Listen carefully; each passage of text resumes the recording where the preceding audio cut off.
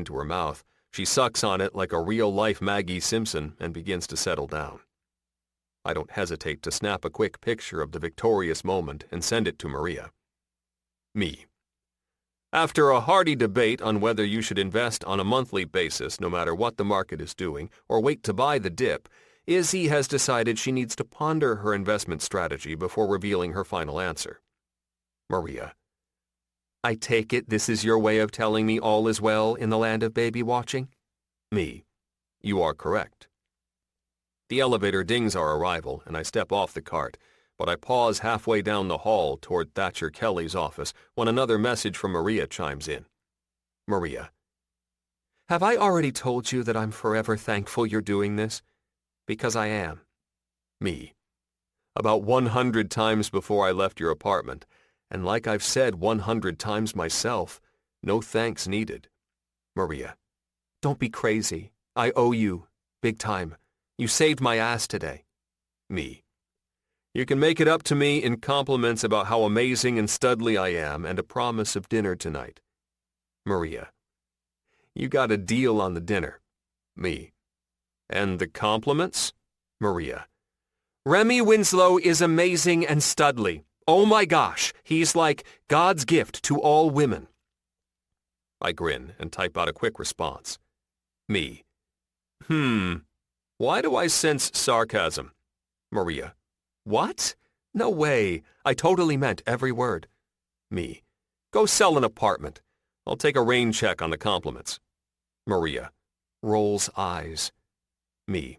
Smiles like the studly, awesome man that I am.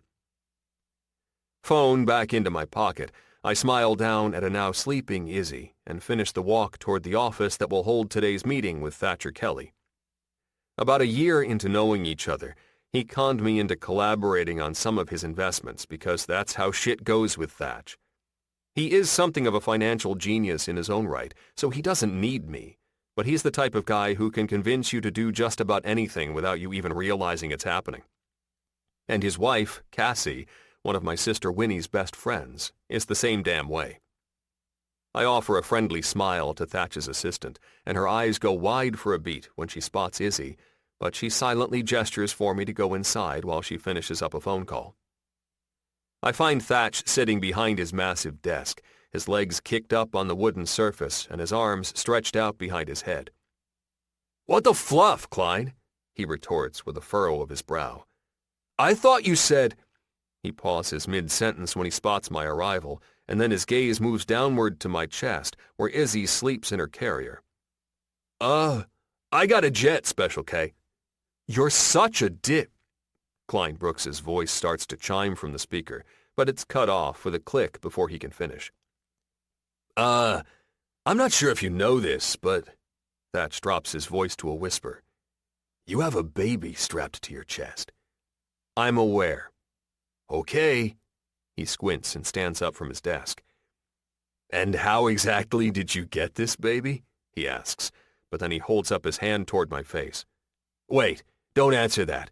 First, let me add that if you stole this baby, keep that shit to yourself. I laugh, outright. I didn't steal this baby. If you bought that baby off some kind of black market, again, keep it to yourself. I'm fluffing good at keeping secrets, but not when the FBI is involved.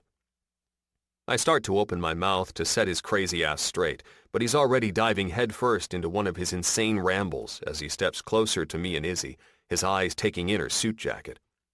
So, she's a little lady, but like a very professional little lady, he comments. Shit, this is the most professional baby I've ever seen in my life. Is she famous? Did you steal a famous person's baby? Wait, don't even tell me this baby is a mobster. Yeah, Thatch, I retort with a roll of my eyes. She's a mobster baby who's here to collect.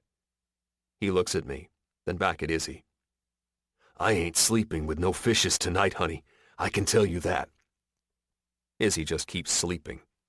And whatever dark world Remy has found himself in, he continues, I can tell you I can't join in. My wife is far scarier than a mobster. She'd literally castrate me if I became someone's drug mule or some shit. I stare at him. Are you done? I think so. He smirks.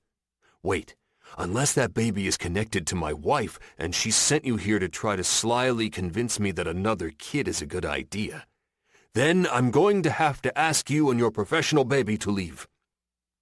Her name is Izzy, and I'm doing her mom a favor. He eyes me suspiciously. So she's not in the mob? No. And you didn't steal her? Also, no. He scoffs. Well, Fluff, this story is far more boring than I was hoping. You're insane. Thatch just grins. Would you and your baby like to take a seat? Only if that means we're actually going to converse about investments. You wound me, Rem. He feigns a pout. You act like I'm not the most entertaining friend you have, which, you and I both know, I am. Despite my better judgment, I sit down in one of the chairs across from his desk, but I'm surprised when, instead of walking back around to his big leather throne, he sits down beside me. And then he proceeds to carefully pull Izzy out of the carrier and cuddle her tiny body in his big arms. One sniff to the top of her head, and he grins. Ah, yes, honey. You have that addictive baby smell. He sniffs her head again like some kind of fucking addict. You do realize you're being really weird right now, right? Hell if I care, he shrugs. You can't bring the cutest boss baby in the whole wide world into my office and not expect me to hold her. Do I know her mom? No, I shake my head. She's an old friend from high school, actually. Is she married? The baby? No. He snorts. Her mom? No, Maria is not married. Oh, so it's Maria. Yes, I roll my eyes. Her mother's name is Maria. He grins at me like a fucking lunatic. And this Maria isn't married. Is she engaged? No.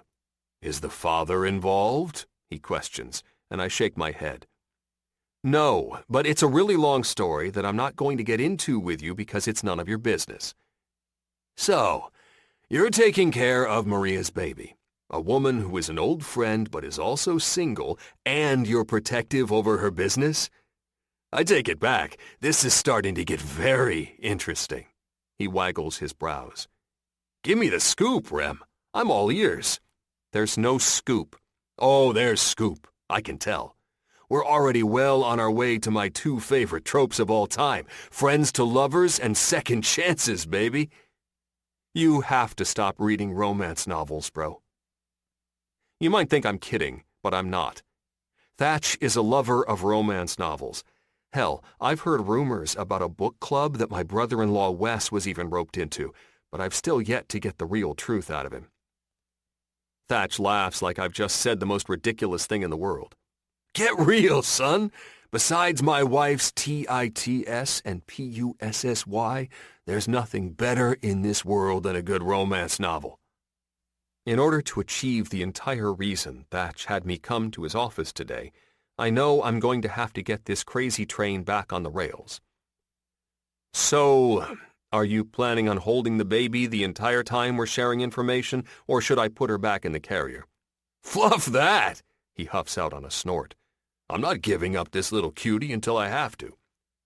You say Cassie is the one who wants another baby and you don't, I retort. I call bullshit, bro. Yeah, well, I'm calling bullshit on you too, bro. I quirk a brow. Excuse me? You don't think I noticed the careful avoidance, the pointed distraction you just provided. Come on, Rem. I know what's up. I roll my eyes, but also I ignore the metaphorical carrot he's dangling in front of my face.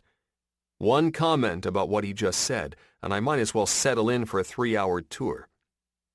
So I do the only thing that's going to prevent me from having to tell Maria I can't bring Izzy home tonight because we have to sleep in this lunatic's office because he won't shut up. I pull my phone out of my pocket and hold it up toward Thatch and Izzy. Mind if I take a quick picture? I ask. Winnie would get a kick out of this. What I really mean is Cassie would get a kick out of this because there is no way my sister wouldn't share this with Thatch's wife. His eyes flare. You mother fluffer. What? I feign confusion. My sister would love to see you holding this baby, looking like a man who wants another baby. Checkmate, bro. Put the phone away, he says, and walks around to his desk, still holding Izzy in his arms. And give me the rundown on what you're thinking next quarter. If I like what you have to say, I'll share some of my secrets, too. I grin. Yeah, that's exactly what I thought. 21. Maria. I stand inside the massive living room of a 6,000-square-foot penthouse located smack dab in the middle of Manhattan, while my client bitches at someone on the phone. Just another day at the office. Anna, I already told you I want an exclusive with Page 6. Why are you coming to me with this Cosmos stuff? It's like you think I'm pathetic or something. Fix it. Now. Eleanor Waverly scoffs and hangs up her phone, flipping her long blonde hair over her shoulder. This is the 4th call she's taken since I started the showing. The first 3 were about some kind of emergency menu change for a charity function next month. Apparently, salmon is an atrocity she wouldn't wish upon her worst enemies. Back to her penthouse scrutiny, she narrows her eyes as she takes in the expensive floors that sit below her red-bottomed heels. A sigh escapes her lungs as she adjusts the white Hermes Birkin bag hanging prominently on her arm. Hardwood is so overdone these days. With the point of her nose toward the air above her, she moves into the kitchen. Her heels click-clack across the floor with precision, and I try to maintain a neutral but happy expression on my face, despite the reality that I'm dying a slow death in this woman's company. For the 3rd time since we stepped into this penthouse, the kitchen receives the same scrutinizing attention from Eleanor. Silence stretches across the room for a good 5 minutes until she breaks it with more critiquing commentary. I like it, but I wish the kitchen were all marble. I look around, confused, my eyes scanning across the marble counters, kitchen island, and floors. Just out of curiosity, what else would you like to see in marble? Everything, Maria, she retorts with pursed lips. Everything. She points toward the ceiling, cabinets, even the fridge. A marble freaking fridge. That's a new one. Anyway, it's nice, I guess, she says with a small shrug of one pointy shoulder. But I don't think it can really showcase me as a person. She twirls her fingers around. I need an apartment that matches my level of sophistication, Maria. She lifts one eyebrow in my direction. This is her not-so-silent warning toward me. Despite the fact that this penthouse literally checks off all the boxes from her list, she doesn't feel it's a viable option, especially not one I should have wasted her time with.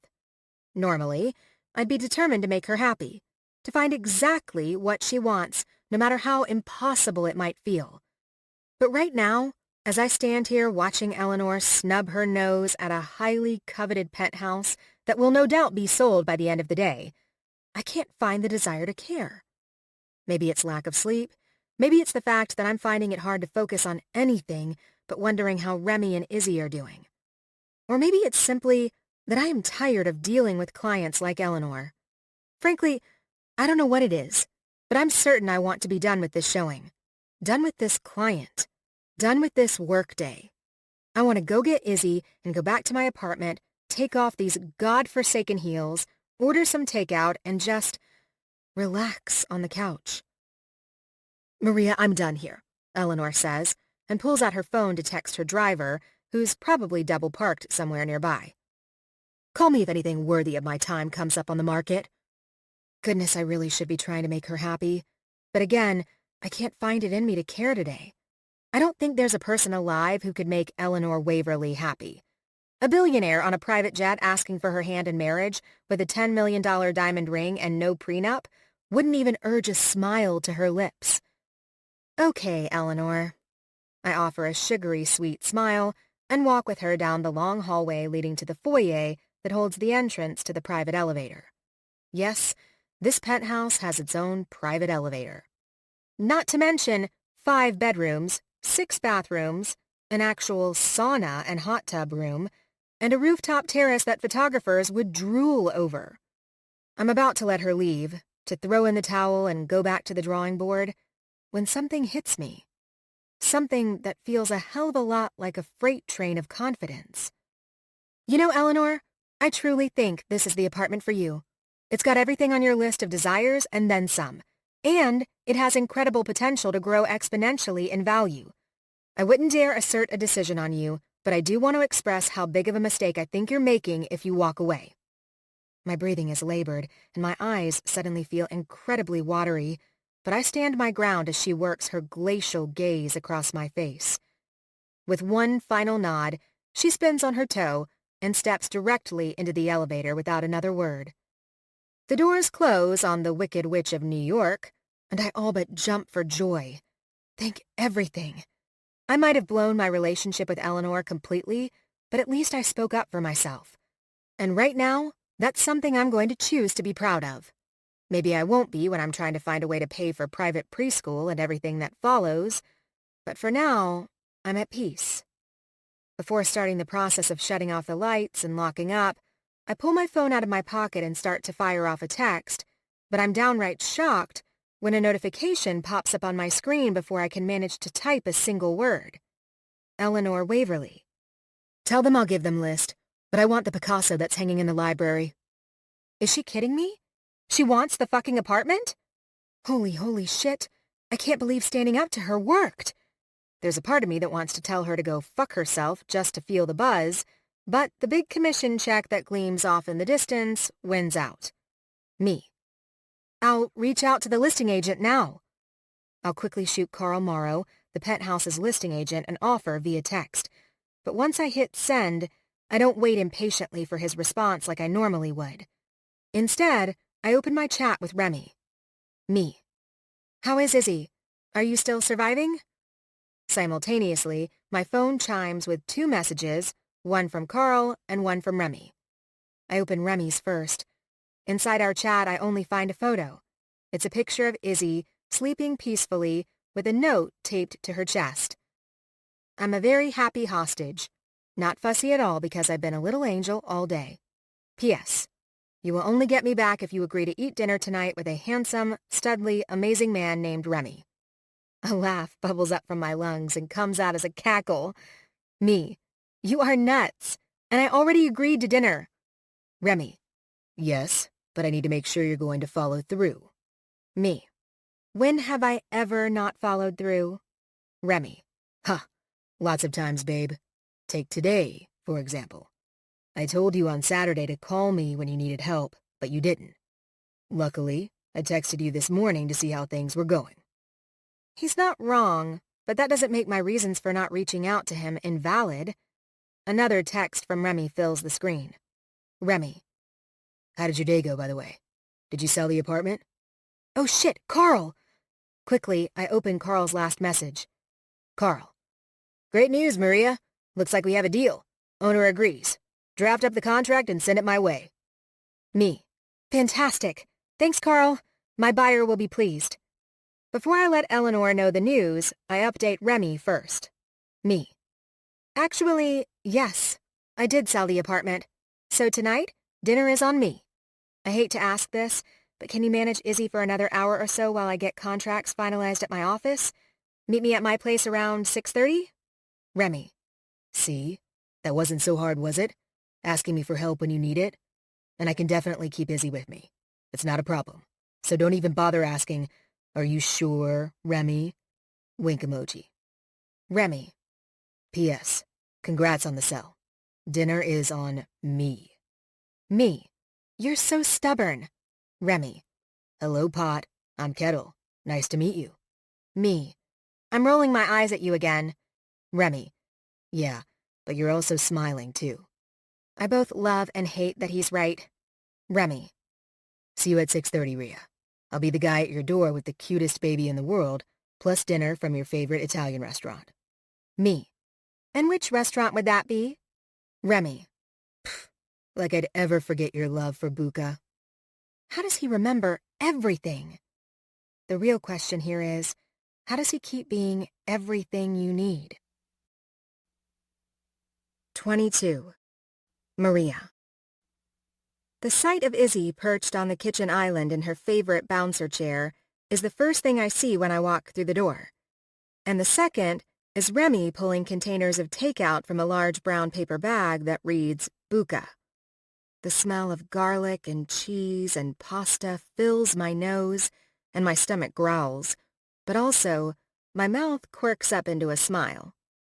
Italian takeout was a glorious idea, I comment, as I lift Izzy out of her chair and into my arms. I sure missed you today, I whisper to my girl, and place my lips to the soft skin of her cheek. And I really hope you behaved yourself. Izzy shuts her eyes in contentment when I nuzzle my face against hers. She was an angel, Remy answers, and I look up to find him smiling at me over his shoulder. My eyes can't stop themselves from taking inventory of him.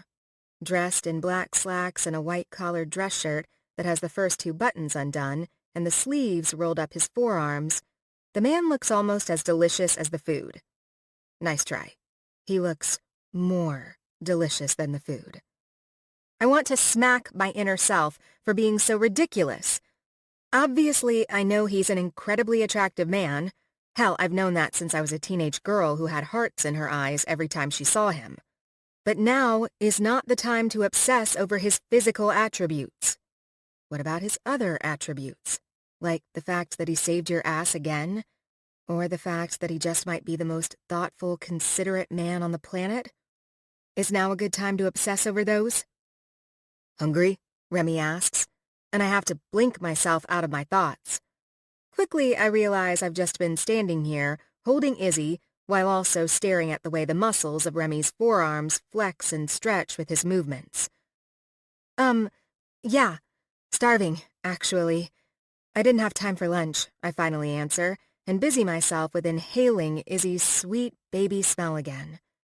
Surely a baby is the perfect distraction for the ride-o-randy thoughts my brain keeps trying to take me on. You didn't eat today? He tisks at me. Am I going to have to start sending food to you during the day? Packing your lunch? You've already hired a cleaning service for me. I'll manage my own food, thank you very much. You have to promise me you're going to make sure you're eating. Okay, Dad. I promise I'll make sure I eat. He smiles, but he also states, I'm serious. Promise me. You're real big on the promises these days, huh?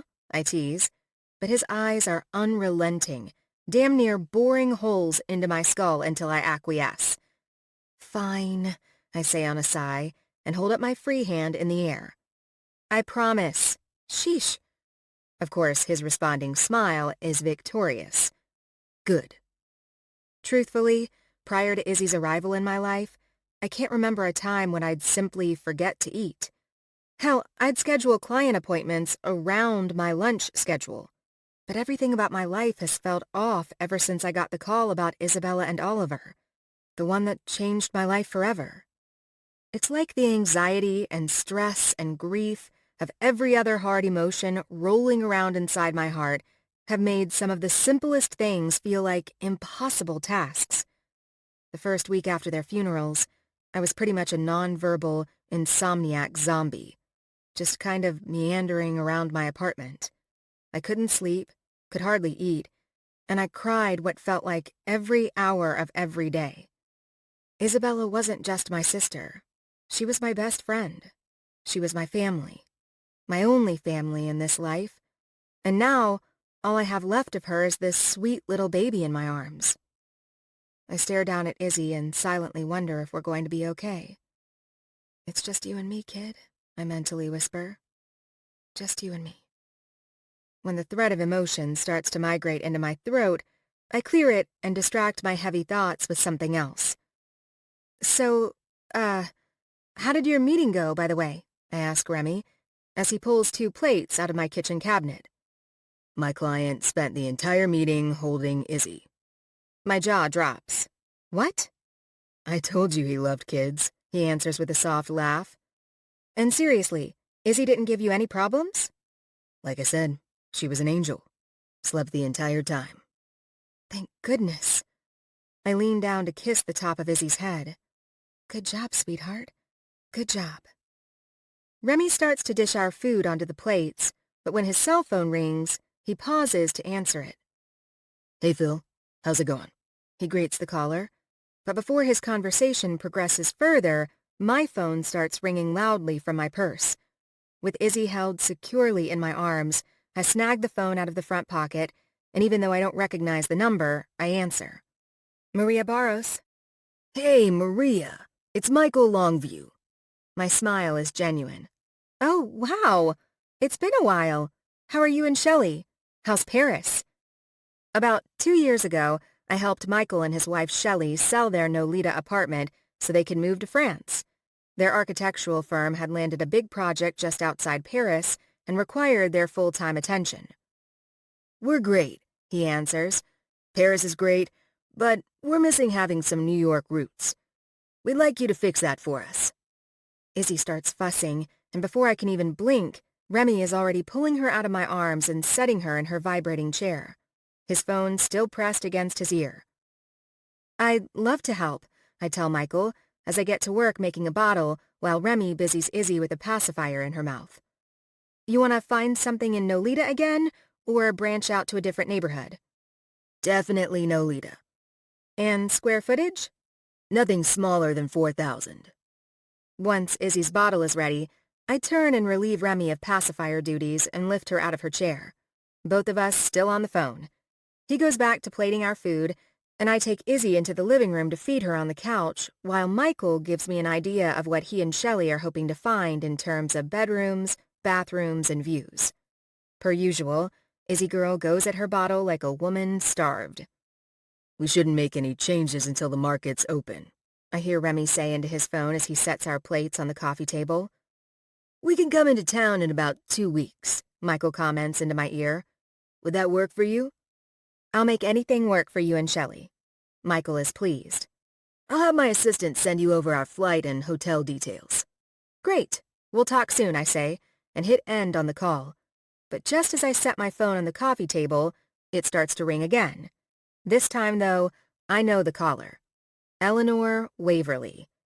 Despite the dread in my belly, I blow out a breath and answer by the second ring. "Maria, I think I made a mistake," she says, avoiding a greeting entirely. "I'm not sure if that penthouse is the right one." I blow out another breath. Oh, for fuck's sake.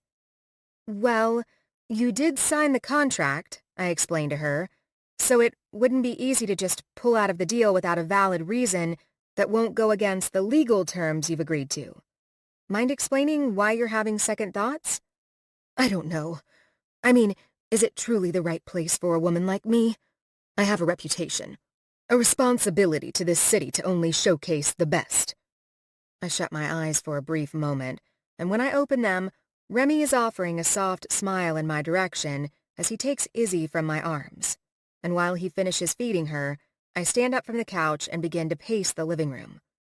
"I know you can't possibly understand the kind of pressure a woman in my position is under, but this is a big decision, Maria," Eleanor states. "I need to make sure it's the right one." It's safe to say she is beyond the point of living in reality. Her money, her entitlement, her entire lifestyle make her so self-involved she can't tell her foot from her ass.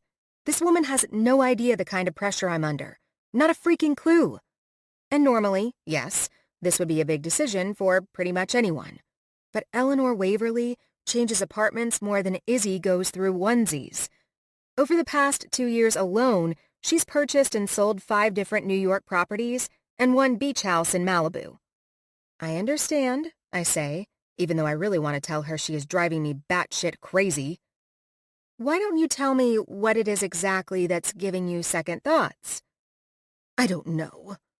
She pauses, and when I feel something touch my hand, I look down to see that Remy is handing me a breadstick. I almost want to laugh, but I also don't hesitate to take it gratefully. 3 bites in, Eleanor finally breaks the silence. "At first, I thought it was the lack of marble. But then I think the kitchen is fine the way it is. And then I thought it was the fact that the master bathroom had a soaking tub with a walk-in shower. But I guess it would be nice to have both. And then I thought maybe I want my walk-in closet to be bigger, you know? But I guess it's about the same size as the one I have now. So, I don't know. Maybe it is the right decision? It's probably for the best that technology hasn't reached the point where we can physically reach through the phone, because it's highly likely I'd be strangling her right now. I inhale a quiet but deep breath and force myself to go to the place where I'm a real estate agent who can handle clients like this without batting a fucking eye. Well, all aspects you just mentioned will be great selling points if you ever decide to put it on the market again, I state. So, even if you would eventually decide to sell it, you'd have no problems finding a buyer. Truthfully, there are 6 buyers with backup offers right now, hoping you'll decide not to follow through. If there's anything that gets to Eleanor Waverly, it's knowing she has something other people want. She lives for that shit. They're still leaving the Picasso, right? She questions. Yes, they have to. It's in the signed contract. Okay, fine. Yeah, I'll buy it, she says, quickly adding, gotta go. Toodles! Then, click, she hangs up the phone. Goodness, I swear that woman is a roller coaster ride from hell. Everything good? Remy asks, as I sit back down beside him. Besides my client being a certifiable psycho? Yes, everything is good to go. He grins at that, but when his phone starts ringing, he sighs and mutters, fucking hell. It's fine, I tell him, and take Izzy from his arms. Answer it, Rem. Trust me, I get it. He sighs again, but answers the call, and I attempt to juggle Izzy and eating while Remy talks to someone about market reactions and how he thinks the Fed's announcement about interest rates is going to affect the stock exchange's open tomorrow. And once he ends his phone call, it only takes a minute for my phone to ring. What the hell is going on tonight? I question around a mouthful of pasta, and Remy just laughs and takes Izzy from me again. A sign from above that we need to quit our jobs and move to a deserted island. I smirk and point a finger in his direction. Don't tease me like that. Oh, I never tease. You should know that by now. Rem grins, and I shake my head on a laugh. Your clients would lose their shit if you left them high and dry, I whisper toward him as I answer my incoming call by the 3rd ring. So would yours, he mouths. Our clients suck, I mouth back, just as Daniel's voice is filling my ear and asking me a question regarding a contract he's trying to draw up. Rem nods at me with wide, knowing eyes and takes a bite of his pasta as he keeps Izzy close to his chest. And the night pretty much moves on like that.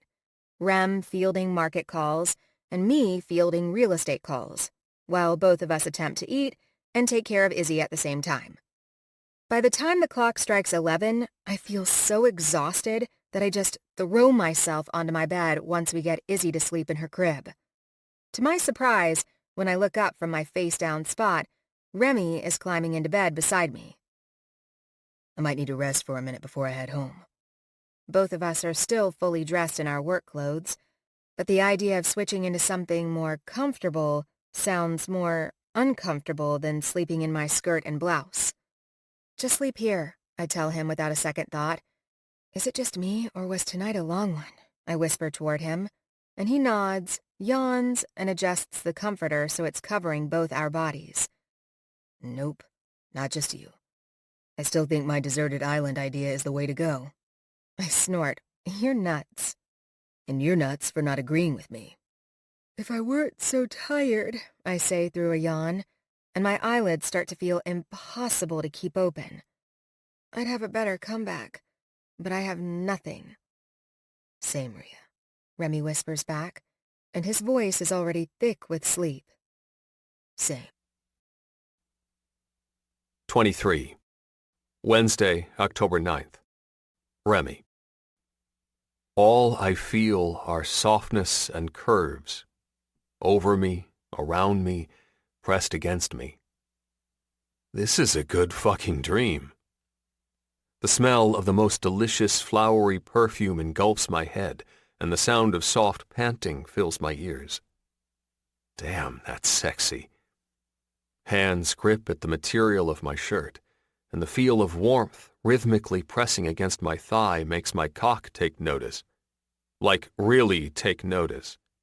So much so that I no longer feel like I'm sleeping. I feel awake. Really awake. I blink my eyes open, and the light of the moon coming in through the windows is the first thing my brain can understand. The second, Maria. Her long hair fans over my shoulder, and it's her hands that grip my shirt, tugging at the material with her fingers. Her full breasts are pressed against my ribs, her thigh is stretched across mine, and the rhythmic sensation against my body is her, grinding against me. Holy fuck. Definitely not dreaming. Her breaths come out in more soft pants and brush across my neck, and in an instant, my cock is at full attention. Fuck me. I think she's still sleeping. I don't know. I can't tell. But when a sexy little moan leaves her lungs, I have to find out. Maria? I whisper her name, my voice already strained with my undeniable arousal. But she doesn't answer, just keeps grinding herself against me. Maria, I whisper again, and it's then that her eyes pop open and meet mine. Her gaze is sleepy but still shining with heat and desire, and I can't stop myself from thinking about how beautiful she is. Maria has always been beautiful to me, but there is something about seeing her raw and without inhibitions that makes me feel crazy with need. The need to touch her, feel her, kiss her, slide my cock inside her. Slowly, I reach down and brush my knuckles over her breasts, and her nipples are hard beneath the material of her silk shirt. She whimpers, and her hips jolt forward against me. I move my hand farther down her body, but when I grip her thigh, something changes behind her eyes. It's like she's finally fully awake, completely aware of what's happening. Oh my God, I'm so sorry, she whispers and starts to avert her eyes from mine, guilt and shame lowering her chin. I don't know what I was doing. I think I was... Maria. I cut her off, not giving her space to apologize for something that's done the opposite of make me uncomfortable. And then I tell her the only thing that makes sense right now. I want you too. I lift her chin with my index finger and search her eyes. When she doesn't pull away this time, I slowly, carefully lean forward until our mouths are just a breath away from each other. Remy, she whispers as she grips my shirt tighter and she presses her body into mine. Fuck, I have to kiss her. I can't not kiss her. 24. Maria. Kiss me, Remy, my mind whispers as my eyes search his. His eyes are hooded and his lips are parted, and I don't know what we're doing right now or how we got here, but I can't find any reason to stop. Please kiss me. I almost say the words out loud. I almost open my mouth to tell him, but somehow he already knows. Lips to mine, Remy kisses me. It's slow and gentle at first, a careful exploration of each other. But eventually, it doesn't feel like enough, and I find myself kissing him back with a fervor, a deepness and desperation that makes me feel greedier than I've been in I don't know how many years. God, he tastes good. Like sunset and sex and all of the things my body forgot I love to feel. A moan slips from my throat and he flips me onto my back and settles himself between my thighs. His hands are in my hair, and his tongue is in my mouth, and his cock is pressed against me, grinding against the one spot that aches and throbs for him. I pant and writhe beneath him, desperate for more of whatever he has to give. My hips follow his movements, and I silently wish we had a lot fewer clothes on than we do. He leans back and slides his big hands over my breasts and begins to unbutton my silk blouse, and I do the same with his sleep-wrinkled dress shirt, my hands shaking with intensity as I bumble to remove it. In a flash, our shirts are gone, and he's licking and kissing at my exposed skin. I moan, writhe, pant, my body begging him to keep going. His mouth creates a path down my breasts and all over my belly. His fingers undo the side zipper of my skirt and move the material down my legs as his mouth goes lower and lower and lower. I ache and throb, and my hips move of their own accord at the feel of his lips against my skin. I feel overheated, oversensitive, like a woman who will only be satisfied if she can crawl inside Remy's body while he manages to do the same thing with hers.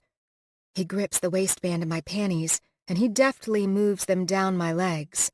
I'm completely bare now, and his gaze is on me, staring at my exposed flesh. "Fuck, you're beautiful." His words make me moan, and my legs fall open, and my back arches as his strong, skillful hands slide up my thighs. His face hovers between my legs, just inches from where I need him to be. Just a breath away from his mouth, touching me there. And I feel crazy with the need for him to close that distance, put his mouth on me, slide his tongue across where I ache and throb for him. But something happens. Like a needle to a balloon, the moment is popped by a singular sound. Izzy's little cry. 25. Remy. 1 minute, my hands grip Maria's thighs, my mouth greedy and eager to taste her, and the next, I'm a fucking statue. Hell, so is she. Both of us are frozen, intently listening, and wondering if the cries of a baby we've heard are real or figments of our imagination. 2 sharp wails crack the air, followed by a full-on hiccuping sob, and our debut as stone sculptures is nothing more than a memory. Maria jumps out of bed and furiously pulls on her discarded robe from the ottoman at the confirmation of Izzy's cries, and I take off down the hall in nothing but the black dress slacks I fell asleep in. Gentle but swift, I push through Izzy's bedroom door to find her writhing in her crib, arms and legs kicking and squirming outside of her no longer intact swaddle. In full distress, she has her little pink mouth screwed up into a frown that pinches the delicate skin between her eyes, and her cheeks are mottled with red splotches. I feel absolutely terrible for her. Once I undo the Velcro on the disheveled swaddle, I scoop her out of her crib and boost her up to my shoulder, patting and rubbing at her back in an effort to help her calm down. This is the most upset I've seen her, and the earnest sharpness of her cries stabs me like a knife to the pit of my stomach. "It's okay, Iz. I'm here," I comfort, swinging her from side to side and falling into a bouncing motion without thought or planning. Maria trails through the door behind me, having stopped briefly to grab Izzy's favorite pacifier from where it got left behind in the living room last night, her eyes wide and alert as she gets a load of just how upset Izzy seems to be. This is a true cry of some sort of pain or discomfort, not the softer lull of her normal complaints. But even her favorite pacifier appears to be a useless endeavor. "Oh my goodness, you poor thing. You're even too worked up for your binky," Maria whispers and reaches out to gently caress the skin at Izzy's cheek and forehead. She looks like a mom who is equal parts worried and eager to calm her sweet baby down. "She doesn't feel like she's running a fever or anything, but she seems really upset. You think I should get her a bottle? Even if she's not hungry, maybe the sucking sensation will soothe her." "Worth a shot," I nod, and she turns to quickly head out of the room, but I call out to stop her. "Wait, Ree!" She spins quickly to meet my eyes. "Warm it a little extra." She nods fervently and then disappears down the hall to take action. It's one of the most prominent parts of Maria's personality, the action. She's not a wait-and-see kind of gal. She's a doer. She needs to feel like she's trying, even if she's spinning her wheels. I look down at Izzy's tiny features, all scrunched up, and rub at her back and sides, hoping to ease the pain. Her current state reminds me of Lexi and how a trapped gas bubble used to make her miserable when she was a baby. Surely that's what this is, a gas bubble stuck in her teeny torso, and without the ability to understand the mechanics and whys of it, she's traumatized. Ironically, I don't think she's the only one. Maria's face as she jumped out of bed, putting a pause button on our unexpected but well-appreciated activities, didn't tell a story of a woman who was confident in her understanding of what was happening between us. And I can't say I blame her, because I don't really understand it myself. One minute we were falling into bed with exhaustion, and the next we were not exhausted. My dick, in fact, was all in prior to the distraction that came from the cries of this little girl. Thankfully, he's old enough to understand that sometimes personal responsibility comes before pleasure. Although, the rest of the feelings and sensations in this situation are a little too complicated for him. Meaning? Fallout? Far past his pay grade. And my brain, well, for the past decade and a half, it's just as inexperienced with anything other than short-lived flings. Izzy takes a big gulp of air before letting out another sob, and I pat at her back continuously. I hate watching her little face in pain when she can't understand why. I can hear Maria scrambling around in the kitchen with every bang and smash of the cabinets, and it makes me smile. She's frantic, just like any mother would be. She's a mom. She might feel strange calling herself that, but I've never seen someone with more unconditional love in their heart. Maria is a mother to Izzy, no matter the details of how that came to be. As Izzy squirms, I lay her down on the ottoman of the rocking chair in her room and churn her legs toward her chest in an effort to find some sort of relief for her hurt. A trick my mom showed me when Lexi was about this age. She fights the motion, but with every bicycle turn of her legs, her shouts ease a bit. In a sudden snap, Izzy releases a burp and 2 little baby toots in a row, and straight away, all the pain in her features flees. She's crying still, disturbed by the whole experience, but she's not in actual discomfort anymore. Maria rushes back into the room with her bottle, and I scoop Izzy up and into my arms so that I can take a seat in the rocker. I take the bottle from Maria, but not before catching her hand in mine and rubbing the back of it with my thumb. She's good now. Just a whole lot of gas trapped inside. How did you know that's what it was? Happens to Jude every time he eats broccoli, I tease, and Maria laughs softly. I actually knew from my niece.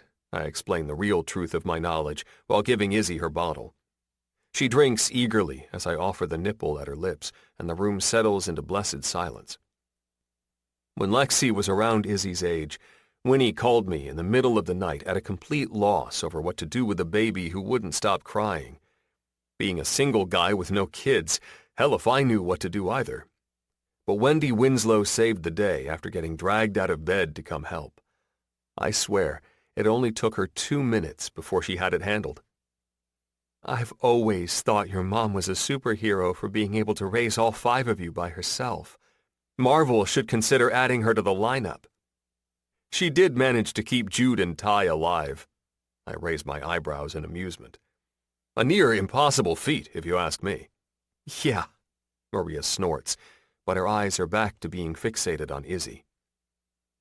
I remember the crazy things they'd attempt back in the day. Absolute daredevils. It was terrifying.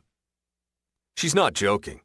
Both Jude and Ty took many a trip to the ER for the consequences of their wild actions. Between the 2 of them, they've probably broken every damn bone in the human body. Silence stretches between us, and the only sounds filling the room are Izzy's little breaths between pulls of formula.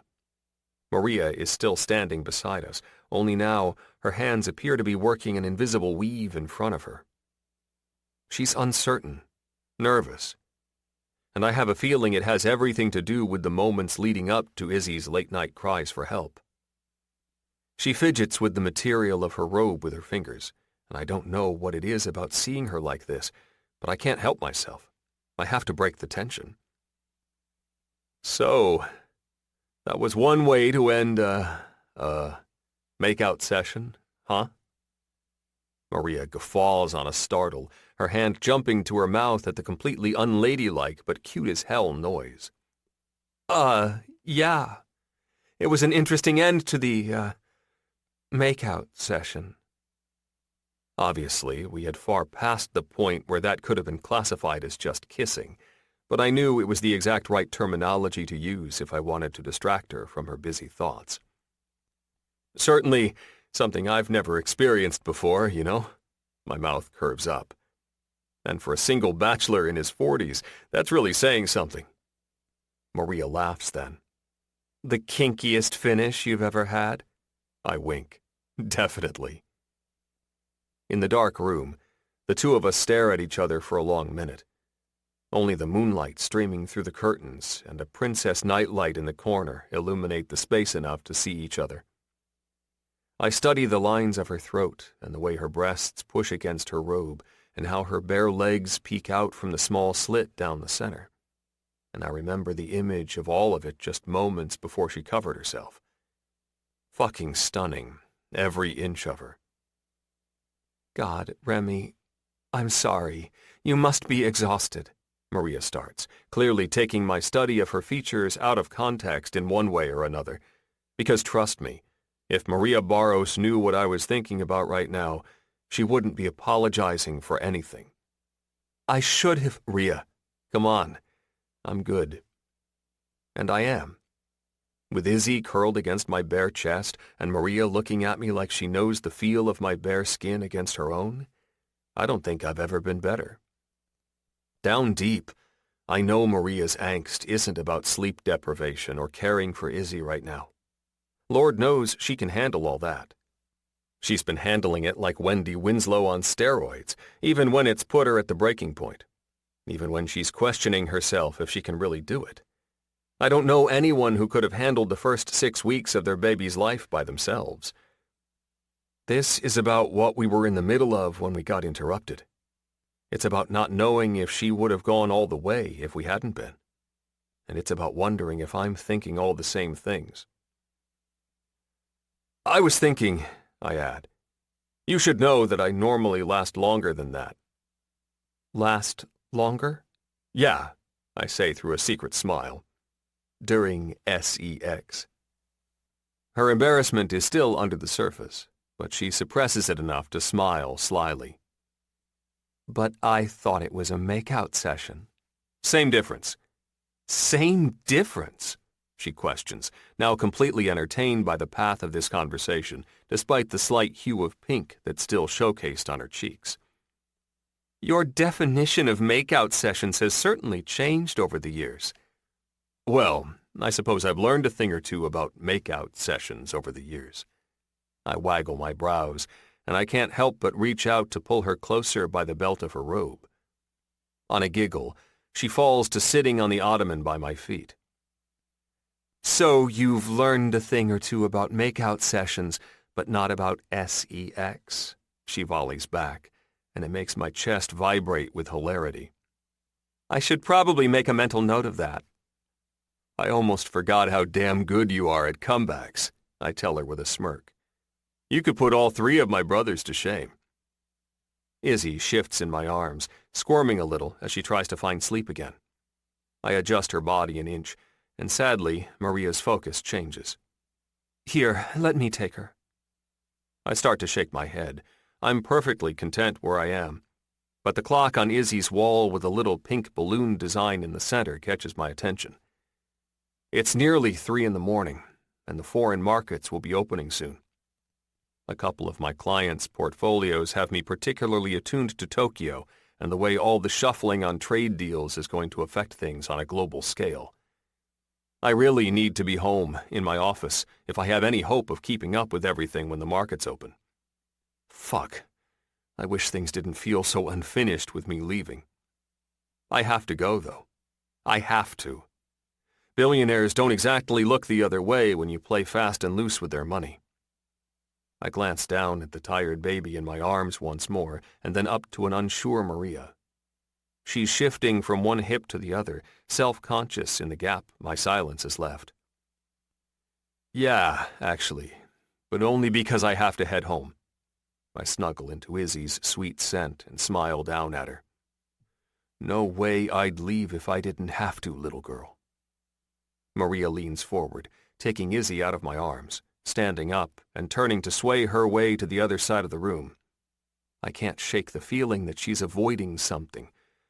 Avoiding me. I hope she's not taking my leaving personally, relating it to what happened before Izzy's cries.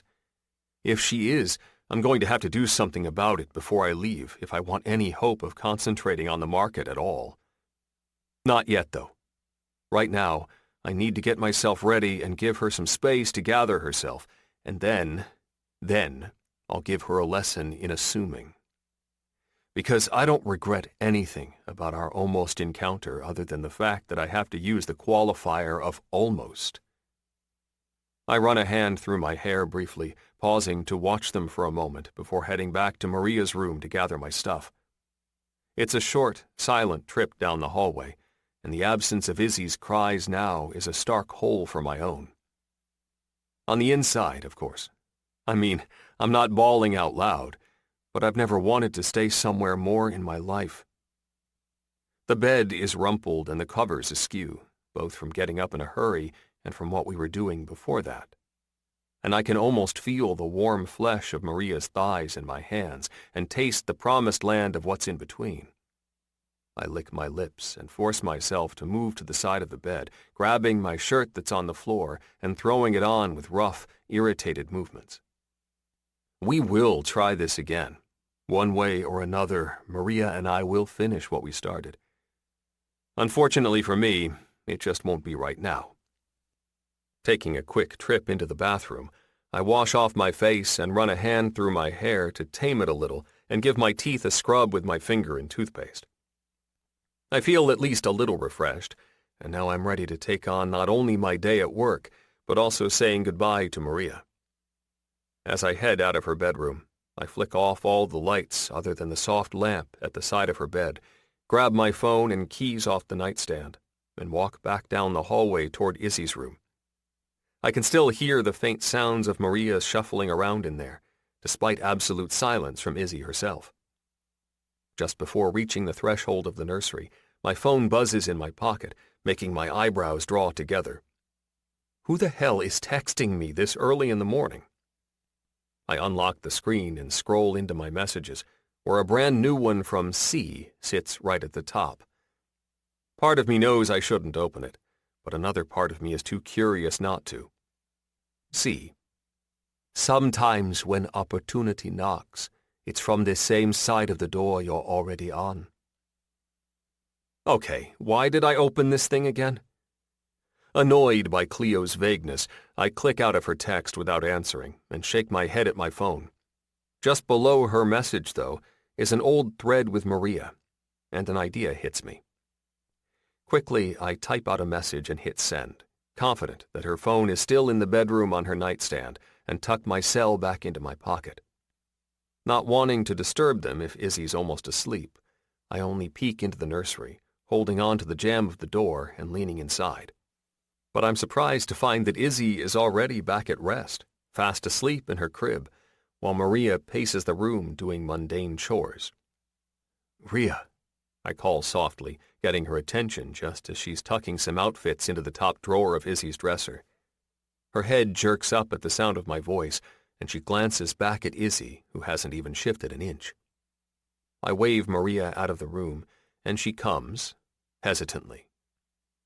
I wait just outside the door for her and then nod toward the living room when she stops right in front of me. She takes the lead, and I watch her hips sway powerfully from side to side. I practically have to bite into the flesh of my lip to stop my groan. I cannot fucking believe I'm leaving right now. What a fucking douche adult Remy has turned out to be.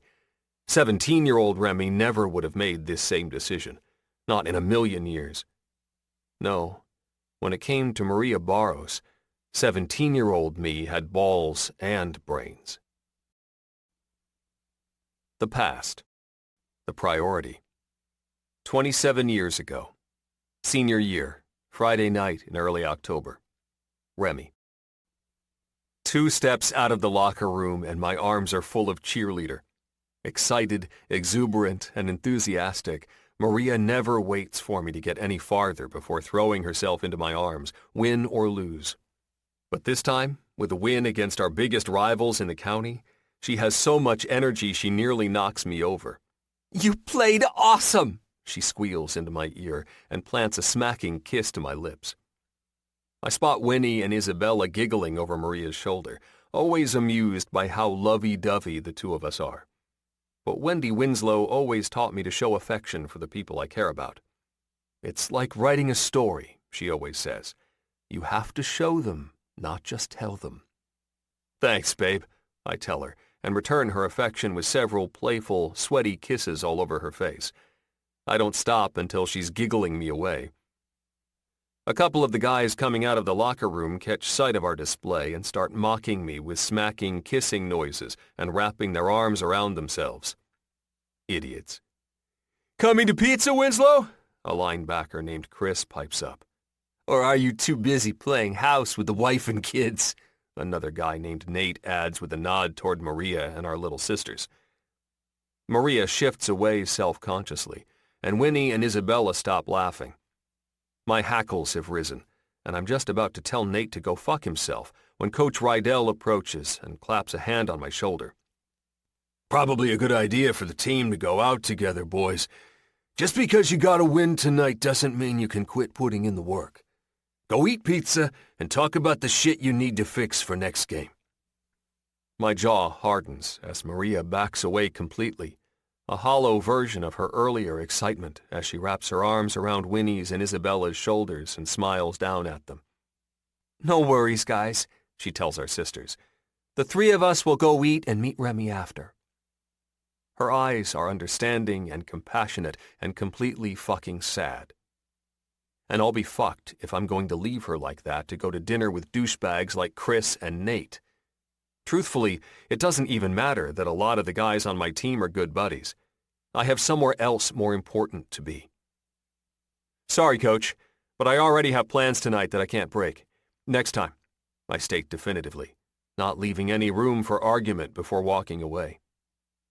Chris and Nate guffaw and cut up under their breath, and I'm sure Coach is wearing none other than his steeliest of jaws.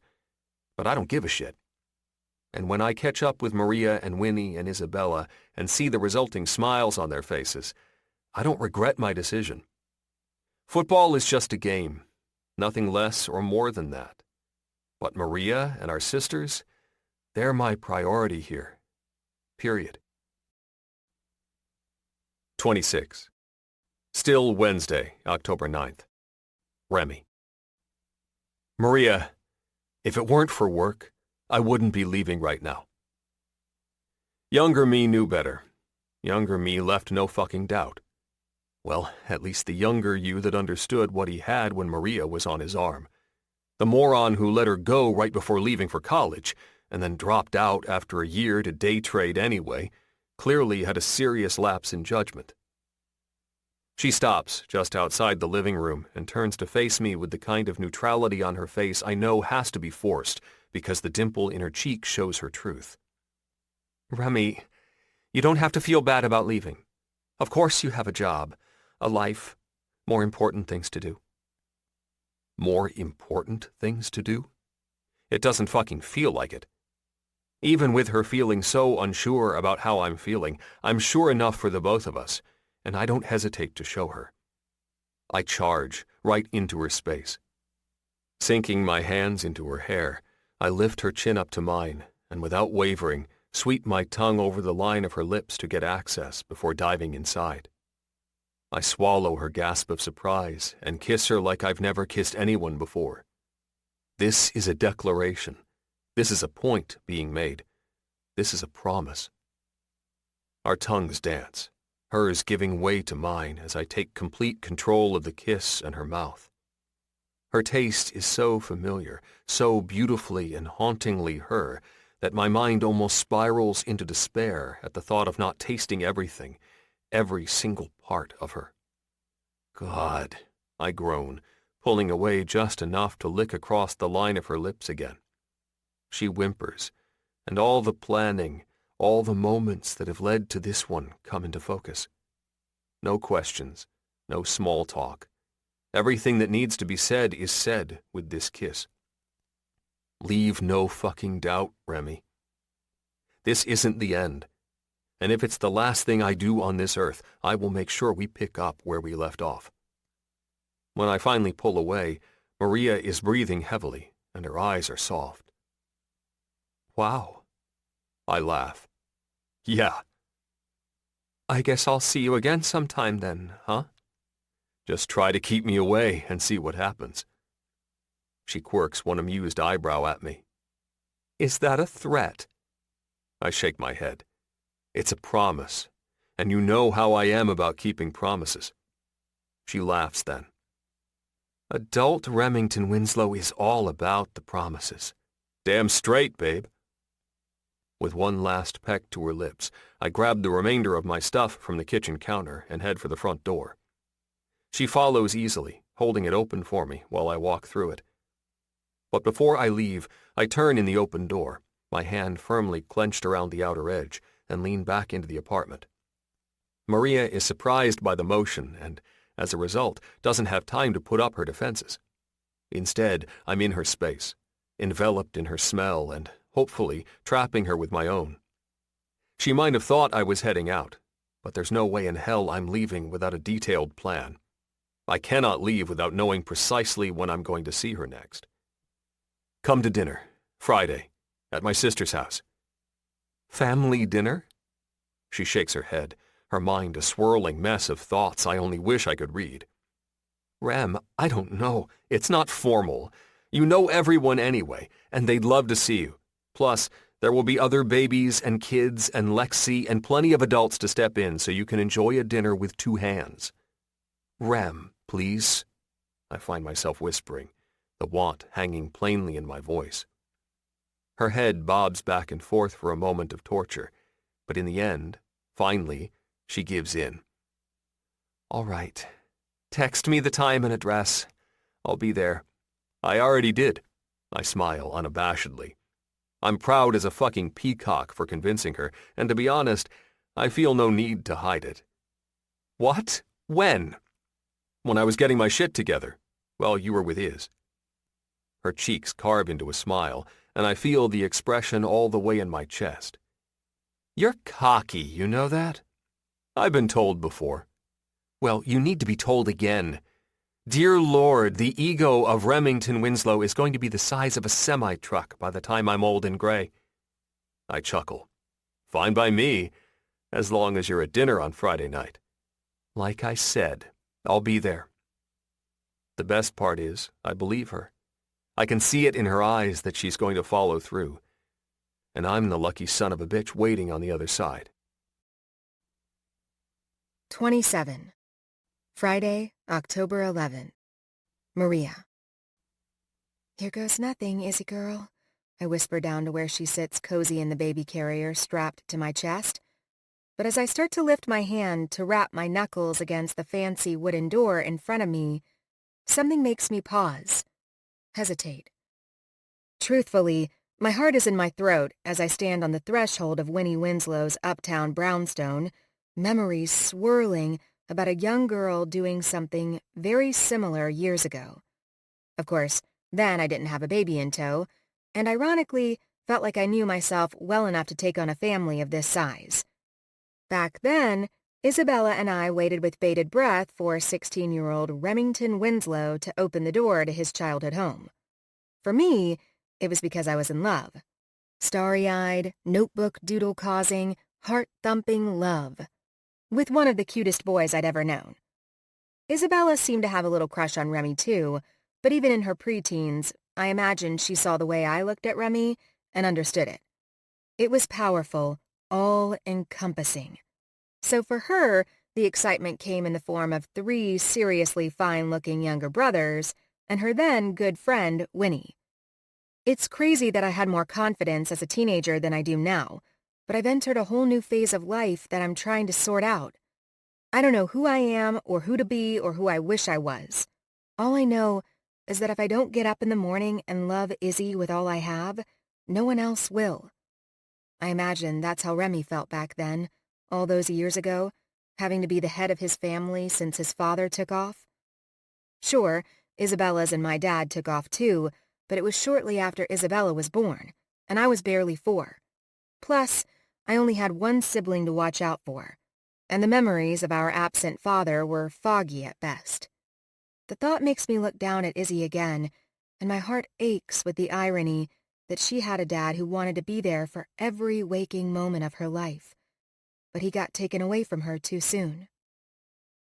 You have to cut this out, I silently coach myself. Now is not the time to go there, of all places. I inhale a deep breath. I can do this. I can. Bouncing Izzy up and down to give her a little bit of faith in my feelings, I smile big and dare myself to be bold. Dare myself to lean into the moment and just take the night as it comes. It's a big ask, and I don't know if I'll be able to, but I'm sure as hell going to try.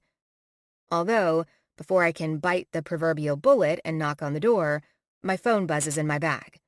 I juggle Izzy enough to pull it out of the front pocket of her diaper bag that's slung over my shoulder and check the screen. Claudia. I feel like you might have told me to move tonight's showing to tomorrow, but I can't remember. Anyway, there's still a showing tonight. Oh no. This is bad. This is really bad. Furiously, I type with my one free thumb. Me. Claudia, what the hell? I sent you 3 emails about this. You need to move that showing. Tell them I have an emergency or something, but I can't make it there tonight. For the first time in her life, Claudia texts back promptly, but it's not with anything that's going to lower my blood pressure. In fact, it's quite the opposite. Claudia. Just chatted with the old guy. Told him you were having an uncontrollable bout of diarrhea and were indisposed.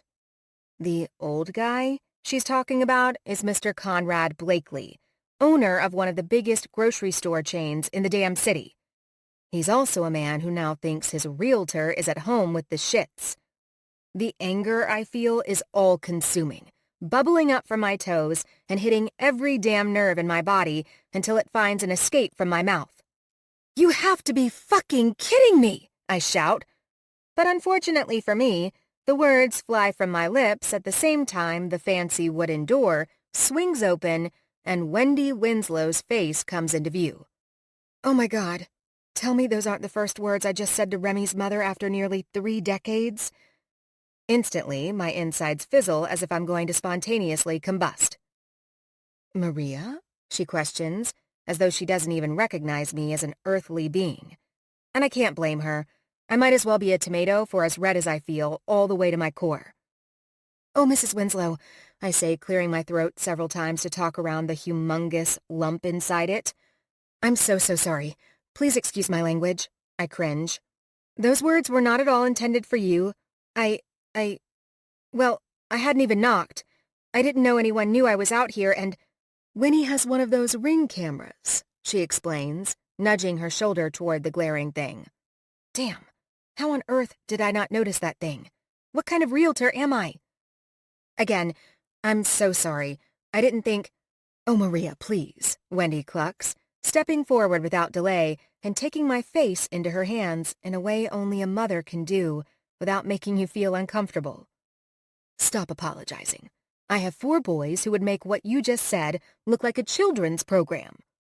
I laugh a little at that, despite the heaviness of my lasting embarrassment. Wendy looks at me, smiling warmly, just like she did when I was young, just like my mom used to do, and a pang of longing for the unconditional love of her parenting hits me hard. Man, I miss her sometimes. Her guidance and understanding and just flat-out love. Look at you, lovely girl, she whispers, making my nose sting and my lips curl up into my mouth. My goodness, she states reverently, studying my face. You grew up beautifully. A blush creeps its way from my chest to my neck, and I find myself gently rubbing at Izzy's back to give myself something to do. Thank you. It's really great to see you. Can I? Her smile overwhelms her put-together face as she reaches for Izzy, asking for permission with her eyes, and I carefully lift my baby out of her carrier and hand her over while observing. Izzy is comfortable with Wendy from the get-go, and I can't help but wonder if she can sense some piece of Remy in his mom. Because, for as little as she knows of him, there's an almost unspeakable comfort there when she's in his arms. Truth be told, I can't blame her. I know the feeling all too well. Remington Winslow's embrace is comforting. Wow, Wendy whispers as she looks at Izzy in awe. She sure is precious.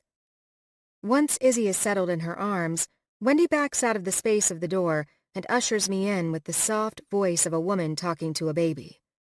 Come in, both of you, she muses, focusing mostly on the baby in her arms. Everyone is ready and waiting to see you. I'm so sorry that I'm running a little late, by the way. I apologize, as I quickly set my baby carrier and diaper bag down by where everyone's bags and purses appear to be. Nonsense, sweetie. Dinner isn't formal around here. She scoffs a little, laughing. Nothing is formal with Jude and Ty around. They may be a lot older than the last time you saw them, but I can guarantee they haven't changed a bit.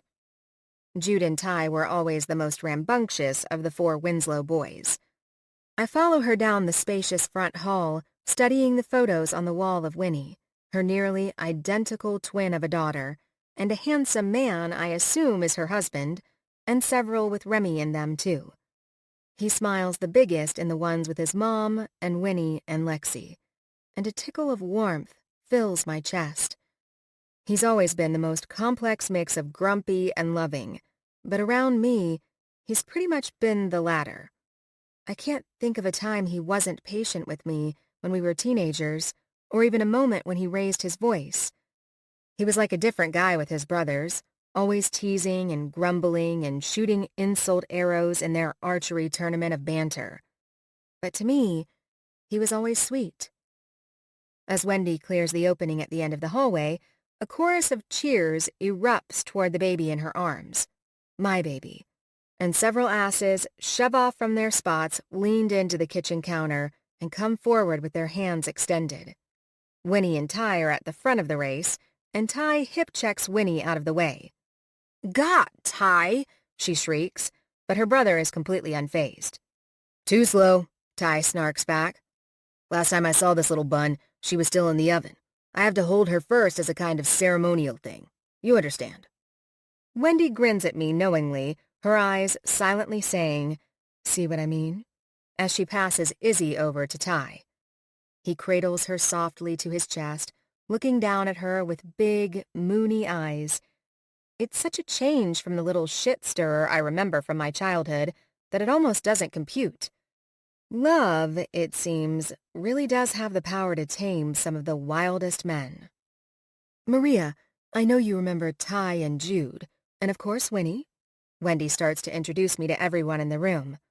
"This is Rachel, Ty's fiancé, Sophie, Jude's wife, and Wes, Winnie's husband." Everyone greets me with genuine smiles and kind words, and I try hard to keep all the names and faces sorted in my head. The only new people we're missing are my Howard, Flynn's wife Daisy, their twin boys Ryder and Roman, and Winnie's daughter Lexi. Wendy updates, but I'm starkly aware that we're also missing Remy. I don't know where he is, but without him here reassuring me, I kind of feel like I'm going to puke. "It's so good to see you, Maria," Winnie says from my side, rubbing a kind hand down my forearm and startling my attention away from the crowd with my baby. "I'm so glad you came. There's a lot of testosterone in this group, so we're always in need of a couple more hits of estrogen. You and Izzy are more than welcome to fill the role." I smile at that, glancing at all the big, powerful men cooing over my baby once more. It's very 3 men and a baby-esque, and the simple thought reminds me of my mother. She always had the biggest crush on Tom Selleck, and Isabella and I never let her live it down. One Halloween, when we were teenagers, we even dressed up as him just to freak our mom out. The laughter that ensued between the 3 of us has proven to create one of my most vivid core memories. "Thank you. I really appreciate you all having me. It's been, well, nearly 2 months since I've had a home-cooked meal." Winnie laughs. "Oh, man, I remember those days. One blending into the next. It's awful. And worth it." She pauses briefly. "And awful." We both laugh at that. "Don't ever hesitate to call me, okay?" she adds then, her voice so sincere I can't even bring myself to dismiss it. "Okay, Thanks. No, she says with a shake of her head and a little grin. I mean, really? Call me if you need anything. Which is why I'm going to make you give me your phone right now so I can put my number in it. Her hand held out toward me, I have no choice but to acquiesce. It reminds me so much of how persistent and determined little Winnie Winslow was back in the day. Anytime, day or night, she says, and hands my phone back to me, her contact information now saved. I remember what it's like. We moms have to stick together. I swallow hard on the word mom. Even though I know it's what I am, what I have to be for Izzy, it still feels completely foreign coming out of someone else's mouth. Damn, she's a beauty, Ty muses as he approaches me with Izzy, and a shallow breath I didn't know I was holding finally releases. Rachel, I want to have 10 of these cuties after we get married. I stretch out my arms to take her back, even get my hands on her tiny baby sides, when his fiancé smacks him on the shoulder softly and chastises, What? No? If I'm supposed to birth a football team for you, I deserve to be able to hold the inspiration. Ty passes Izzy to Rachel before I can even put my hands down from the space where they were prepared to clutch her, and Rachel nuzzles her face against Izzy's cheek. My girl appears to enjoy it, her little eyes squinting in comfort, but my heart is still beating 1,000,000 miles a minute. Remy is across the room now, finally appearing from wherever he's been hiding in this beautiful brownstone. I recognize his brother Flynn standing beside him, and I assume the beautiful woman next to him is his wife Daisy, which means the two adorable-looking boys on their hips must be their twins, Roman and Ryder. My eyes are wide, and I can practically feel them stretching to the limits of my face as I try to telepathically yell to Remy when Winnie steps into my line of vision and fills it completely. Her face is a friendly smile full of amusement. She reaches up and squeezes my shoulder comfortingly as she explains, By the way, there's a rule here. You never have to take care of your own kids. It's group parenting, sister-wifing, whatever you want to call it. But there are enough of us, and enough of us who get it. Take the break and enjoy it. I promise Izzy will be in good hands. Okay, I reply as calmly as I can manage, trying to squash the overwhelming need to hover obtrusively. Winnie giggles. Man, Maria, I'm impressed. Not many moms pretend not to be shitting themselves as well as you. I slam my hands into my face and groan before smiling back at her. Am I that obvious? Only because I've been there, she says. I can remember when Lexi was that age, and I felt like someone had removed my arm whenever I wasn't holding her. You're doing great, I promise. Thanks, I murmur, surprised by how nice it feels to have that kind of encouragement. Truth be told, I kind of feel like I'm bumbling my way through this whole motherhood thing. Winnie nods supportively. That means you're doing it right. Really? Oh, yeah, she enunciates. We're all big fakers without a flipping clue. Yo, Ty, when are you going to pay up, bro? Jude shouts so loud from the other side of the kitchen that it startles Winnie's and my attention. He slaps Ty in the stomach with a hard hand. You still owe me $50 for Philip's TD. Oh, you fucker, Ty grunts, and Wendy steps between them with a stern face. Knock it off, you two. I brought you into this world, which means I can take you right back out if I want. Mom, how many times do you think you've said that to us? Jude asks, grinning like a real smartass. Apparently not enough. Winnie gives me a look and points conspiratorially at her mom. Even Wendy's still faking it, though I can't blame her. Who the hell would know what to do with these hooligans? Certainly not me, I grin. I always wondered if your mom was superhuman. Girl, I still wonder that, Winnie says through a laugh. But when Wendy calls her over to the oven, she gives my shoulder one last gentle squeeze. Looks like I'm being beckoned back to food duty. Talk to you later. I nod then, putting my hands on my hips, and then my pockets, and then crossing them over my chest when neither of those feels right. For 2 months, I've done nothing but hold stuff. Bottles, babies, toys. My hands don't know how to just hang anymore. I spot Remy again as he moves to his mother to give her a quick hug. And when he turns around with a heart-stopping smile and scans his siblings and their significant others, it's all over. He spots Izzy in Rachel's arms and doesn't hesitate to steal her. "No way, Rach. This is my girl. I always have dibs," he says, and Rachel gives him the stink eye, but also grins at his dramatics. For the first time since I got here, I start to relax a little. But when he meets my eyes over the top of Izzy's head and winks at me, all relaxation flees again. How can one man, whom I've just started to really get to know again, make my heart race so much? 28. Remy. My sister's house is bustling with the entire Winslow gang, but my attention is pulled across the room to where Maria stands in the kitchen. Her eyes are busy keeping track of Izzy as Ty's fiancée Rachel holds her, and although Maria looks a little out of sorts, she also looks fucking beautiful. Damn, I've missed her. Even though it kind of feels like a lifetime, it's only been 2 long days since I've loved on Maria and Izzy. The urge to scratch at least one of the itches is nearly uncontrollable. That said, I'd wager it'd be slightly inappropriate to scratch things with Maria in mixed company, so I swoop in and steal Izzy from Rachel instead. Rachel voices her annoyance with me, albeit more amused than anything, but Maria smiles. And the small shadow of her happiness makes the victory of my acquisition feel even more significant. I wink at her over Izzy's head, snuggling her sweet baby smell so deep it'll stay with me forever, and then cross the room to the woman I haven't stopped thinking about since I left her apartment. "Package acquired," I say under my breath, spinning around to push my hips into the counter next to Maria like I'm some kind of international spy. "You're an absolute weirdo," she replies, crossing her arms over her chest in an attempt to seem disinterested. She's out of luck, though, because the angle of her body and the twinkle in her perfect eyes say otherwise. Which is probably why Jude picks that very moment to turn into a fucking child and stick a wet finger in my ear. My brothers are the best in the world, bar none, at ruining a moment. "Damn it, Jude," I gripe, shifting out from under the power of his wet willy and passing the baby to Maria so I don't have to multitask while I'm kicking his ass. "Boys!" my mom shouts, putting a hand against my chest just as Jude skirts out the back door and sticks his tongue out at me like he's 8 years old again. On a sigh, Wendy glances from the door her youngest son just escaped out of, back to me, her eldest son, and rolls her eyes. "You know he's not worth the effort.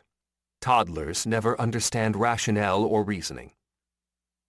My sister and even Jude's wife Sophie laugh at that, and I instantly decide my mother is right and let Jude act like an idiot alone.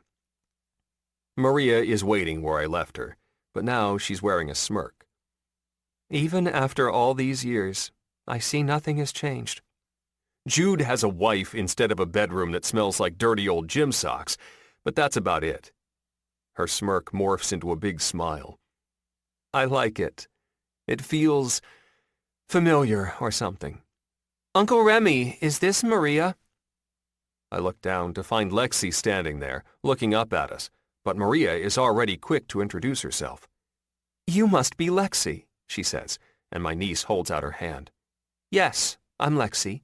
Nice to meet you." "The feeling is mutual." Maria engages in a handshake with the hand that isn't holding Izzy and glances at me with an amused gleam in her eye. "I've heard so much about you. I'm glad we finally get to meet." "You knew my Uncle Remy when you were in high school," Lex says, but it's not a question. "I saw you guys in his yearbook. Is this your baby, Izzy?" she asks, a true question this time, and she stands on her tippy toes to peek at the baby in Maria's arms. "Lexi, this is Izzy. Izzy, this is my niece, Lexi."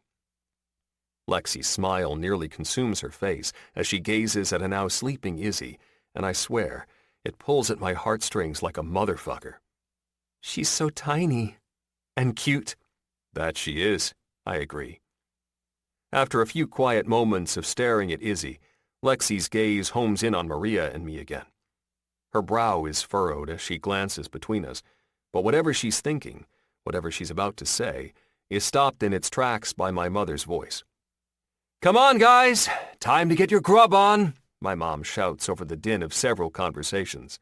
"Appetizers in the living room!" "Gotta go," Lex says, her mind now focused on the food. Which, comically, is a lot like her Uncle Ty. The call of appetizers is all he needs to hear to grab Rachel and head in the direction of the living room, stopping briefly at the back door to shout for Howard, Wes, and Jude on the back deck. Winnie, my mom, Sophie, and Daisy grab the last few dishes filled with appetizers and follow. And Flynn brings up the rear with a giggling twin in each arm. "Here," I prompt Maria, reaching for Izzy. "Let me take her. That way you can eat." "What about you?" she protests.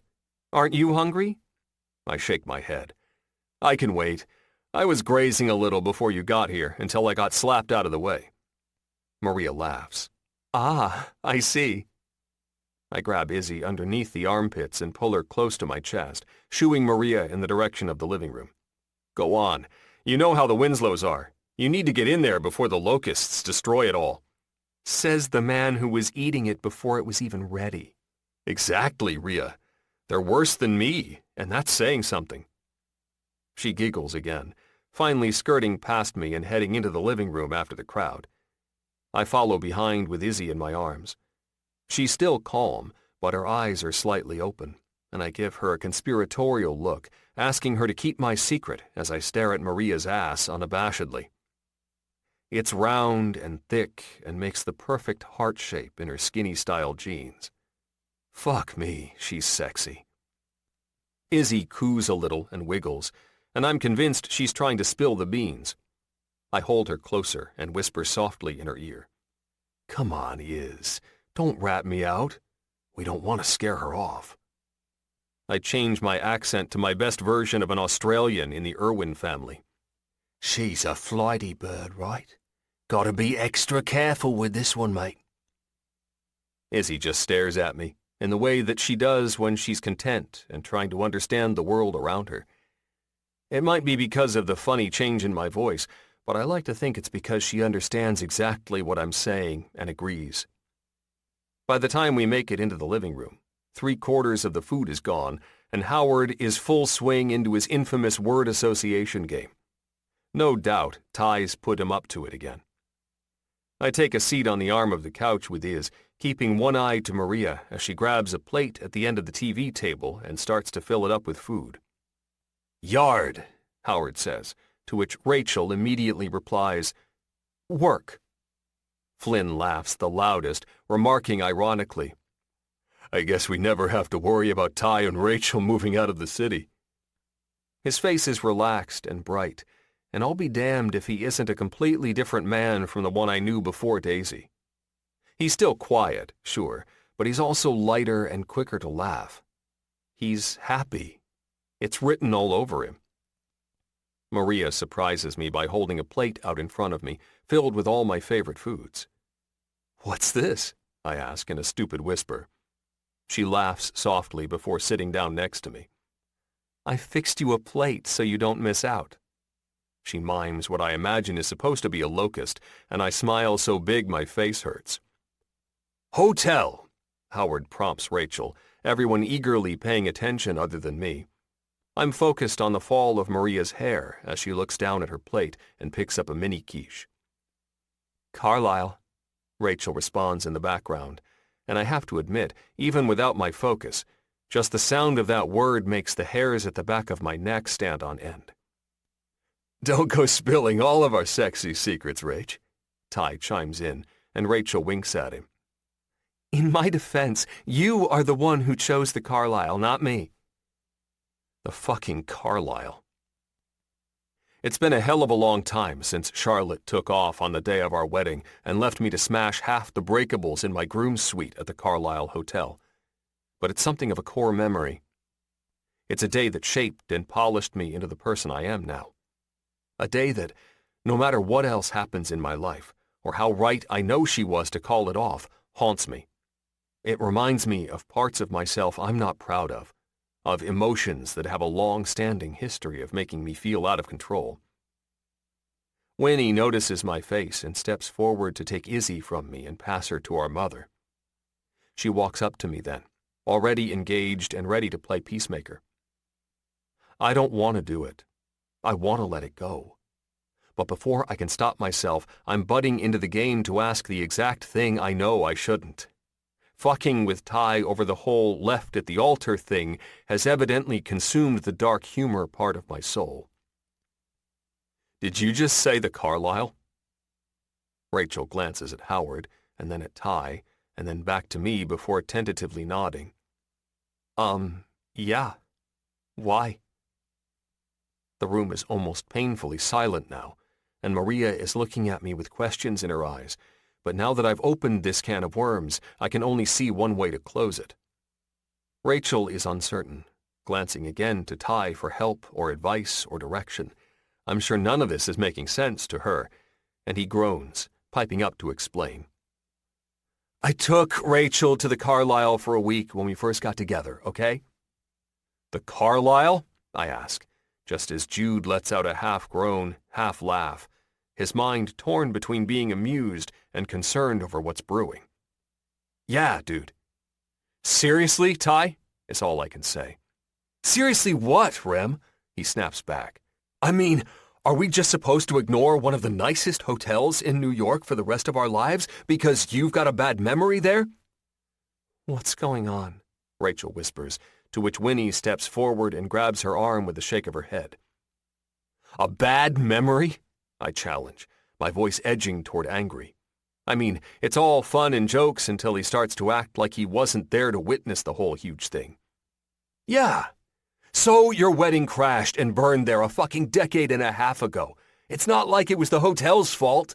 They even refunded some of the money. A warm hand settles on my back, the scent of Maria enveloping me from behind. I can feel the flow of her comfort as she infuses it into me with all of her strength. She thinks I'm upset about Charlotte, about the wedding, about stupid shit that doesn't matter to me anymore. Everyone does, honestly. But it's so much fucking deeper than that. Still, the last thing I want is to upset her or make her nervous that I might overreact in some way. I force myself to relax. She must feel the tension leaving my muscles because the pressure on my back shifts then, turning into a comforting rub. You're right, Ty, I admit. It's not the hotel's fault. Not a big deal. Ty's eyes widen to the point of bursting, and the rest of the room takes a collective breath. It's a little alarming how much they all expected me to flip out, and even more disturbing that if it weren't for Maria looking on, they probably wouldn't have been wrong. Fuck. That is not the man I want to be. Maybe it was the man I was okay with being for a long time, but I'm not okay with that now. I don't want to model that for the next generation, and I certainly don't want that to be what I'm known for by the people I loved the most. Howard, the smart bastard, goes back to the game, pulling everyone's attention away from my outburst, and I decide to head out onto my sister's back deck for a minute. I just need a second to breathe, a gulp of air to figure out why on earth I reacted at all. Ty, for once in his life, is right. It was ages ago. I'm over it. I've been over it.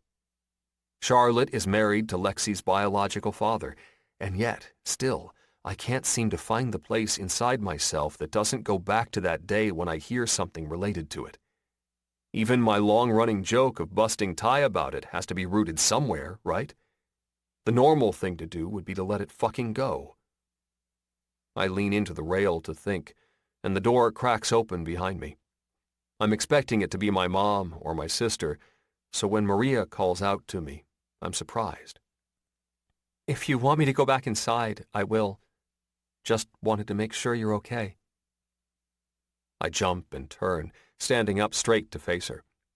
Her expression is one I can't stand, cautious and unsure of her place out here. I have to fix it straight away. Please, no. Stay. I'm fine. I promise. She steps forward then, coming to stand next to me and mimicking my position with her ass at the rail. It takes several moments of silence before either one of us says anything, but when she does, I'm reminded swiftly why I always enjoyed Maria's company so much. So, how about the hotel that rhymes with Schmarmile? She asks with a secret smile. You give them a bad Yelp review or something? I burst out laughing with a shake of my head, pulling her into my side and then swaying her back and forth like we're just a couple of teenagers again. Finally, I finish my laugh with a groan. I like Howard, really, but his stupid word game always seems to be trouble. She raises her eyebrows, and I roll my eyes before I continue. Honestly, it's really not about what everyone thinks it is at all. It's not the Carlisle, and it's not the wedding or Charlotte or any of that shit. I'm more than over it. The only reason I usually even react is to bust Ty's balls, but today just caught me off guard and felt a little different. Maybe it's going back in time, spending all this time with you, but the past feels a hell of a lot fresher than normal, you know? She nods then, her face awash in understanding. I get it. Boy, do I get it. Seeing Winnie today all grown up. God, Rem, she's really something, and it just makes me think of her and Isabella as kids, going everywhere with us, doing everything we did. Winnie's life is so vibrant, and I just wish. She doesn't even have to finish for me to know exactly what she's going to say. I know. The fact of the matter is, Isabella got fucked, and so did Maria. They don't get the futures that Winnie and I still have a shot at. They don't get a future together at all. A single tear falls down Maria's cheek, and she hurries to wipe it away while I pull her into a hug. God, Rhea, I whisper into her hair, hugging her tighter into my embrace. I'm so sorry. So am I, she murmurs back, and I find myself hugging her a little tighter. Everything just feels better with her in my arms.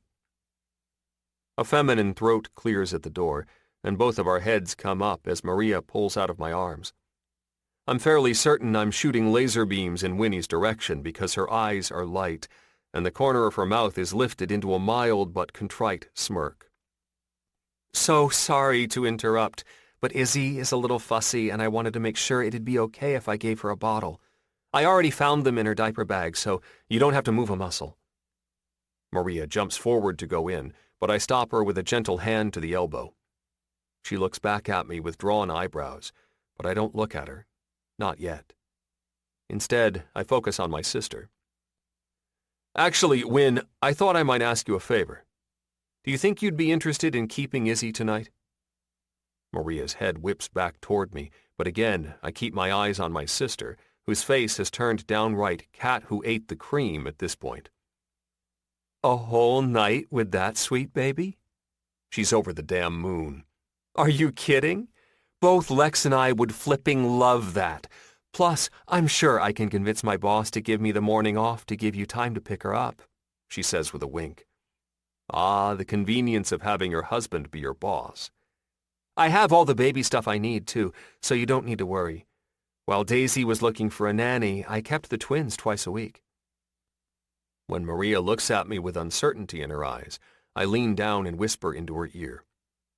Just trust me, okay? There's a reason for this. And if anyone can take good care of our girl, it's Winnie. Maria leans back to search my gaze. She's still a little uncertain. I can see it in every fucking line of her perfect body, but she doesn't peep a word of protest. Instead, she nods and then proceeds to rush past Winnie and into the house, no doubt to squeeze the life out of poor little Izzy for another 30 minutes or so. I know it might seem like a big ask, having Maria go a whole night without Izzy, but it's important, necessary. This much I know for sure. Winnie raises her eyebrows and waggles them after the door shuts behind Maria. Well, well, well. I shake my head, smiling slightly. Shut up. Oh, don't worry. I will shut up. For now. For now, I'll go in there and wrestle that baby from Maria's arms so you can do whatever it is that you're planning. This isn't about putting the moves on her, Win. This is about Isabella. Winnie's eyes shudder then. remembering her vibrant childhood friend and the tragic news I shared with her not too long ago. Her whisper is solemn. "Oh, hell, I didn't even think. Did we? God, I hope we didn't make her feel—" I shake my head again, cutting her off before she rakes herself over the metaphorical coals. "Win, it's not something you did or even have control over. It's all the things we get to do that she never will again. It's this conversation, right here, that she can't have with her annoying little sister anymore. And she needs a night to try to work through all those things she's been burying deep." Winnie nods, wiping a tiny tear as it forms in the corner of her eye. "I have a bottle of really good tequila. Take it with you when you go." "Thanks, sis." I give her shoulder a squeeze on my way to the back door. "Remy," she calls, stopping me before I can get there. "Yeah?" "A word of caution from personal experience." I wait, my brows lifting marginally. "The song is right, big bro." She grins like a damn devil. "Tequila really does make the clothes fall off." "You realize that is the absolute last thing I want to hear from my baby sister," I grumble as I head inside, but she's quick to get the last word before the door shuts behind me. "Doesn't make it any less true." 29. Remy. Maria snags the bottle of tequila by the neck again, tips it back, and swallows a huge, shot-like gulp. I watch her sleek, tanned throat work around the liquid and shake my head subtly to clear it. She's so fucking beautiful. Sometimes I have to remind myself to breathe, to blink, to stand upright and basically exist. I honestly don't think I've ever known someone whose whole being shines as brightly as hers. There's beauty at the surface and underneath, and then under that. That's where she keeps the pain. She wipes the excess tequila off her lips and closes her eyes, humming as the liquid burns its way down her throat. After we got back to her empty apartment, it took about an hour or so for her to get comfortable taking shots. But now that she's committed, she's gone full bore. We're nearing the halfway point of the bottle with no slowing down in sight. Shit, I might have to DoorDash another one if we keep this up much longer. I take the bottle back, needing a distraction of some sort, and take another pull. It's the most god-awful straight liquor ever made, I swear, but I'll do anything to make this woman feel at ease tonight. Ironically, it's the same damn liquor I utilized several nights in a row after breaking up with Maria in high school. I've never liked the shit since. On the plus side, if I'm passed out in the bathroom, my dick will be much more likely to get the memo. This isn't about him, much to his dismay. This is about Maria, about her sister, about the grief she so obviously made herself bury when she lost her. The body is tricky with emotion. It holds it and stores it and wears it even when we don't realize. There's a reason and a need for a purge so that we can function without the weight. Maria was never a drinker in high school, and though we were only in high school, that was a rarity. As I found out tonight, however, it seems that part of her never really changed. Her first glance at the bottle when I explained that my sister was going to watch Izzy and we were going to imbibe was not one of a woman who felt completely comfortable with the plan. But I didn't push, and within a minute of consideration, all of that swung in the other direction. She grabbed the bottle from my hand, reaching back to grab me with her other, and we left Winnie's house with determination. The ride to her apartment was made mostly in silence, but I can't blame her for that. Tapping into a part of yourself you've kept hidden for this long is beyond scary. You just never know if you're going to be able to stuff it all back inside. Upon arrival at her place, we quickly found home bases on the floor in front of the couch and started swigging. Up until now, that's felt like enough. We haven't chatted or delved deep or even mentioned her sister's name. She's been dealing with her emotions privately, and I can respect. You know the last thing my sister said to me before she got on that helicopter? I pop my eyes open, the unexpected beginning enough to scare a man sober. I'm glad she's talking. So fucking thankful, honestly. I just never imagined this would be the place we started. I shake my head, murmuring only a soft, no, into the space between us. She nods then, smiling long enough to steal the bottle back and tip it for another swig. She said, "I'm pretty sure Orlando Bloom is going to be at this party. If you send your tits with me, I'll have him sign." I blink 1, 2, 3, 16 times. And then I burst out laughing. Out of the myriad of things I expected her sister to have said in their last moments before her death, this would come in last place. You always expect it'll be something deep, you know? Something with meaning you can take with you in their absence. Something to apply to your life. She giggles hard. And all I have are Orlando Bloom and my tits. Well, I can't speak for Orlando Bloom personally since I've never met the guy, but I have seen your tits, and Rhea, they're not a bad thing to be left with. She laughs again, and I can't help but smile as she snorts. She's in a deep vortex of messy feelings, but I'm glad to be here with her. I honestly forgot how funny your sister was, I admit then. But she was always making me laugh when we were kids. You both were. We loved to cut up, that's true. Oliver always said he was going to record us and submit it to a stand-up comedy competition. She rolls her eyes. He never did, obviously, because he was a man, and no offense, but as a whole, your follow-through isn't the greatest. I put up both my hands in surrender. None taken. We were supposed to start doing Lamaze together. All three of us, she says with a shake of her head. Her gaze is longing and distant as she reaches through memories she's long since locked away. Man, I'm sure that would have been the talk of the town. A sight to see, really. I can just imagine all of New York society gossiping about Oliver and his harem. She cackles. He was so conservative. He would have died. Her face straightens suddenly at the unsavory play on words, and my eyes widen in return. She bursts into laughter then. Completely unbound, uncontrolled, one flew over the cuckoo's nest style hilarity. It's a great sound. One I know is laced with pain, but necessary. If she doesn't get it out, that's what will be festering inside her. When her laughter slows, she takes another pull of tequila and dives right into another story. I make sure the bottle finds its way back to upright on the carpet and listen intently. The day she got married, she actually freaked out so badly she almost made me put on the dress and go in her place. She bites her bottom lip and lies down on the floor, staring at the ceiling as she talks. I had to remind her that we weren't twins, and that I was pretty sure Oliver would know the difference. I don't cut in to tell her that's how Jude and Sophie met after she switched places with her twin sister, Bella. I don't cut in to say anything at all, because Maria is there, and at the same time, she's not.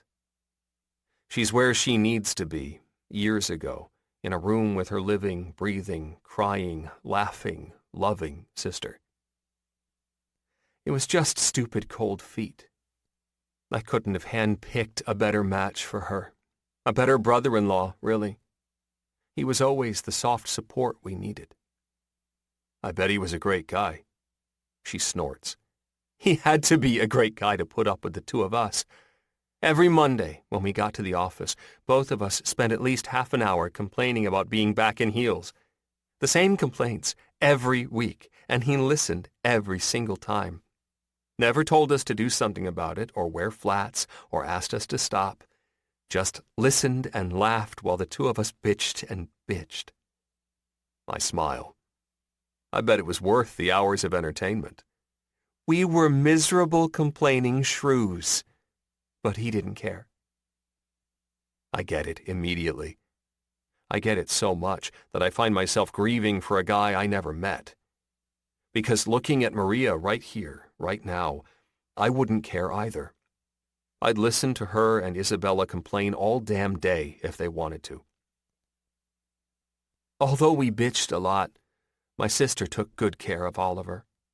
Always made shit fun. I know for a fact that she surprised him with nothing but an overcoat on more than one occasion. My eyebrows rise and my eyes widen. How do I know, you ask? Well, one time, I just so happened to be in the office with him when she busted in and ripped off that overcoat, revealing her whole self, bare as the day she was born. Oh, man, I remark with a laugh. Maria giggles. Oliver jumped up so fast, I swear he set a land speed record. To try to cover her? Ha! No way. He was like the freaking Flash with how quickly he got me out the door of his office and dropped the blinds.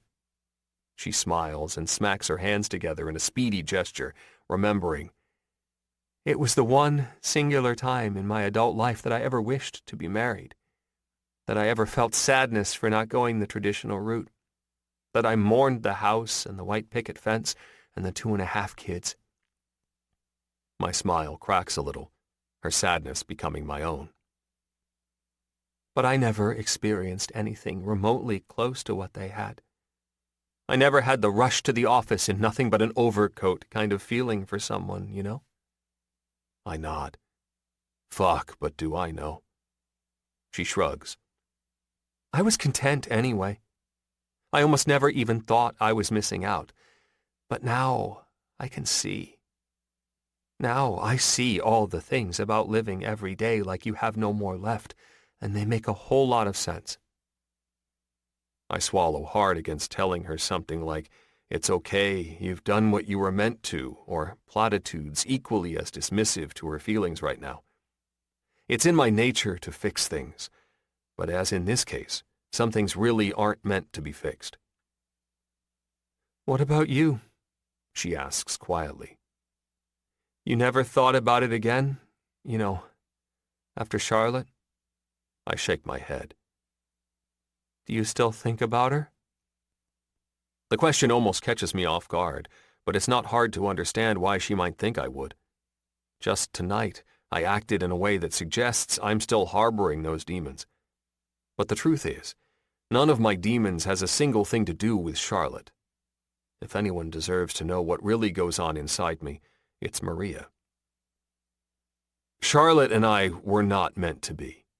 I know that now, and to be quite frank, I knew it then. Her eyes widen slightly, and she sits up, turning her back to the couch again so she can face me, and I sigh, running a hand through my hair. The only thing that haunts me about what happened with her is the way I acted. I pause. I've never told anyone this, but Charlotte only did the leaving because I forced her to. She sits up straighter, suddenly looking more sober than I'd like. What do you mean? She wanted me to move to California with her. She got a job offer, a major opportunity. I said no. Me or the job. I scoff. A fucking ultimatum. I shake my head. What I didn't understand then that I do now is that I wanted her to need me, and she didn't. It's a stupid thing, wanting someone to need you like that. I get that now. Someone can need you around without having to depend on you. I shrug. Back then, I just didn't know the difference. And I guess she did. Maria studies me closely, and I turn to glance out the dark window just so I don't have to watch as she does it. We weren't right for each other at all because it wasn't easy. And it's never been easy with anyone else. I laugh. And that's the tale of my long-standing run of bachelordom. Worked out pretty good for me, Maria smiles at me. I don't know if I'd be surviving without your help at this point. Crazy, I remark, making her eyebrows pull together. What? It's crazy, I repeat, studying her beautiful face just a little bit closer. How a favor for you can feel like it's doing so much for me. She stares at me for the longest time, her eyes intently searching mine, trying to find something I don't quite understand. She does this for so long that I honestly start to wonder if my words came out wrong. But then, she surprises the hell out of me in one fell swoop. Mouth to mine, Maria kisses me. 30. Maria. I don't know what came over me, but between one breath and the next, I went from a woman thinking about kissing Remy to a woman who is kissing Remy. He's shocked at first, his lips parting out of pure surprise, but when I coax my tongue inside his mouth, I feel him give in to the moment. He tastes like tequila and Remy and all the things that make me feel good inside. "Maria," he whispers, and slides his hands into my hair. His mouth has become as determined as mine, and the first inklings of arousal start to make themselves known by the ache that's formed between my legs. I just want to be with him, feel him, taste him, touch him, do all the things I've been thinking about doing since the morning we were interrupted. "I want you," I say to him, the alcohol flowing through my veins, making it easy for me to just tell him how I feel. "I want you," I say again, and this time I know he understands. And the heat in his eyes tells me we're on the same page. It doesn't take long before we're off the floor and stumbling down the hallway, our persistent mouths kissing the entire time. The bedroom spins around me as Remy turns me toward the bed and falls forward, taking us both down onto the mattress with a bounce. His lips stay firm on mine, and the smell of his cologne is like a warm blanket around me. We're both so different than we were back in the day, and yet it feels so familiar. I'm feeling needy and anxious, and like Remy being inside me is the lone answer to all my questions and prayers. Like some part of him will fill some part of me the instant we come together. Rationally, I know that's probably not true, and realistically, I know I've had way more than my share of tequila. But with God as my witness, if having sex with Remington Winslow isn't the true desire of my heart, I've obviously never experienced such a thing. Because I want him badly, wholly, so fucking completely that my limbs feel tingly all over. The moment we entered my apartment together with that bottle of liquor and no baby, I knew this was where we'd end up. I knew that the draw to him was too strong, the itch to feel him against me too much to ignore. And the way he spoke about all the help he's been giving me, as though it's been a gift to him, sealed the deal. Now I'm ready, eager. I want to feel pure, unadulterated pleasure, and I want to feel it without regret, even if it's only for a moment. Remy pushes up off me enough to unbutton the front of my shirt, and I suck in a breath at the lust in his eyes. It's potent and so obvious. Regardless, as the cool air of the bedroom first hits my bare stomach, a wave of uncertainty rolls through me. Not about the decision to fall into bed with Remy. The thing about knowing him the way I do is that I know he'll handle me with care. He has the history of my virginity and the many times following as a track record. But my body is very much different from the way it was in high school. Hell, it's different from how it was a year ago. It's grown and nurtured a human, and it's lived the aftermath of little sleep, no help, and a much less consistent gym schedule. My skin is marked and striped and doesn't sit quite the same over the flesh underneath. I know Remy isn't so shallow as to point out my less than peak condition, but I can't help but wonder in the back of my mind if he'll notice, if the mushy fat of my abdomen will feel off-putting against his wall of muscle. I move my hand to cover the half-outy nature of my new belly button, and Remy, being as observant as he is, notices immediately. A small hiccup of nerves sticks in my throat as I imagine him plying me with heady words about how perfect my body is, when, to me, it's anything but. Instead, though, he stays silent, only moving my hand to replace it with his own. I watch avidly as he studies the flesh there, moving his hand from one side to the other, and then putting his lips to the skin. His words are only a whisper, a backup singer to the sweet kiss he places there. "You know, I still can't fucking believe I got to be a part of it. That Izzy, The Izzy I snuggle and rock and dance with. Made a home in here for 9 whole months. That she was happy and cozy and safe, and that I got to be there at the exact moment she chose to take a chance on the outside world. My breath catches in my chest at the reverent way he speaks of both Izzy and the experience of her birth. I know she's a miracle, and I don't take that for granted. But I definitely take the role my body played in the whole thing for granted. Definitely. Remy's dark head shifts then, his magical blue eyes coming up to meet mine, and his smile climbing all the way to his eyes. I swear, Ree, I think that elevator with you, watching you bring her into this world despite all the challenges you had, I think it's the best moment of my entire life. Remy.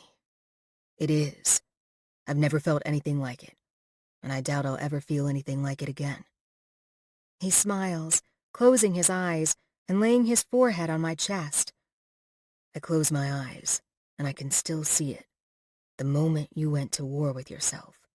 The moment you didn't know if you could do it or not. And won. You see all that just from looking at my stomach? I see all that every time I look at you. Wow. He chuckles. Yeah, it's hard work living up to a superhero every second of the day. I scoff. Oh, please. A real-life Wonder Woman, Rhea. That's you. Remy, stop it. Why? He asks with a sly laugh. Worried you're going to start to feel good about yourself? Worried you might realize your own power? Worried that if you really let go of everything else and just enjoy yourself with me right here, right now, you'll be ruined forever? Honestly? He nods. All of the above. Do you want to do this with me? He asks then. Blunt and unfiltered, his delivery leaves no room for dancing around the answer. Because I can tell you, I want to do this with you. I want you, Maria. I want to feel you, be with you, be inside you, more than I've ever wanted to do anything with anyone. My heart is beating so hard, I swear it's shaking my ribcage, but I give it to him straight. When it comes to Remy and me and all my fantasies, not a single fucking one has started with me saying anything but, yes. Remy doesn't say anything else aloud, but let me tell you, he definitely fucking says something. Diving forward, he closes his lips over the pink lace of my thin bra, and my back arches dramatically off the bed. I can't even blame myself. At the very least, most women who birth a baby got it on approximately 9 months ago. I mean, it's kind of part of the process. But me? I haven't had sex in 3 years. 3 years. I honestly can't even let the thought sit in my head too long, or it'll make me pass out. I've come pretty often thanks to my own pursuits, but the true nature of this partner activity has been lost on me for a while. But I'm not lost now. Holy shit, I'm not lost now. Remy knows how to make a woman feel found. He moves carefully down my body to the button of my pants, undoing it with one hand while the other explores and caresses. His lips work over the skin of my stomach, and amazingly, I'm not feeling so self-conscious about it anymore. Within a moment, my pants and panties are gone. Remy's hands skate down the sides of my body and down the length of my legs until they close around my ankles and squeeze. My heart jumps as he spreads my thighs gently, placing my calves over his shoulders and looking at me bared in all my glory. His eyes are hungry, powerful. I can hardly control the shake of my hands as he leans forward and swipes just one single lick up the center of my heat. Sweet, merciful everything. I don't know if I'm going to survive this. Because for as sweet and unassuming and helpful as Remy has been over the last week, he hasn't lost any of his intensity. Even in the peak of his smile and the light of his eyes, there's a darkness that lurks deep inside him. A side untapped, unchanneled, unchallenged. It's the steely quiet of his past, and the abundant possibility of his future. He controls his destiny. That much is for sure. I just wish I weren't starting to feel like I'd be okay if he controlled mine, too. "Remy," I whisper, my whole body giving over to the feeling in one location. The warmth and steady pressure of his tongue. The soft certainty of his moves. I can't think about anything else. My initial instinct is to close my thighs around his head, to squeeze him like a vice, to assure myself that he can't and won't escape. But as always, Remy knows better than me, moving my thighs apart with the soft push of his hands and challenging me with a look that could ruin women forever. Strong, determined brow, twinkling blue eyes, and the most enchanting curve of his perfect, soft lips. "Leave them open, Rhea. Give me room to work." I nod then, feeling more confident in my ability now that I've been ordered to comply. I don't have a whole lot of Dom sub-style daydreams, but I'll be damned if it doesn't feel really good to submit when the rest of your life is made up of decisions and responsibility. Remy's tongue strokes and prods, and my stomach tightens with all the tension that's left the rest of my body. Languid and light, my limbs have given over to the feeling of non-existence. I'm nothing but my clit right now, and the torturous rub of Remy's perfect fingertips at the pinnacle of my G-spot. My head lolls back, and my eyes feel heavy, overcome with sensation. I reach out to gather a chunk of Remy's perfect hair in my hand, and he hums a moan against me. It feels like heaven, vibrating, pulsating, debilitating heaven.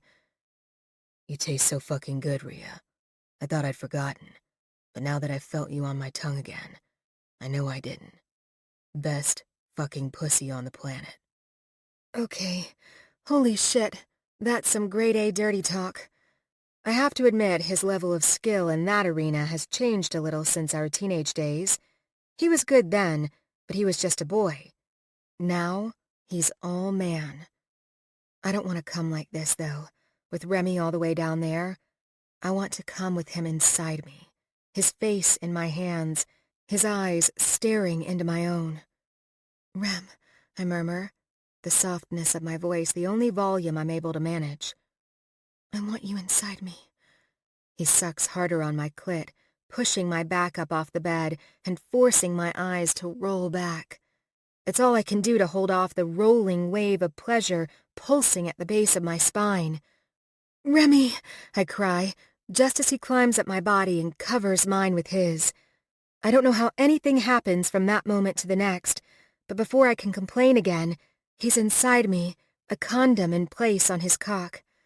I can't exactly see the protection from this angle, but I can feel it.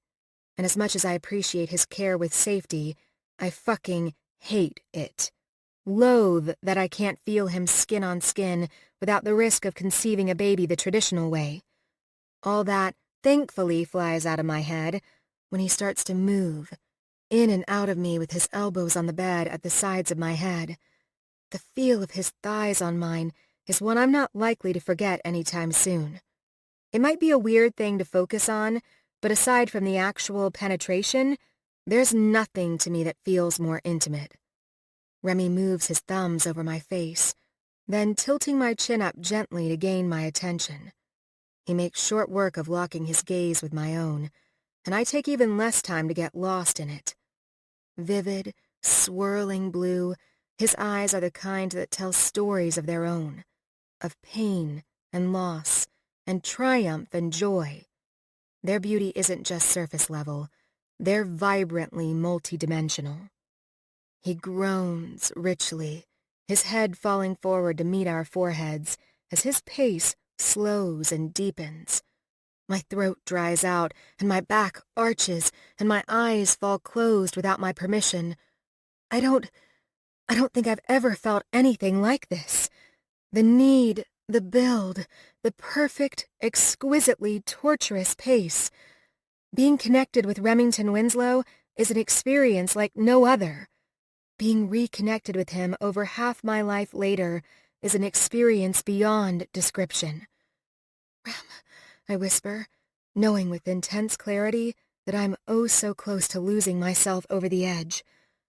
Remy, I repeat, forming the only word I can. He nods against my forehead, putting his lips to mine to whisper back. Me too. His tongue flicks out to lick across mine, and the taste of tequila on him is markedly better than the stuff that comes straight from the bottle. I moan, and even though I didn't think it was possible, Remy's stroke deepens, intensifies. It's all I can do to exist now. The more basic functions of my throat and eyes and the speed of my thumping heart giving themselves completely over to the moment. I don't know if it's because I haven't had sex in so long, or if the sex is just that powerful, but the clench of my orgasm is so strong, I swear on all that's holy, I pass out for the briefest of moments. I, Maria Barros, temporarily left my body and watched over it from above while it absorbed the most pleasure it has ever experienced in this lifetime. Remy's groan moments later is an indication that he's finished the race as well, but I'm ashamed to admit I don't have the mental capacity to bear witness to nearly enough detail. I can't tell you the position of his face, or the shift in his eyes, or even the parting of his lips. All I can tell you is that I want nothing more than to do it again. Over and over and over again, if I'm honest. But I'm merely a passenger on the journey of tonight, and my body's reached the point of exhaustion. I can't move or breathe or chat. All I can do is fall asleep, the feel of Remy still inside me, and his weight atop me only the faintest of details. Exhaustion trumps embarrassment. Bone-weary trumps boning. Tomorrow, though, after I've slept, I have the distinct feeling I'll feel differently. Very, very differently. 31. Remy. At first, I don't know what wakes me up, but when I look at the clock on the nightstand, I realize it's nearing 3 in the morning. But then, I know exactly why I'm awake. Maria's naked body is stretched over mine, her eyes lax with sleep, and my cock, well, it feels like he's harder than he's ever been. It's only been a few hours since I was inside her, since I felt the way she pulsed around me as she gave in to her pleasure, saw the look in her eyes when she came. But fuck, I feel insane with the need to do it again. Her hips shift in a way that makes her bare pussy press against my thigh, and it does nothing for my current state of arousal.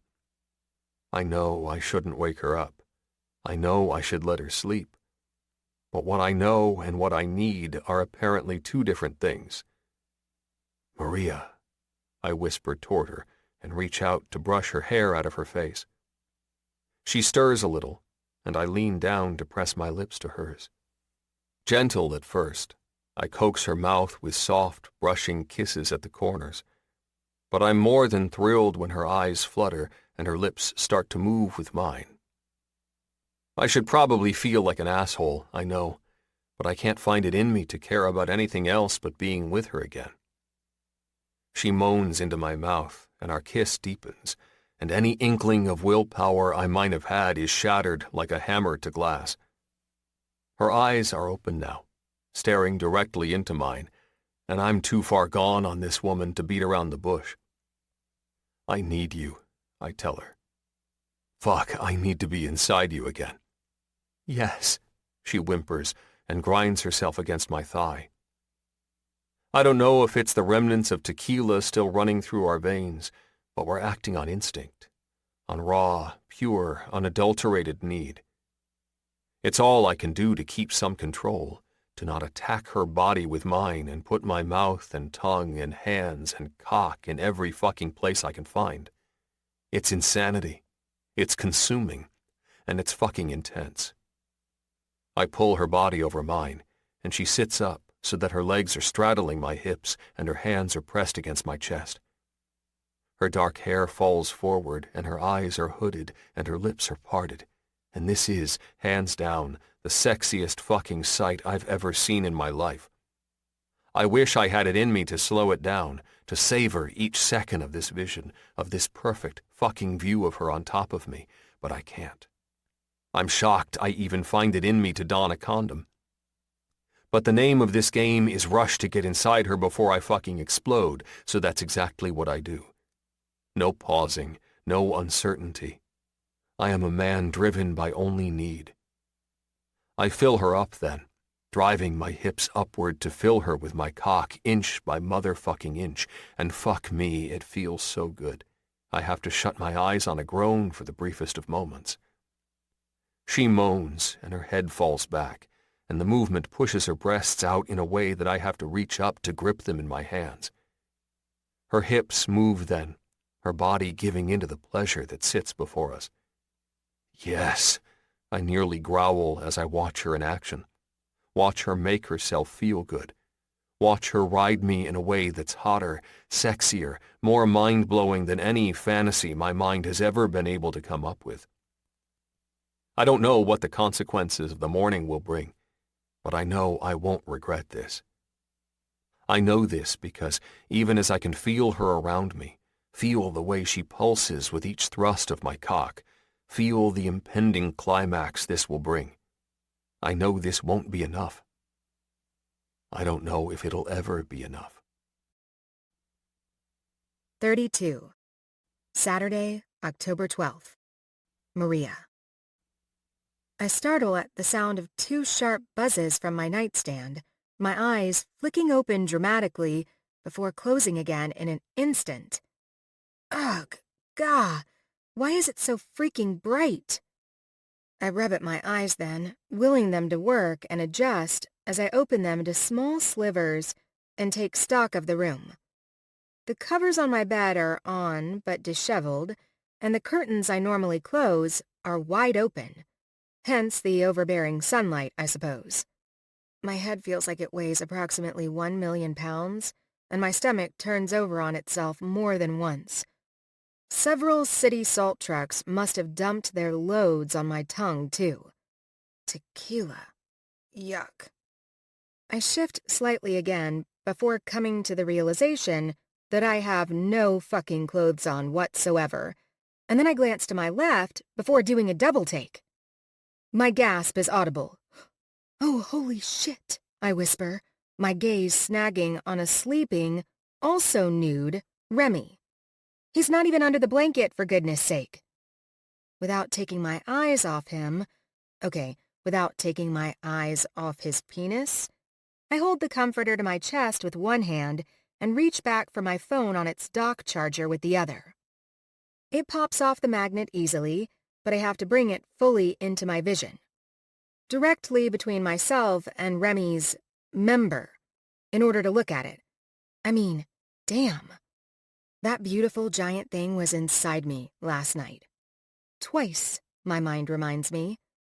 My breathing escalates at just the thought. Evidently, despite my very best intentions and my drunken, orgasm-blurred confidence of last night, I'm actually not emotionally prepared to handle the situation like a full-blown adult. Oh my God, Remy and I slept together last night, but without the sleeping. Holy shit! My mind continues to taunt me, reminding me of last night's events in flashes of visuals that are most definitely NSFW.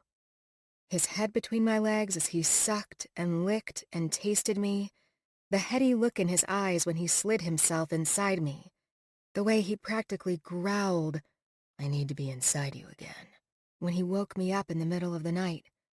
It's all so much and too much at the same time, and I force my vision to tunnel on my phone once again as a distraction.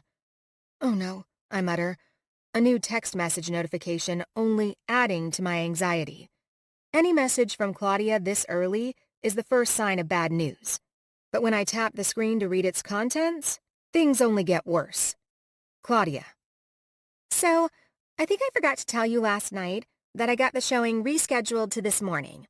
8 o'clock a.m. sharp. 8 a.m.? I glance frantically at the time. It's almost 40 after 7 right now. The Blakely family isn't one you just cancel on twice. The Blakely family owns a third of the available freaking real estate in Nassau County. Getting in on the ground floor of their wanting to expand their portfolio in Manhattan is a once-in-a-lifetime opportunity. And Conrad Blakely isn't the type of man that tolerates bullshit. Claudia has hung me out to dry with them twice now. Actually, 3 times, really, because anytime anyone overshares about the shits, it counts for double. I jump from the bed, thoughts of both determination and murder swirling in a completely psychotic mix inside me. Oh yes, a brutal, torturous, messy murder. Guantanamo Bay will have nothing on me when I get my hands on Claudia after this. I'm never going to make it on time, and if I do, I'm going to look like I just got out of an intense laundry spin cycle. Shit! Shit! I yell, scrambling from one side of the room to the other without even focusing on anything. I don't know where to go first, what to do. At the sounds of my frantic voice, Remy sits up, ramrod straight in bed, and a whole other wave of panic washes over me. His penis is sitting up straight too. Okay, universe, one crisis at a time, please. 33. Remy. Sleep sticks to my eyes as I force them to focus on the blur of Maria as she runs back and forth from one side of the room to the other, shouting expletives as if it's her main goal in life to use every single one of them. It'd be cute, honestly, on any other day, but after the way last night ended, I'm not sure this is the best sign. "What's wrong?" I ask, jumping from the bed and hurrying after her. She doesn't answer, instead turning on her heel again and changing directions with a very random sock in her hand. "Rhea! Hey, what's going on?" I plead again as she zooms by, the wind from her speed creating a breeze against my face. "My assistant is a curdled cheese bag!" she shouts nonsensically, and my eyebrows pull together. "Your assistant is... a what now?" "She's an idiot," she clarifies, whizzing past me yet again. "And so am I for not firing her before now." "Okay, Rhea, relax. What's going on? How can I help?" "Unless you're an expert in time travel, you can't. I have to be at a showing in Midtown in 15 minutes. 15 minutes, she shouts with a hysterical cackle. Superman himself could swoop down and pick me up, and I'm still never going to make it there in time. She takes off, and I head back to the side of the bed to slide my boxer briefs on. Something about chasing her around the room with my dick flopping every which way seems less than ideal. I'll run a lot faster if it's not dragging the ground, you know? Or something like that. Maria's the roadrunner, and I'm the coyote, only my plans for when I catch her don't involve any sort of anvils. She scoots from the closet to the bathroom, and the sink runs and quits almost manically as she brushes her teeth. I listen for a sign that she's reaching the end of her truncated getting ready routine, and I finally get it when she flips off the lights of the bathroom and heads for the hallway at a run. I grab her by the hand as she passes, pulling her to a gentle stop and spinning her to face me. She's already shaking her head, convinced she doesn't have enough time for even a simple exchange, but I know better. This may be about a scheduled appointment, but it's also a convenient excuse to avoid what happened last night. To shelve any embarrassment and uncertainty right next to the insecurities that'll allow them to fester. I can't let that happen. I won't. Remy, I'm late. I have to get Izzy and get to Midtown and... I pull her hand with a jerk, forcing her body into mine on a fall. She gasps at the unexpected change of direction, and I don't waste an opportunity with her open mouth. Soft and slow and sweet, I press my lips to hers, winding my tongue around the tip of hers and sinking my hands into the soft tresses of her hair. She feels so fucking good, so fucking memorable. I really have to challenge my self-control. You cannot take her back to bed right now. You cannot take her back to bed right now. I can feel her eyelashes flutter against mine in a soft whisper of surrender, and I deepen the kiss to ensure the enemy of doubt falls completely. Her hands clasp at the flesh at my hips, the tips of her fingernails biting deliciously. When I eventually pull away, her eyes are much, much lazier, and her heart is cracked back open. I slide right inside as quickly as I can. I'll get Izzy from Winnie. You go to your appointment, do what you have to do, and we'll meet up again when you're done for the day. What? No! Surely you have something to do. You know, for yourself, I mean. It's Saturday, babe. Markets are closed. I smile and shake my head. And there's nothing better than spending the day with Iz while you get your shit done. She wants to give in, but she can't do it just yet. Are you sure? I, on the other hand, have no problem helping her get there. I place a smacking kiss to her lips. Positive. Okay, but only if you're, sure, she says then, a loaded meaning slithering under the innocent surface. I'm sure, I affirm, hoping she can feel the unspoken words of my answer too. I've made a lot of questionable decisions in my 44 years on this earth, but making love to Maria last night, and even more than that, inserting myself into her and Izzy's lives like I have, sure as fuck isn't one of them. Hell, call me a selfish bastard, but I still don't even regret waking her up at 3 a.m. because I couldn't not be inside her again. Let me know when you're done, and I'll meet you, okay? I have a few showings after this one, no problem. Just let me know when you're done, Ree. No rush, no big deal. Izzy and I will be fine. She nods and then, finally, hesitantly, leans forward to press her lips to mine. Thank you. I'll call you as soon as I'm done. Oh, and let me know if Winnie had any trouble with Izzy last night. You got it. I smile at Maria, holding open the front door as she rushes away, and watch her as she goes. It's not a bad view. Her ass is perfect, and her hair shines even in the dim hallway light. But I'm starting to realize the view that is her coming toward me is a fuck of a lot better. 34. Remy. The air is warm and inviting this morning as I make my way from the subway station to my sister's brownstone 2 blocks away. I can feel the flicker of the sun's rays filtering through the still leafy trees along the sidewalk, and I turn my face up into them at every opening I get. The leaves are turning now and will be dropping soon, but for just a sliver of a moment, New York is blended with the perfect mix of summer and fall. Just can't get enough, I mumble to myself, swaying side to side to the Depeche Mode song playing in my ears. I'm a walking cliché of bouncy steps and singing to myself, and I'm not even ashamed of it. Last night with Maria was incredible. It was familiar and reminiscent of our days together as teenagers, but so far exceeding anything we even dreamed of back then that I'm not even sure I knew it existed. When I round the corner on my sister's block to the sight of Wes closing the front door behind himself and bleeping the locks on his car at the curb, I pull my earbuds from my ears and call out loudly, "Yo, Lancaster!" His head jerks up at the sound of my voice, and then his gaze finds its way to the source. I smile hugely, and he does the same in return, his hand going to his chest and crisscrossing over it. "What have you got there, cowboy? An empty baby carrier?" I shrug. "Can't put the baby in it until I pick her up from your wife, and wearing it is better than carrying it." He chuckles with a shake of his head as I come to a stop directly in front of him. "What are you still doing home, dude?" I ask. "Isn't this the busy season in your line of work? I thought the Mavs had a home game tomorrow." "They do, but Nick came to pick Lex up for the weekend, and I wanted to have breakfast with her before she went." Despite my suspicions over this rich fucker at the beginning of my sister's relationship with him, I'm happy to have him around. He's been a good husband to Win and an even better dad to Lexi, even if I did think he was a prick with ulterior motives in the early days. I still don't completely trust that shitbrick Nick Raines, but that's probably because I dried too many tears my sister cried over him when he left her and Lex to fend for themselves.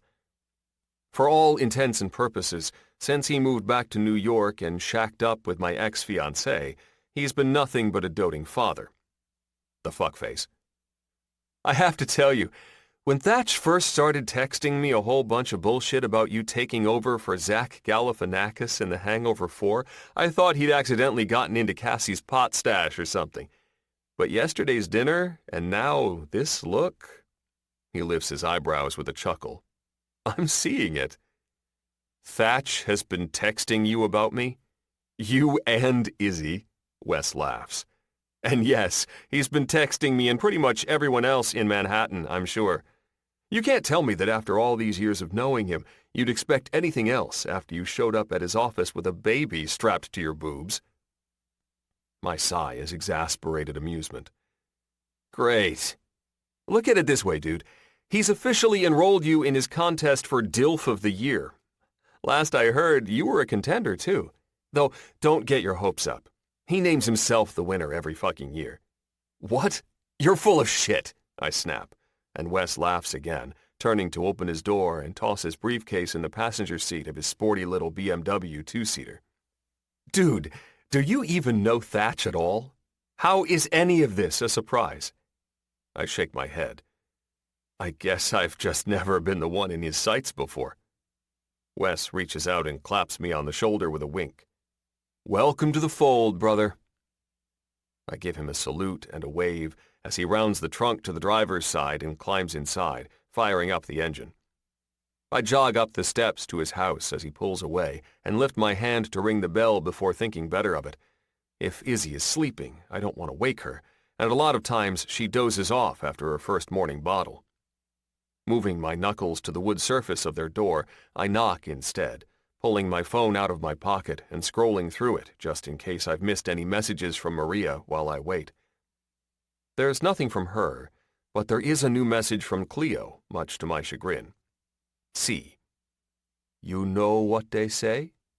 Diving is a leap of faith, and gravity will be there to finish the job.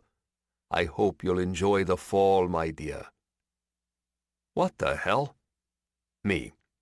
Cleo, hun, you gotta cut the shit. You know the rules. Her answer is immediate, almost as though she already knew what I was going to say. See, when it comes to love, there are no rules. You know that better than most, but I'll take my leave for now, my love. Reach out when you need me. I know what she's trying to do, but I refuse to acknowledge it. Instead, I scoff, laugh a little, and shove my phone back into my pocket, just as Winnie answers the door with a big smile on her face. Hey there, Rem, Winnie sing-songs. My baby sister is brilliant and vibrant and loving and kind and a whole list of incredible things. What she isn't, unfortunately, is subtle in any way, shape, or form. Hi, Winnie, I greet, keeping my voice neutral in a way that I know for a fact gets her goat. How was Izzy last night? She was great. No problem whatsoever. Fantastic. Thanks again for keeping her. And where is the lovely Maria? Did you guys have a good night last night? She asks, her voice making it apparent she is desperate to be in the know. She is practically bursting from the inside, waiting for me to give her any kind of idea of how things went. She had a few showings this morning, so Izzy will be hanging with me for the day, I tell her, bypassing the question she wants me to answer the most on purpose. Remy, seriously? She stomps her foot impatiently, almost making me laugh. Don't leave me hanging here! Did my tequila make the clothes fall off? Win, I chastise, my voice low and authoritarian. The kind of thing only the oldest brother in the family can pull off. And even then, evidently, I can only pull it off a fraction of the time because Winnie is utterly unfazed. I'm sorry, but no. She holds up a defiant hand toward my face. I donated to the cause. I took the morning off work. I spent all night thinking about it. I deserve confirmation. You spent all night thinking about Maria and me? I tease with a shake of my head. That's pretty sick, sis. Shut up. You're stalling. Tell me if it worked and she's madly in love with you or not. Win. That's not what the night was about. She just lost her sister and her brother-in-law, and she has no support system in place. I'm blah, blah, blah, Rem. I know all of that. I know. And it's really fucking sad, okay? But you know there's another dimension to this. A happy dimension that I don't know about and want to know right now. It's written all over your damn face. She takes a deep breath. Tell me what I don't know. Tired of fighting it, I sigh heavily and stare directly into her eyes. It's not a confirmation, but at the same time, it is. Winnie knows me better than almost anyone in my family, and the look on my face doesn't go unnoticed. Suddenly, overcome by craziness, she jumps up and down with a squeal and claps her hands together in front of her. Oh, yay! I'm so excited. I've always liked her so much, and now I get to like her on another level. She's so cute with you, and the way she looks at you when you hold Izzy, and the way she got you a plate from the... I groan. Winnie, stop. Please, I'm begging you. It's new. It's all very new, and the last thing I need is the pressure of your visions for our life, okay? But I can envision silently, she whispers with her hands still clasped together like she's praying. I scoff. I wouldn't even dare to be foolish enough to think I could stop you. She smiles, jumping up and down again and leaning forward to place a kiss on my cheek. Thank you. Yeah. She giggles as she retreats down the hall with a wave over her shoulder. I'll go get Izzy. I breathe in extraordinarily deeply, step inside the door to close it, and let my head sink back to the wall just inside. The truth is, I haven't stopped to think about much of anything since we left here last night. I've been going on instinct and feeling and gut. I spent time with someone I enjoy. I took that enjoyment to the next level, and I comforted a woman I care about as she freaked out this morning. I know that, eventually, all of that will have to come into much more vivid detail, but for now, I'm okay with miring myself in the haziness and enjoying it. So much of my life is exact. Numbers, timing, consequences. I want just a moment to enjoy myself before reality comes crashing down. My phone buzzes again in my pocket as I'm waiting for Winnie to return with his, and as much as I don't want to deal with yet another person giving me shit, I pull it out anyway. I'm shocked to find a message from my most taciturn brother. Flynn. Winnie says you've got Izzy today. Daisy is busy with work and I've got the boys. Baby play date at the library downtown? A baby fucking play date? Add those to the list of words I never thought would come from Flynn. And there's only one person besides Maria who knows what I'm up to today. Winnie walks back down the hall with my girl in her arms, and it's all I can do not to yank Izzy from her hold and contact the authorities to come pick up the traitor. What the hell, Win? Are you superhuman? How have you spread the news of me being with Izzy today so quickly? I ask, holding the phone and message up as evidence.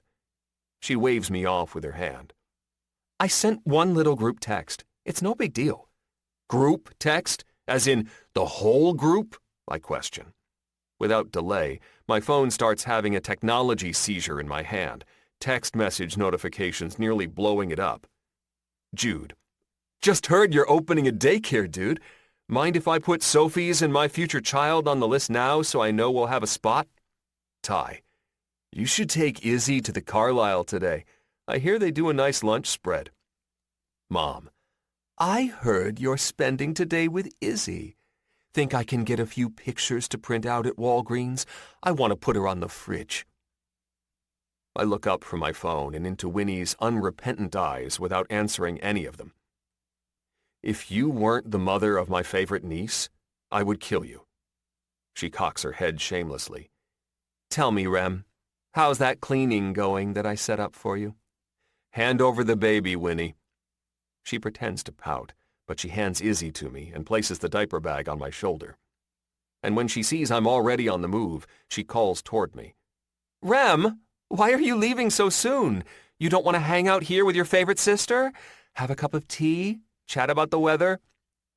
I hold up my middle finger over my shoulder as I jog down the stairs, spinning around to face her and strap Iz into the carrier when I get to the bottom. Thanks to you, we're a little busy today. Got a library play date with Flynn and the boys to get to now.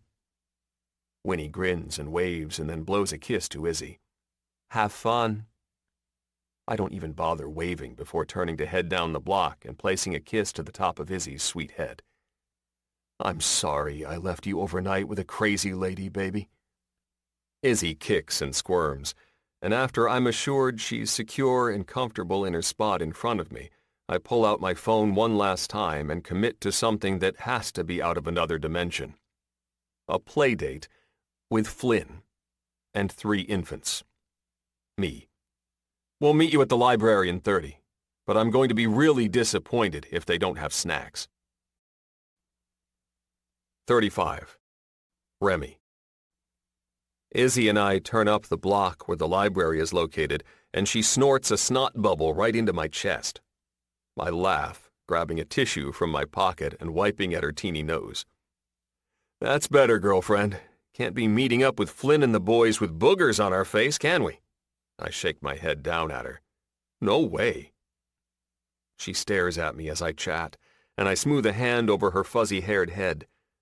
When I look up to focus on the library, movement catches me off guard out of the corner of my eye. After a double take, I realize it's Flynn, Ryder, and Roman walking out of the Naked Turtle, a bar I haven't been inside in at least 10 years. Did you really just come walking out of a bar with 2 babies in your arms? Flynn shrugs. What's the big deal? They weren't drinking. Were you? Sure. My eyes widen slightly, but he qualifies his answer with a grin before they can pop out of my head. Green tea. Bastard. I smirk. Fatherhood has changed you, bro. I've always been the same. The babies just make it more obvious. How? What are they? Baby highlighters? He rolls his eyes. They bring out basic emotions. Their primal needs and the unabashed way they ask for them enlighten your psyche to your own. It makes you hypersensitive to things you're normally not. I'm not even going to pretend I understand what you're talking about, which makes me think Lexi is the one who shared this information with you. Flynn shrugs, completely unaffected. She's a better source of information than just about anyone, and it doesn't really bother me if you're slow on the uptake. I swear, he's the least invested in other people's lives than anyone I've ever met. If it doesn't affect him directly, he is the definition of live and let live.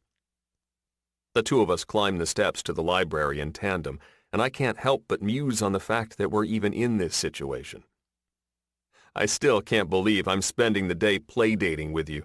Never fucking thought that would happen. Flynn smirks. I figured after Wynn sold you upriver with the group message, you were going to need a wingman and an out. I'll remember your kindness, I say with a chuckle, adjusting Izzy as I transition onto the flat platform at the top of the steps. There's a folding sign out front with teddy bears and balloons adorning it and overdramatic hands on a clock denoting that story time today will be taking place at 3:30 p.m. Shit, I remark. Did you know story time didn't start for another, I glance at my watch. 5.5 hours? Flynn shrugs. You didn't check the website or something? He grins. Who do you think I am, Mary Poppins? The babies get bored staring at the walls in our apartment. Not doing that is about as far as I planned. I roll my eyes and shake my head at Ryder and Roman. Your daddy thinks he has to have a flying umbrella to find a schedule online, guys. I apologize for what that's going to mean for your future. Ryder just grins, and Roman reaches out to tug on Flynn's shirt. Flynn, not one to lie down and take any abuse, hits me right back. That's rich coming from the guy who couldn't be more vague about his future if he tried. What exactly are you doing with Maria, the baby? Are you committed? I roll my eyes and groan, even a little surprised that Flynn, of all people, is going there. You invited this, bro. You've only got yourself to blame. I don't know. I could blame you, seeing as you knew my full fortune from Cleo and didn't bother to tell me. Flynn's eyes widen ever so slightly with surprise. I figured you wouldn't want to know. I mean, I get that in the beginning, but recently? With all of yours coming to fruition? Why the hell wouldn't you tell me? Because I think it's bullshit. Whether the fortunes have come true or not, no man should have anyone involved in his destiny other than himself. You have to make your own choices, carve your own path. not sit around waiting for some shit a lady with velvet curtains tells you is going to happen. The thing I love about Flynn is that he doesn't even ask me how I knew there was more to my fortune. He's reliable with that kind of shit. He's the guy who waits for you to want to tell him, instead of pushing and prying like everyone else in our family. Well, I pause and sigh. Who is going to be in charge of our destiny today, now that the library's not happening? Flynn grins at my avoidance and points in the direction of Wall Street. They're having some sort of fall carnival down there with all kinds of shit. Do they have stuff for infants? Dude, Flynn laughs. Does anywhere have stuff for infants? I'm sure it'll do. He has a point. It's not like Izzy is going to be hopping on a Ferris wheel anytime soon. All right, let's do it. Almost in tandem, the two of us pull our sunglasses from our heads and slide them down onto our eyes, jogging down the steps of the library again like some sort of scene out of Ocean's 11. Watch out, George Clooney and Brad Pitt. A new duo is coming to town. Though this duo has 3 babies, one of whom is named Ryder and is now screeching like a banshee in Flynn's arms. But still, come hell or high water, we're a-coming, babies in tow. Upon arrival at the Fall Carnival, I can see that we've made an egregious error. This is the kind of dog and pony show people plan to attend for nearly a month in advance, so that they can create a plot of attack and brief their kids on how many dollars they'll get to spend on games. There are rides and vendors and game booths and food trucks everywhere, and the smell of frying dough for funnel cakes hangs heavy in the air. Instantly, something deep down, something from my childhood, is invigorated within me. It feels fun and exciting, and like this carnival is just as much for me as it is for Izzy. I glance to Flynn, scanning the environment with a twin on each hip, and realize it's not just me. He's feeling it too. It's time to make this fall carnival our bitch. Silent communication strikes true as we meet each other's gaze and nod. The Winslow brothers are ready for anything. Fully engaged with our environment, Flynn and I walk down the aisles between the booths, looking for something to catch our eyes. Children shout and people laugh all around us. And Izzy, Roman, and Ryder pick up on our vibe and instantly become our ride or dies. They calmly let us get the lay of the carnival land without a peep of resistance. Yeah, these babies get it. Balloon pop, I murmur, spotting a booth with brightly colored balloons and a patron throwing darts. Flynn shakes his head in the negative, and the twins turn up their noses via annoyed whines. Message received, fellas. That's not the one. Cruising a little farther, we hang a left to the main aisle of the carnival. Dead ahead, a huge rectangular ring toss booth sports hundreds of goldfish in adorned fish bowls spinning and swirling in the center. A dad is there, bright white Reebok sneakers on his feet and a baby on his chest, and immediately a feeling washes over me. And I'm not the only one. Flynn jerks up his chin, remarking simply, "This is the one." The twins perk up, their heads swinging in the direction of the booth and their sweet baby eyes going alert. Izzy nuzzles into my chest, playing it cool. The dad makes a move to toss the ring at the center, missing completely and splashing it in the water. Frustrated, he tries again, landing it on the second to highest level of points. Flynn and I glance to each other, and even with our sunglasses on, the mood is palpable. It's on. Forward and then into a divide, the two of us split the booth and circle it like a couple of sharks. The dad notices fairly quickly, and the corners of his eyes wrinkle up with the intensity of his squint. His baby is asleep in the carrier at his chest, but almost as if he senses the change in his dad's intensity, he wakes up and scans the area for threats. Ah, a worthy opponent. I lean down to whisper conspiratorially to Izzy. We got a battle on our hands, Iz. But don't you worry. Uncle Flynn and I are going to take them down in the end. I promise. Stalking and prowling around one another, the three of us move to different sides of the fish table and jerk our chins up at the attendant wearing a bright red golf cap. It's clear he's a little intimidated by our friendly competition, so he does his best not to show favoritism, going to the other dad first simply because he's a returning customer. "I'll take 5 more rings," the Reebok wearer declares, raising his voice in a way I just know is done for Flynn's and my benefit. When the attendee heads to Flynn, he jerks up his chin for the same, officially calling the other dad's bet. 5 rings it is. May the best man-baby duo win. Both Flynn and our new rival wait impatiently for me to get my weapons, their rings on the counter surface in front of them, their fingers wiggling for a quick draw, at least figuratively. Flynn's still got his arms full of babies, but I can tell by the way he's standing. He's ready to set one on the counter and rapid-fire toss when he needs to. The attendant places my rings in front of me and scrambles out of the way, rushing to the end of the booth unoccupied by our standoff. I glance from our opponent to Flynn and then down to Izzy, and then, after one last, final deep breath to prepare, I nod my okay. A silent countdown commences, and as soon as 3 seconds are up, the 3 of us are tossing.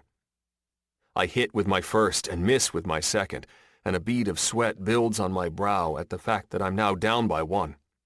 I grab the next ring and toss, cheering, "Yes!" in a burst of triumph that makes even Izzy throw up her arms when it lands on the most prized of targets in the center of them all.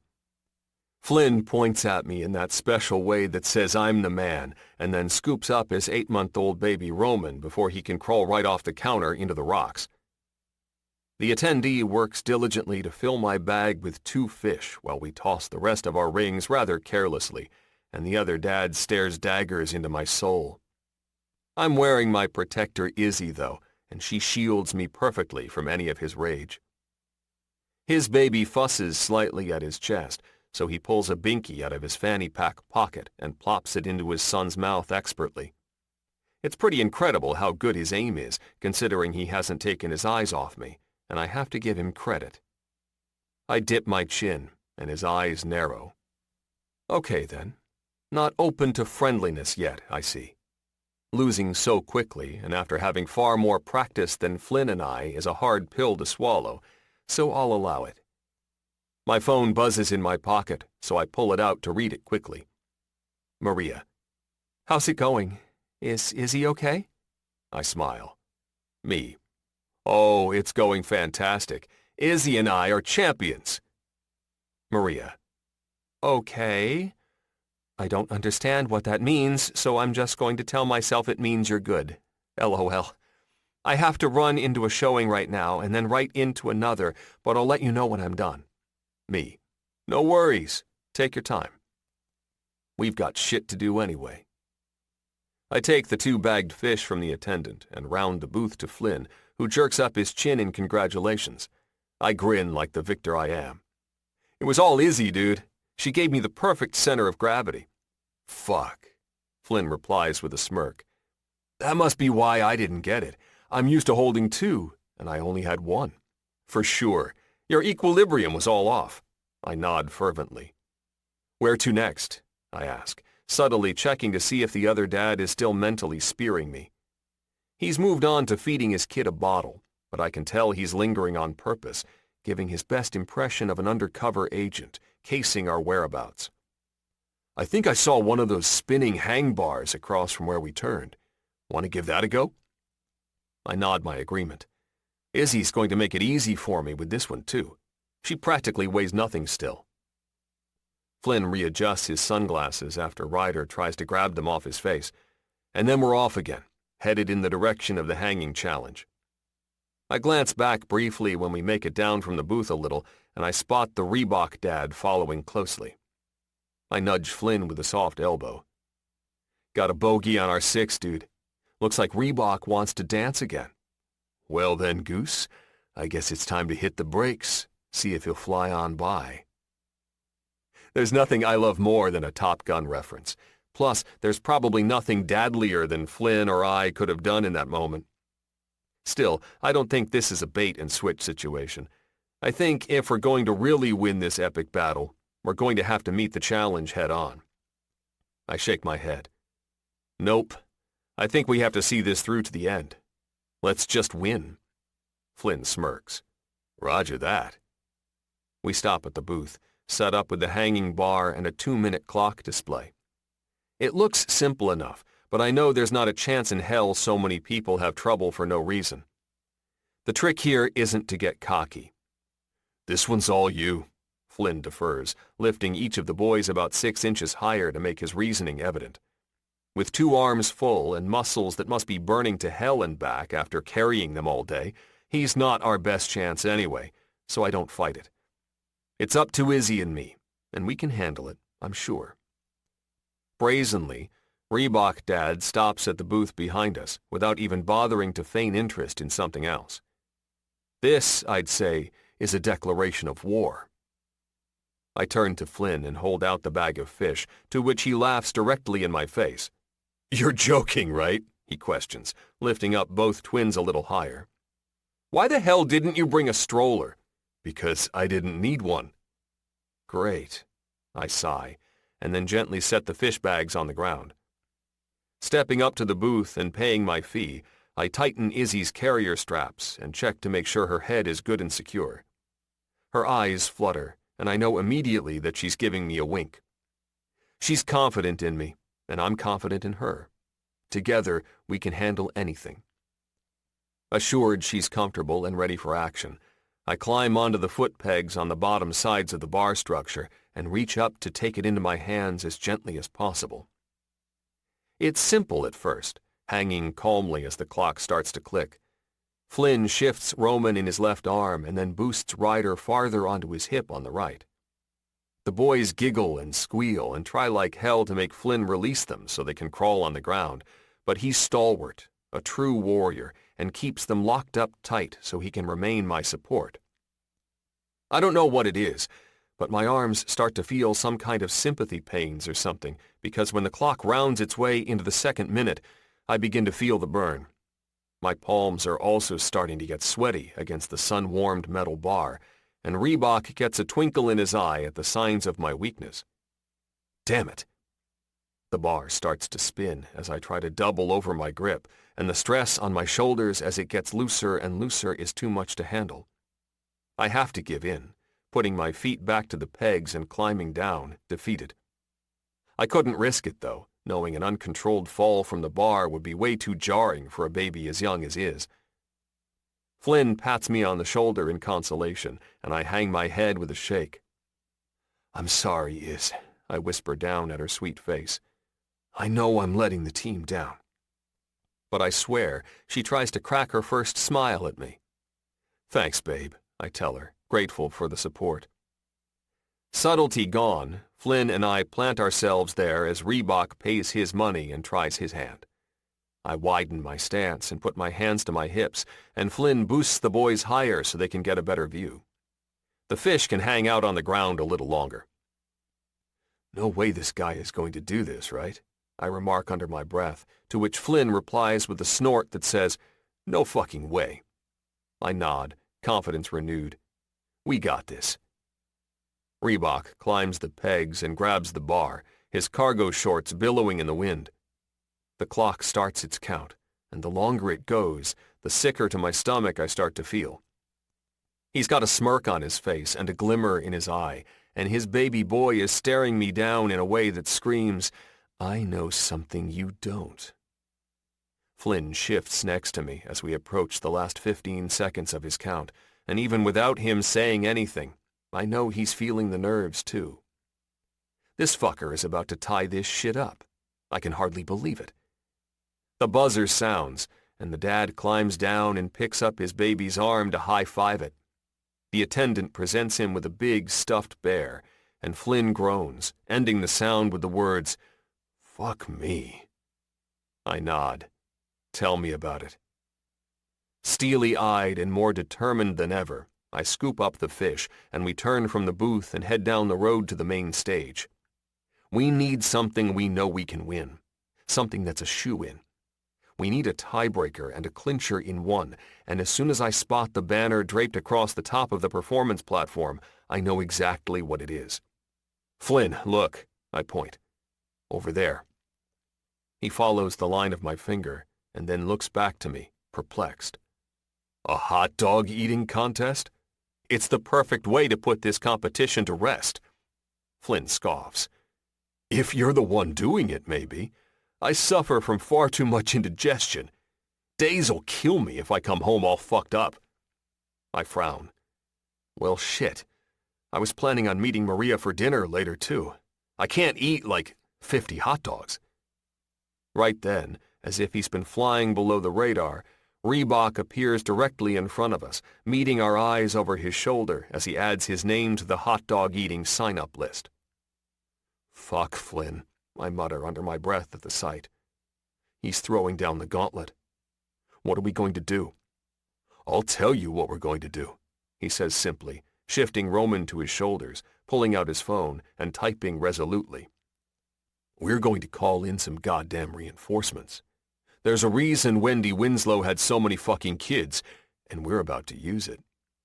You're texting Jude? I ask, instantly understanding where he's going with this. Has he ever turned down a bet, or lost a challenge, for that matter? Exactly. He's the home run we need. A few seconds later, Flynn smiles, holding up the phone with Jude's response for me to see. Jude. Say no more. I'll be there in 10, ready to swallow some meat sticks. I laugh.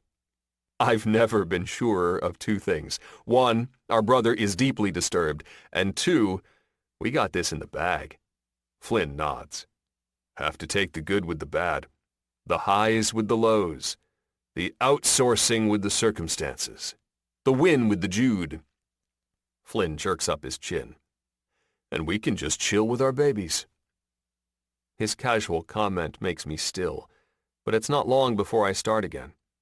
Izzy may not be mine biologically, but technically, she's not Maria's either.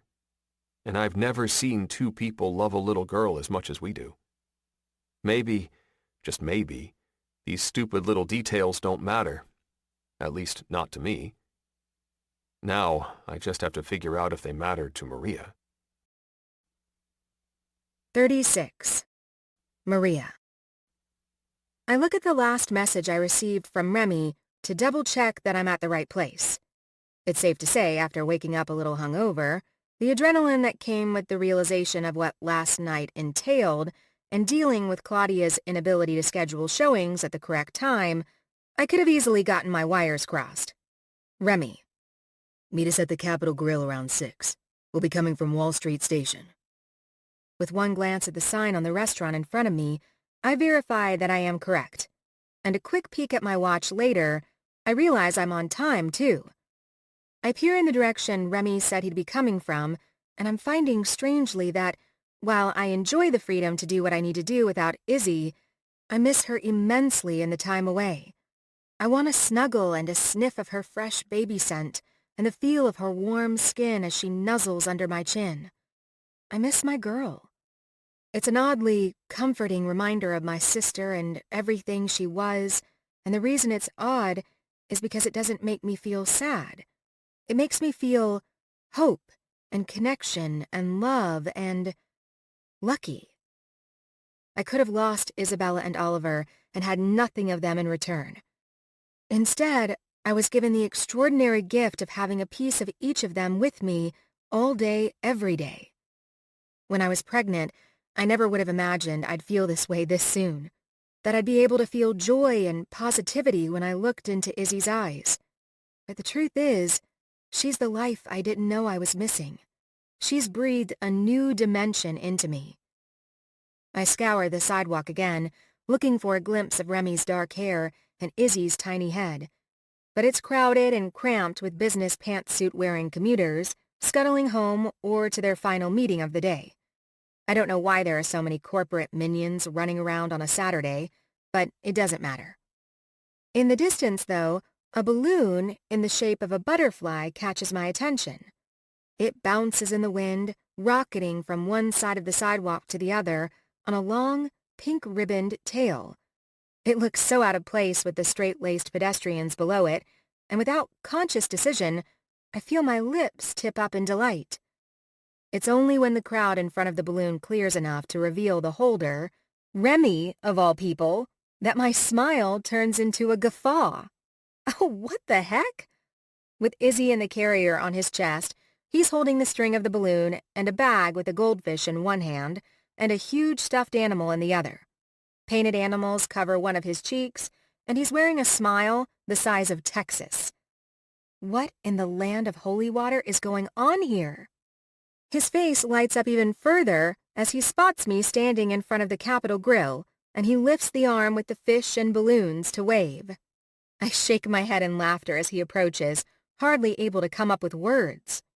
Remy comes to a stop in front of me, and he shifts his body so I can peek at Izzy inside the baby carrier. Her little self still too small to be front-facing just yet. And that's when I see the baby-sized sunglasses on her teeny, currently sleeping face. He waves Izzy's tiny hand at me. "Hi, Mommy."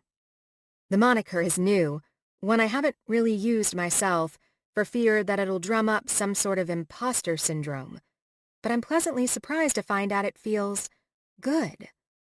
She might not be mine biologically, but she's mine in the sense that she has my whole heart.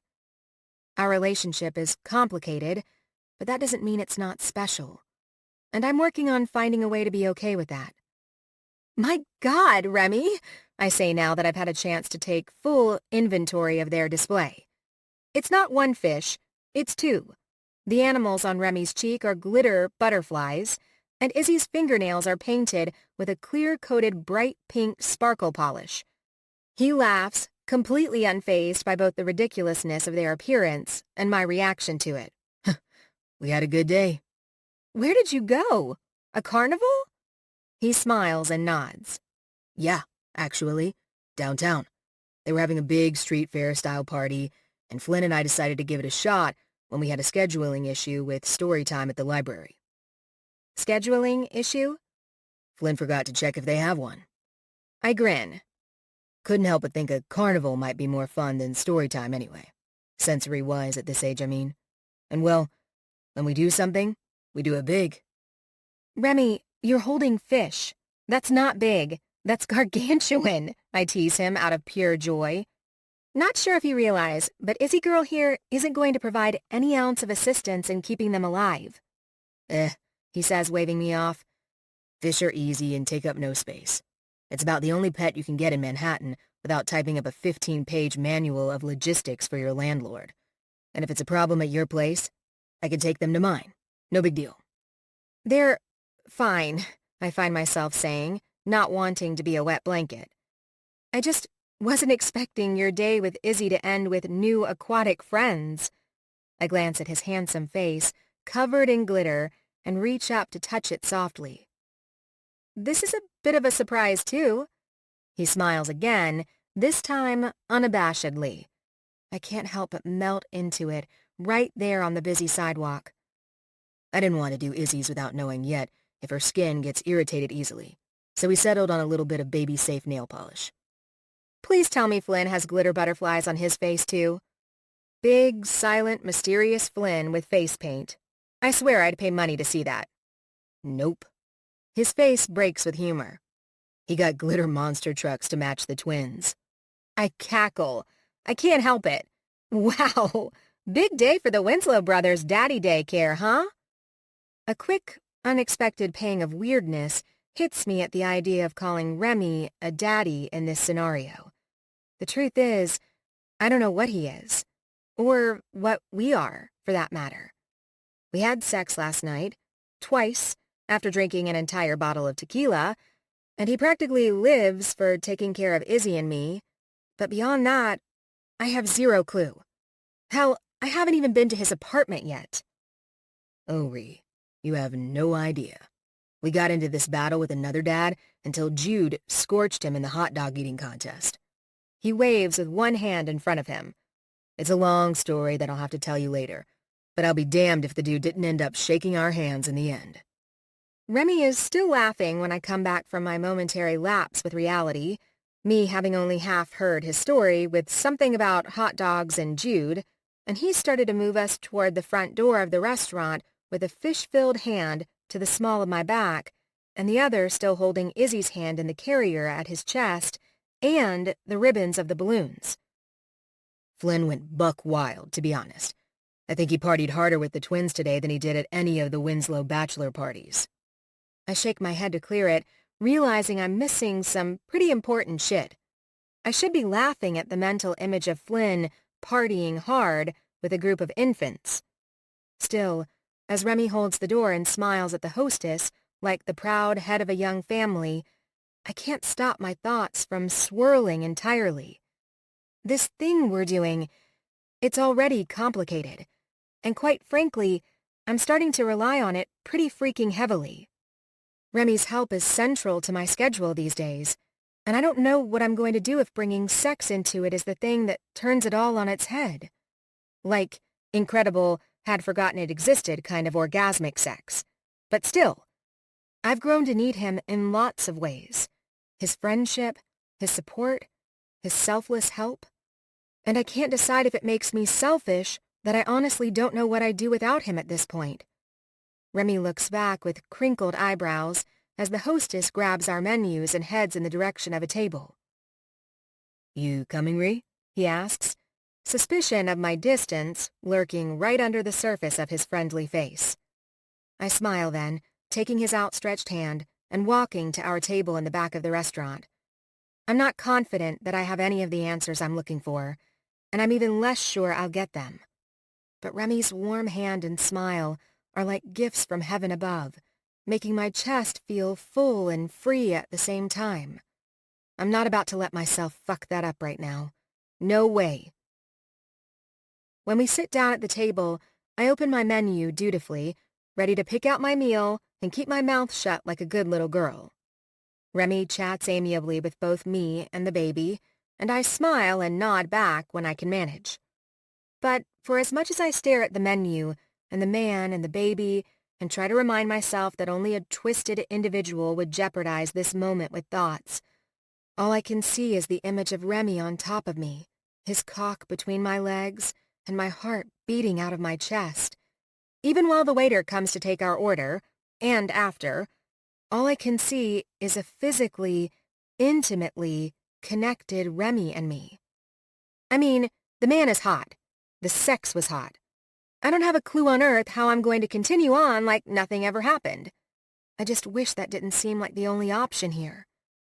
Mouth with a mind of its own, I blurt. Just word vomit all over the table, and Remy and every carefully placed plan I've just come up with. He's even in the middle of talking about something else entirely, but my nerves don't care. They can't wait. Maybe we should talk about the fact that we had sex last night. Remy instantly jumps from his position and reaches forward to cover Izzy's ears. Ixnay on the X-say, there's a baby here. I roll my eyes. You know she can't understand you, right? She has no idea what sex means. She doesn't even really know what words mean, Rem. Actually, there are several studies on the psychology of influence at an early age and promiscuity. They can be directly tied to low self-worth and impulsivity. Influence of having a conversation in front of a baby can do all that? Where on earth did you hear that? A very reputable source. I crook an eyebrow, and he chuckles. Okay, it was Lexi. But I'm telling you, if that kid said it, it's true. I just feel like we need to talk about it, I state without wavering. And while I know Lexi is brilliant beyond her years, Izzy isn't going to understand a single word that's being said right now.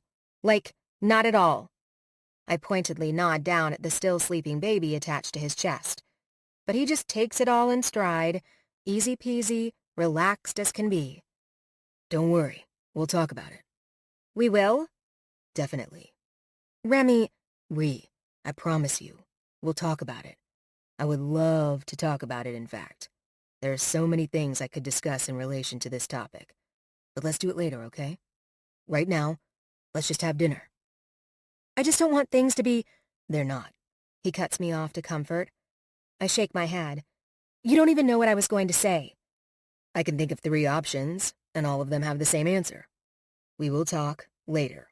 Hash out the game footage. Really go through the whole thing. My head jerks back. Whoa, I'm not saying I want to... Oh, we're going to, he promises lightly. We're going to get into it. Just not here, you know? I sigh, and then finally nod my agreement. He's right, after all. It's not like I'd feel comfortable having the kind of conversation we really need to have smack dab in the middle of a busy Manhattan restaurant. "Now, tell me how your showings went today," he says, and it's the opening that's needed to move our conversation away from the sex subject. I tell him about Conrad Blakely, even the whole story about Claudia telling him I had diarrhea last night, and by the time our food comes to the table, we're back to our usual fun banter that's been there since the very beginning of when Remy and Maria were even a thing. But just before I'm about to cut into my chicken, I can't help but notice that Remy's rice looks an awful lot like mashed potatoes. For some reason, though, Remy doesn't say anything, smiling down at his plate instead, and then turning to look at Izzy at his chest. Excuse me, sorry," I say to get the waiter's attention as he moves to head back toward the kitchen. I don't want to be a bother, but his mashed potatoes were supposed to be rice. The busy waiter glances back at Remy's plate and seemingly sees it for the first time. I'm sure he's dead on his feet. "Oh, no," he agrees then. "You're right. I'm so sorry." I shake my head. "No, don't apologize. We can see you're slammed. But if you don't mind switching it out when you get a chance, we'd really appreciate it." "Of course," he says, jumping forward and scooping up Remy's plate. "I'll be right back with it." I make a mental note to give him a bigger tip, just to make up for him having to run back and forth an extra time. But when he steps away with the plate, Remy is looking at me with an intensity I can't exactly place. "What? What is it?" "You didn't have to do that. I would have eaten the potatoes." "I know you would have, but you deserve to eat what you want." "Are you taking care of me, Maria Barros?" I blush a little, but then I straighten my spine. The truth is the truth. There's no avoiding it. "I'm trying to." "Why?" "Because you're sure as hell taking care of me and Iz." My own words make me smile. The least I can do is return the favor every once in a while. But truth be told, with a glitter-cheeked, baby-wearing Remy staring back at me with the sweetest of gazes, I'm starting to think I'll never be able to keep up. 37. Maria. As I round the bed to my nightstand to grab my nighttime moisturizer, the sight of Remy's clean boxer briefs on the bed catches my attention. He's in the shower now, and the white noise of the water and steam from the small crack in the door send my mind racing with visualizations. He's naked, in my bathroom, right now. And I'm not doing anything about it. Izzy is sound asleep, exhausted from her day in the city, so I don't even have that as an excuse. But I can't get myself to stop thinking long enough to enjoy the moment. It's big, this thing that's going on here. Momentous, even. And without taking any time to process it or talk it out, I'm afraid Remy is missing that. I mean, after dinner, he ran to his place to grab some stuff and came back here, to my place, to stay the night again. There's a whole boatload of things happening around us, and we're going to have to face them head-on at some point, right? Shaking my head, I grab the moisturizer jar from my nightstand and head across the room toward my door, bound for the living room, but the sound of Remy's phone buzzing on the bedside table makes me pause. I shouldn't look. I know I shouldn't. It's an invasion of privacy and beyond none of my business. But it's also going on nearly 11 p.m., and the devil on my shoulder likes to think she knows what that means. Listening briefly to the sound of the shower still going, I tiptoe over to his nightstand and pause, hovering there above the now dark-screened phone. Don't do it, Maria. Don't do it. Don't do... Bing! Just like that, another message rolls in, lighting up the screen and stacking itself on top of the other notification. The sender of both of them? A single letter. C.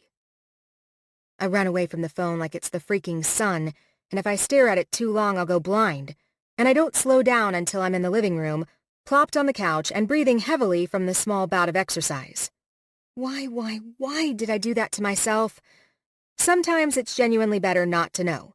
Plus, now I feel all clammy and my heart is racing, and it's all because of something I know nothing about. Sure, the letter C does happen to be the first letter of his ex-fiancé's name. But it's the first letter of a lot of things, for Pete's sake.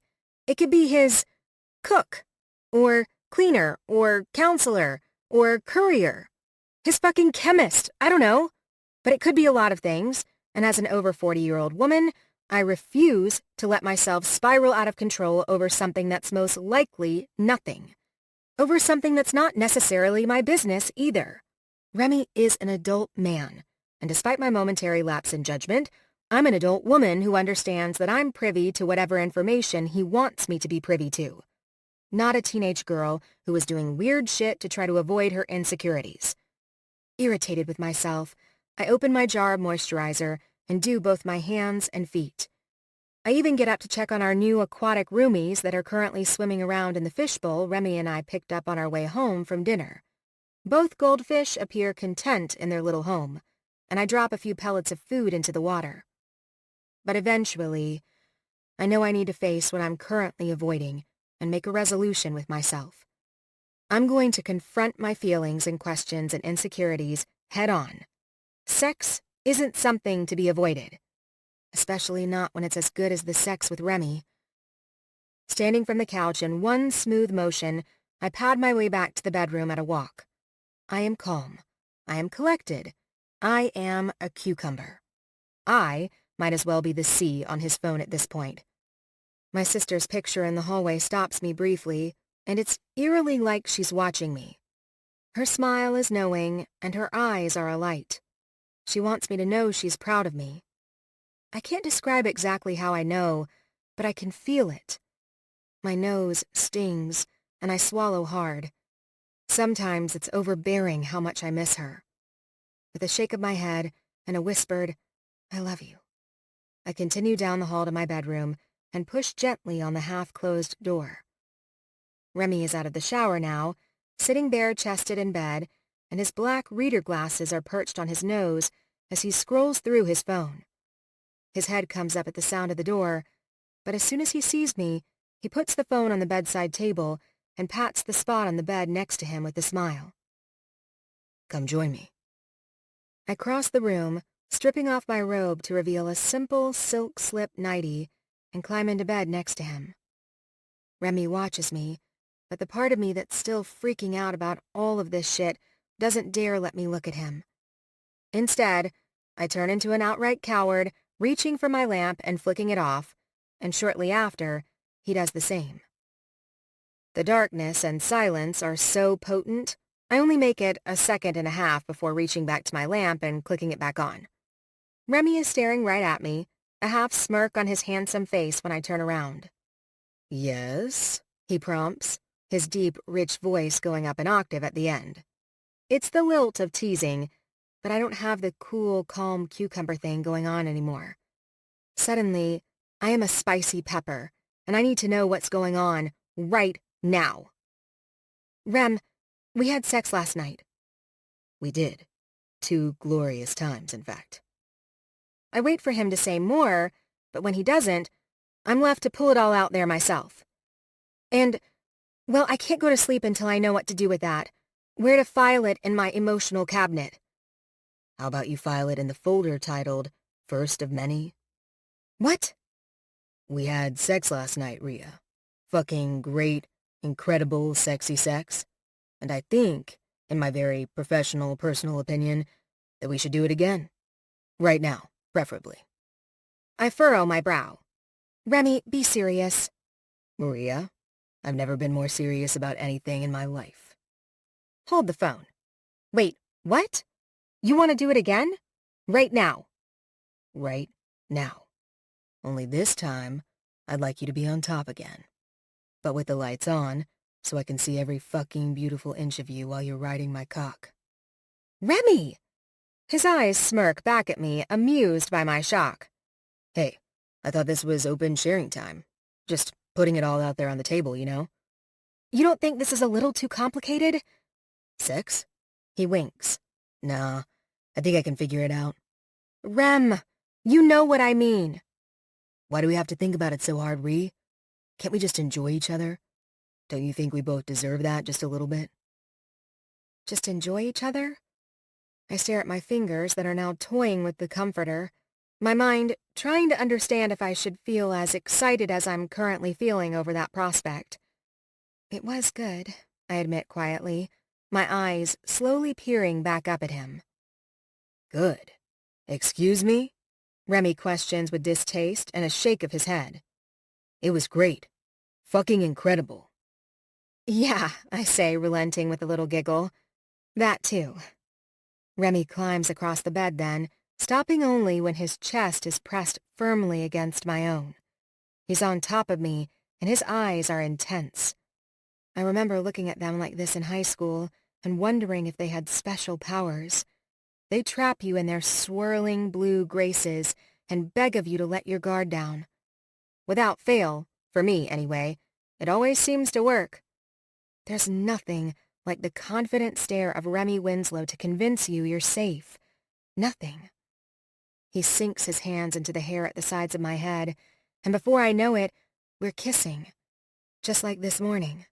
Smooth and slow and sure of ourselves.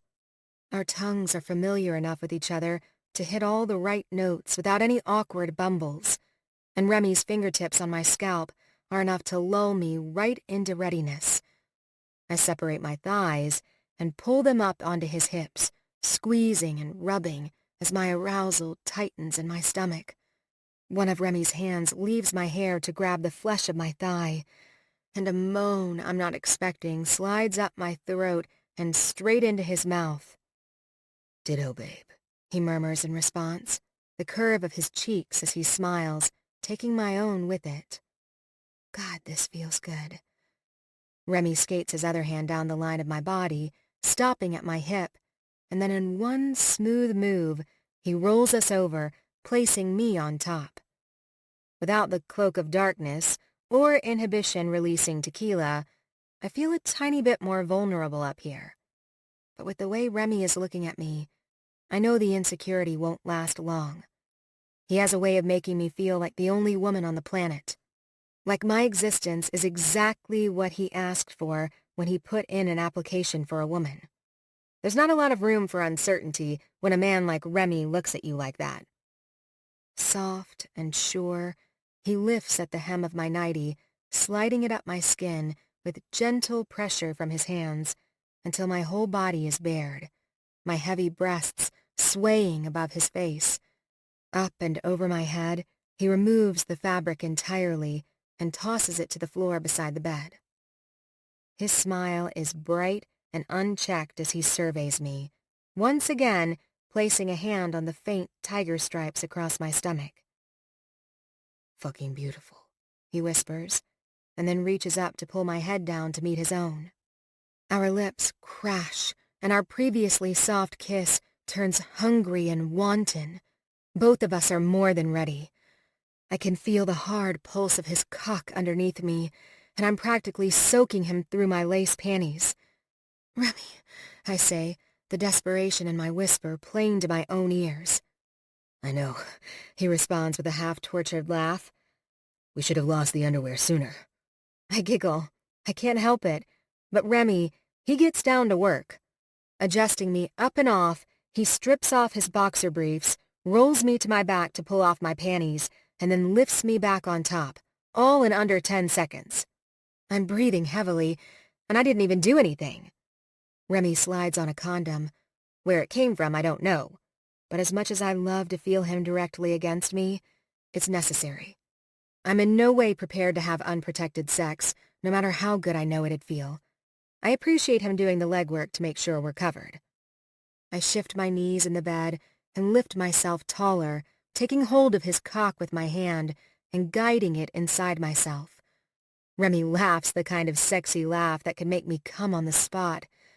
Head back, eyes half closed, his perfect teeth biting deliciously into his lip. He's so sexy I can hardly believe it. Ree, that might be the hottest thing I've ever witnessed in my life. If you didn't feel so good around me, I'd make you take my cock back out just so you could put it in again. I blush a little, but mostly, I just feel empowered. If grabbing him and putting him inside me is that much of a turn-on for him, I'm excited about what else I might be able to do. Lifting up quickly, and then sliding down slowly, I take him by surprise. His eyes widen, and his pupils dilate to fill the extra space. God, Rhea. Fuck. The sound of him coming unraveled might be the most invigorating thing I've ever experienced.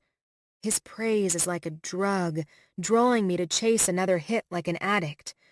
I lift up again and spread my thighs wider so I can accommodate all of him inside me as I move up and down his length 3 more times.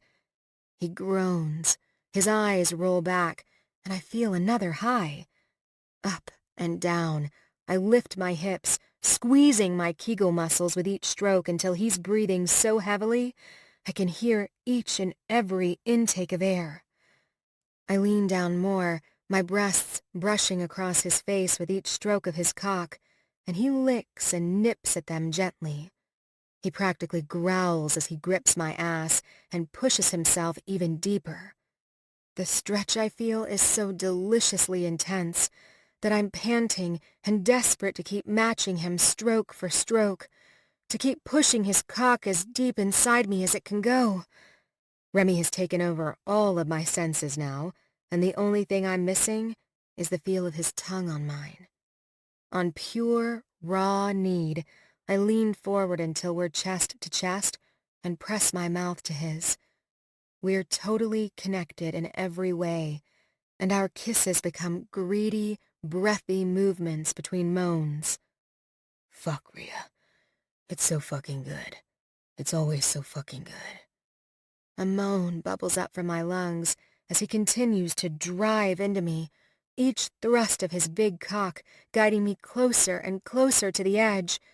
Remy is loud now, but so am I, my lips knocking against his as I push myself onto him with force. Down, down, down I bounce, gasping at the end of every stroke. I'm practically wailing. I'm so overcome. But Remy is too, his hands clutching at the sides of my head and holding my mouth to his own. We kiss and taste and lick and nip, and just when I think I'm going to die from the excruciating pace, I fall over the cliff of pleasure, landing in a pool of utter satisfaction when Remy tumbles right with me. Fuck, fuck, fuck, he groans directly into my mouth, his hand clenching at the back of my head so hard it flirts the line of pain. And yet it feels good. So, so good. It's dangerous and daring, just like everything I know I'm risking by taking this chance with Remy. I just have to hope I can stay on the pleasure side of the line. Enjoy the fun, the companionship, the help, the laughs, and the sex, without letting myself do something stupid, like falling completely head over heels in love and subjecting myself to the possibility of a world of hurt. I stare into Remy's blue eyes as they study me. A soft, gratified smile plays at his lips, and the instant contentment I feel makes me bury my face into his chest on a whisper of a sigh and nearly pass out. Good luck resisting the L word, Rhea. You might already be too late. The past. The real LOVE. 26.5 years ago. Sophomore year, Friday afternoon in December. Maria. I am officially a free woman. Well, free from midterms, that is.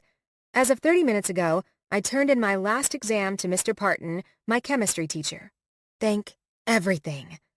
The excitement of Christmas break sits before me as I step off the subway. My house is only a short block away, but the chilly December air warrants me to button up my navy blue peacoat as I walk up the steps that lead to the sidewalk. No homework, no exams, no waking up early. I mentally list off the positives of winter break. More time with Remy, Christmas morning with my mom and Isabella, Christmas dinner with the wild Winslows. My head is basically in the clouds as I maneuver through the busy pedestrian traffic that's mixed with locals taking a lunch break and tourists exploring the city while it's all dressed up for the holidays. Once I'm in my building, the aroma of cookies hits me right in the face. They smell absolutely delicious. But since there's no way that's coming from my apartment, with my mom at work, Isabella should be the only one home, and she's strictly forbidden from using any major appliances while she is. I'll just have to taste them in my dreams. Isabella wasn't too thrilled over the prospect of being alone at all, actually, but with her winter break starting 2 days before mine, we didn't really have many other options. I assured her my midterm wouldn't take long, and our mom made sure Cindy, our kind next-door neighbor, would be home in case she needed anything. But she has to be getting hungry with the smell of chocolate chips in the air. I climb the final staircase to our floor and unlock and shove open the door quickly, closing out the blizzard-like cold of winter behind me as fast as I can. "Isabella!" I call out as I remove my jacket and toss my purse, keys, and backpack down in the catch-all area of our entryway. "Isabella!" I shout for her again, only this time my voice is much louder. "In the kitchen, Ree!" Wait, the kitchen? Please tell me she hasn't decided to try her hand at baking and rebelling against authority. Isabella might be nearing 12 now, but she's liable to burn down our whole building with how easily she gets distracted. She's unbelievably book-smart, but when it comes to common-sense life stuff, she has the attention span of a squirrel. Quickly, I slip off my brown boots and pad down the hallway, my sights set on the kitchen and a hopefully empty oven. But what I find there is not at all what I expect. The oven isn't empty, and neither is a single square inch of the counter. "My God," I whisper into the untidy space, and the sight of Isabella, Remy, and Winnie baking in holiday-themed aprons. "What on earth is going on here?" I ask, my eyes scanning the current state of the kitchen. It's an absolute mess. Sprinkles, icing, bowls, and all sorts of baking utensils and ingredients are everywhere. Dreaded thoughts of cleanup disappear in a poof of air, though, as soon as I look back to them. Their smiles could fill a cruise ship, they're so big. "Maria, you're home! Look, we're baking cookies!" Winnie exclaims proudly, and Isabella lifts a cookie in the shape of a snowman to prove the point. "You have to try our snowman sugar cookies, Ree. You'll love 'em." "Hey, babe, how did the big chem midterm go?" Remy asks, his smile taking on a more knowing edge as he scrubs his hand down the front of his apron and closes the distance between us. "Good, I think. But I thought I wasn't going to see you until tonight," I question, and he shrugs. "I figured since I didn't have any exams today, and I knew your mom was at work and you would be busy until noonish with your midterm, Winnie and I could come over and keep Isabella company until you were done." It sounds like such a simple thing, him baking cookies with our sisters, but it's not. Remy could have slept in today, or hung out with some of his buddies, or done pretty much anything he wanted, but he decided to entertain our sisters. Entertain my sister, so she wouldn't have to be alone. He could have chosen to do 100 different things, but he chose to be here. "I love you," I blurt out, the words shooting past my lips before I can even think about it, and his smile migrates up his face until it's inside his eyes. "I love you too, Rhea." This doesn't even come close to the first time we've exchanged I love yous, but in this moment, it's like I can actually feel it more than I've ever felt it before. Flutters of the Bible quote that starts with, "Love is patient, love is kind," whisper through my mind, but I can't remember how the rest goes. But it doesn't matter, because right now, I know love is Remy baking cookies in the kitchen with our sisters. It's Remy making sure Isabella was okay while I was at my midterm without my even having to ask him. It's all of the things he does and all of the things he makes me feel. Love is this. "Ugh, Remy, I need help," Winnie announces, and she scrunches up her face in disgust when the cookie she's holding slips from her hand and falls icing first onto the table. "Oh no!" "Looks like I better get back to baking duty," Remy sighs, but he also laughs. And then he presses one soft peck of his lips to mine and pulls me into a quick hug before releasing me to go help his sister. I just stand there, watching the boy I met over a year and a half ago, the one who looks more like a full-fledged man each day, knowing I am really, truly, deeply in love with him. I love Remington Winslow. Period. But hopefully not end of story. Fingers and toes and everything crossed. 38. Friday, November 8th. Remy. It's Friday night, and I'm not out at a damn club or at some bar grabbing a drink with one of my buddies or brothers. I'm not even sitting in my home office, alone, overworking myself despite the fact that the markets won't open for another 48 hours. I'm at home with Maria and Izzy and Lexi and 2 goldfish that have somehow managed to survive 4 weeks of life with us, despite the fact that both Maria and I often forget about them. And I'm actually fucking happy. Man, life sure has changed, in the best way possible. Maria moves in the kitchen, pulling plates down from the cabinets and setting them on the counter with silverware. Spaghetti sauce bubbles in a pan to her right, and the garlic bread baking in the oven fills the kitchen with an irresistible aroma. I glance back at her occasionally, just to be sure she doesn't need any assistance, and help Izzy pretend to fly. 3 months old now, she's gaining an incredible amount of head and neck control with every day that passes. Her first real smile, her first tiny giggle. Izzy girl is hitting a lot of milestones these days, and flying through the sky has become one of her favorite games. Izzy laughs, coos, and her eyes move to where my niece sits on the couch beside us. "Hey, cute girl," Lexi says, smiling as she reaches forward to poke a finger at Izzy's hand in the hope that she'll grab it.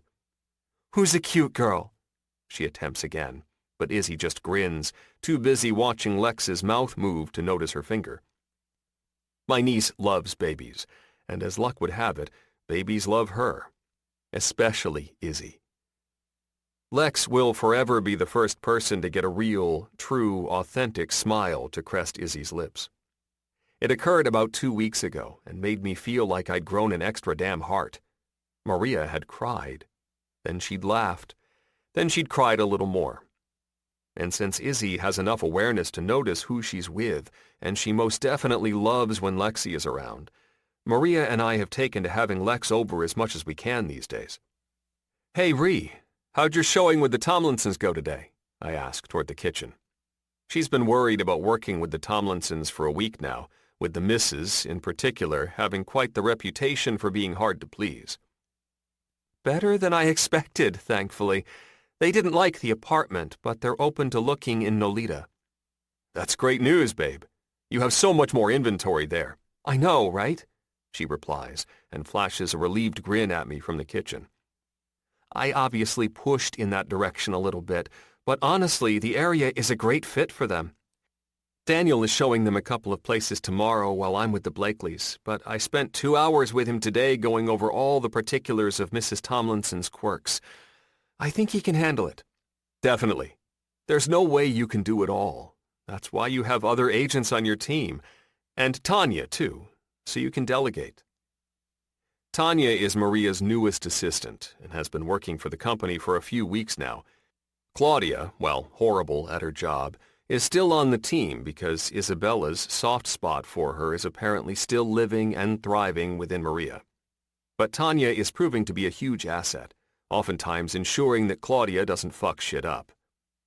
You have to admit, I'm getting better at the whole delegating thing. That you are. I about passed out last weekend when you agreed to take the day off and let Winnie keep Izzy for us. Maria laughs, and Lexi waggles her eyebrows. She's no stranger to our teasing at this point. "Are you spending the night again, Lexi Lou?" Maria asks casually. The sound of water whooshing into the sink as she drains the pasta is my cue to get my ass into the kitchen. I hand the baby to Lexi, who shifts back into the couch and holds her carefully while she answers. "Yes, but only if you pick the movie. Uncle Remy has bad cinematic taste." "Bro," I groan, grabbing Lexi by the shoulder and giving her a tiny shake that makes her smile. "You really gonna do me like that?" She shrugs, ruthless as always. "You made us watch Glitter last time." "It's Mariah! You can't be mad at Mariah," I defend. Maria doesn't even bother to hide her laughs in the kitchen. I roll my eyes and groan, pretending to be put out by their criticism. "Fine. What film will the two of you be selecting tonight then, huh? Prove your superiority. With her free arm, Lexi carefully grabs the remote from the cushion next to her and pulls up Amazon Prime. An endless bounty of options fills the screen, and she starts scrolling to find the best one. I make my way into the kitchen and start stirring the sauce while Maria puts the noodles back into the hot pot. Once we mix them both together tag team style, I head over to the oven to remove the garlic bread. If Lex is staying, that means one of us is going to have to run her uptown in the morning. I think I can do it if my first showing is where I think it is. I just have to check the schedule, Maria chirps, running down a plan. No need, babe. Tomorrow's Saturday, remember? Maria lets out a little chortle, letting her head drop back. Holy shit! How did I completely lose track of the days this week? I pull her into the side of my body for a shoulder squeeze and a hug. Because you're incredibly busy being Superwoman. But I've got the kids. I raise my voice and project toward the living room on purpose so that Lexi will hear the next part. I may even take the girls to breakfast at Lex's favorite brunch spot. Bunrise? Lexi practically yells, her head whipping over her shoulder to look back at us. The name is a little cutesy if you ask me, but that's New York for you. Can I take your shout as enthusiasm? Is that a yes vote for brunch? Yes! Lex hoots. You're the best, Uncle Remy. In an instant, her words switch my focus, and I grab my phone out of my pocket to fire off a high-priority text. What exactly are you doing? Maria asks as my fingers move swiftly across the screen. You think I'm going to let her declare me the best uncle and not text that to my brothers? I scoff. No way. I have to let them know I'm atop the podium. Maria rolls her eyes, but she does it with a grin. You're children, all of you. I don't deny it. Instead, I hit send. Me. Sorry to have to break it to you losers, but I've been crowned favorite uncle, again. I know it's tough for all of you, losing so much, but you have to be getting used to it at this point, right? I mean, it's basically expected. Ty. Like fuck you are. Rachel and I babysat for Ryder and Roman 2 nights last weekend and took Lex to the Mavericks game on Sunday. We're totally winning. Jude. Everyone knows I'm the fun uncle. Everyone. Me. Sorry, nope. We're having spaghetti tonight, and I'm taking Lex to brunch at Bunrise tomorrow morning. Flynn. The evidence is clear in this case. Remy wins. Ty. That means you lose too, jackhole. Flynn. I'm not competing with any of you fuckers. Lex and I have a relationship that's in a category of its own. Ignoring the rest of their bullshit banter now that I've been declared the distinguished winner, I set our group chat on Do Not Disturb and tuck my phone back into my pocket, just as Maria is putting the garlic bread and spaghetti in serving dishes. Shit. Looks like I missed most of the work. I'll set the table, I offer, leaning forward to press a kiss to Maria's cheek. She hums an uh-huh, her eyes sparkling with amusement. No more bragging tonight. Until later, I whisper in her ear. But I'll earn it, I promise. I discreetly squeeze her ass for good measure, earning a little squeal of shock, and get to work on setting the table.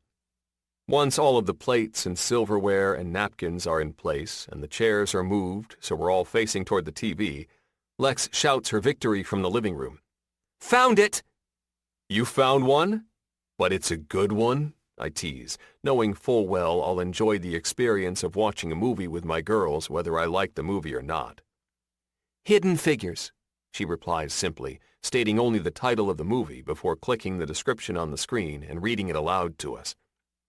An incredible and inspiring untold true story about 3 women at NASA who were instrumental in one of history's greatest operations.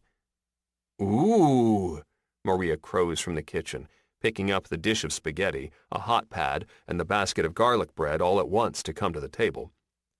That sounds good, Lexi Lou. Go ahead and get it started.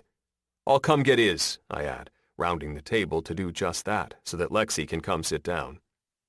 Once a happy Izzy is buckled into the bouncer seat we always keep by us during dinner, I give her one last tickle and set the mobile overhang and vibrations in motion. One squeeze to Maria's hip and I pull out the chair beside her. She takes a seat with a grateful smile and then promptly starts dishing the food onto all our plates. Lexi's first, then mine, then her own.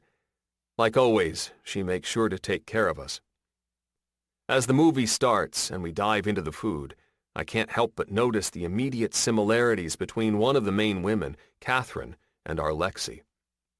"She's smart like you, Lex," I remark, making her mouth curve up in a bashful smile. It's a special expression, one I've come to cherish from her over the years. It's not big and bright and toothy. It's shy and intentional. It's a tiny sliver of her golden light, escaping the secret place she keeps it for all to see. It also reminds me that I haven't told her parents she's staying the night, and I grab my phone to do it before I forget. "Just going to tell Winnie and Wes that she's staying," I explain to Maria. She nods appreciatively, remarking, "Good idea. Don't want them thinking we stole their kid." I smirk and hit send on a text to Wes and Winnie. Me. "Lex is going to stay the night here, if that works for you guys." I quickly look up to see if Maria can see my phone from where she's sitting, and when I note that her eyes are riveted to the TV, I shoot off another text. Mind you, it's slightly in code, but I'm confident they'll understand. Me. "P.S. I can drop the packages off at Mom's house tomorrow, both of them, after brunch." Starting tomorrow, Wendy Winslow will be hosting a girls-only slumber party. Well, girls only plus Howard.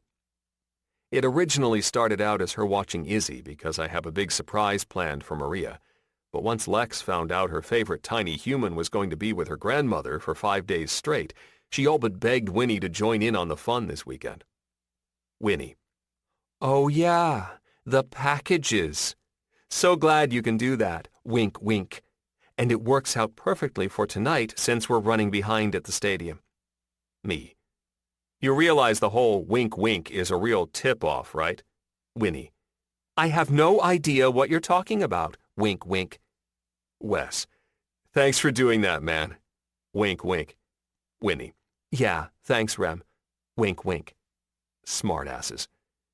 Wes. "P.S. Word on the street is that you're currently in first place for DILF of the Year." Me. "What? Thatch still has me in that fucking contest?" Winnie. "Ha ha ha ha ha ha ha." My sister is clearly getting far too much amusement out of this. Wes. "It's Thatch. Don't even bother trying to stop it, bro. Your effort would be wasted. But I have to say, he's never let anyone sit in first place for this long. You should feel special, dude." Oh yeah, so fucking special. Switching message threads, I move over to Thatch's, previously filled with crap about investments, and address the issue at hand. Me. "What's this shit I hear about DILF of the Year?" Thatch. "You're winning, dude. Complete underdog situation if you ask me, considering you haven't even signed any adoption papers yet." Me. "I would like to rescind my entry." Thatch. "Sorry, darling. Once the contest begins, you can't pull out." Me. "But I never fucking entered the contest in the first place." Thatch. "Unfortunately, the rules of the contest are set in stone, and just between us, the dude who runs it is a real stickler about them." Me. "But it's you." Thatch. "Like I said, rules are rules." Me. "I forfeit." Thatch. "Uh-oh. Trouble in Full House Paradise? Tell me you're not done with the hot single mom already." Me. "There's no trouble. I just don't want to be a clown in your circus." Thatch. "Wait. What do you mean by clown? If you tell me you're dressing up as a clown for your baby, I've underestimated you." Me. "I swear, sometimes I feel like I'm on drugs talking to you." Knowing full well this conversation is heading nowhere fast, I lock the screen of my phone on an exasperated sigh and set it on the kitchen table beside my plate. Maria looks over at me, her pretty brown eyes searching mine. "Everything okay over there?" "Just talking to a lunatic," I mutter, but when she tilts her head to the side, I elaborate a little more. "Thatcher Kelly." Instantly, her eyes stretch with understanding, but also the hint of a smile follows. She doesn't even need to respond. Doesn't even need to acknowledge that she knows who I'm talking about. Last week, she had the pleasure of meeting Thatch while we were dropping Lexi off at Wes and Winnie's. It was a brief introduction, but it doesn't take much for a guy like that to leave an impression. I nod at her, my eyes saying, "You have no idea." "Are you guys having, telepathic sex or something?" Lex asks so suddenly and matter-of-factly that it catches both Maria and me off guard. We spiral into a simultaneous coughing and choking fit, and I start slapping at Maria's back swiftly. She then does the same for me as I try to catch my breath. "What on earth? Telepathic sex?" I ask when I can finally speak. "Where did you even hear about that?" "Online." "Maybe I should text your mom to update your protection settings," I mutter under my breath. Lexi is unfazed. "This fortune lady Cleo says that two people whose chakras are aligned can have telepathic sex." All of a sudden, I'm choking again, this time for more than just the fact that I had to hear my niece repeat the word sex. "I'm sorry, what did you say? Who says that?" "Cleo. She has a huge online blog about parallel dimensions and fate signals." "Cleo?"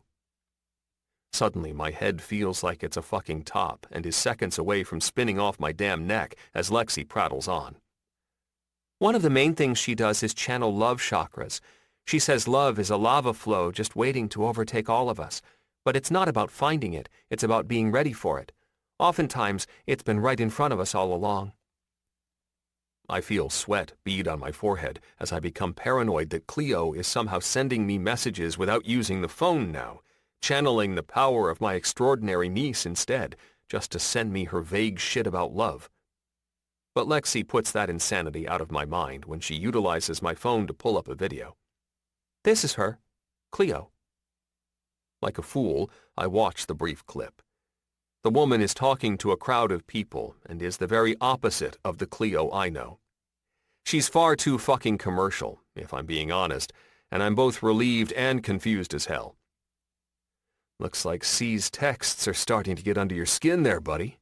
Maybe making you look a little deeper into your current man-of-the-house situation?" I kind of want to punch myself in the face. Cleo's texts aren't doing jack shit to me.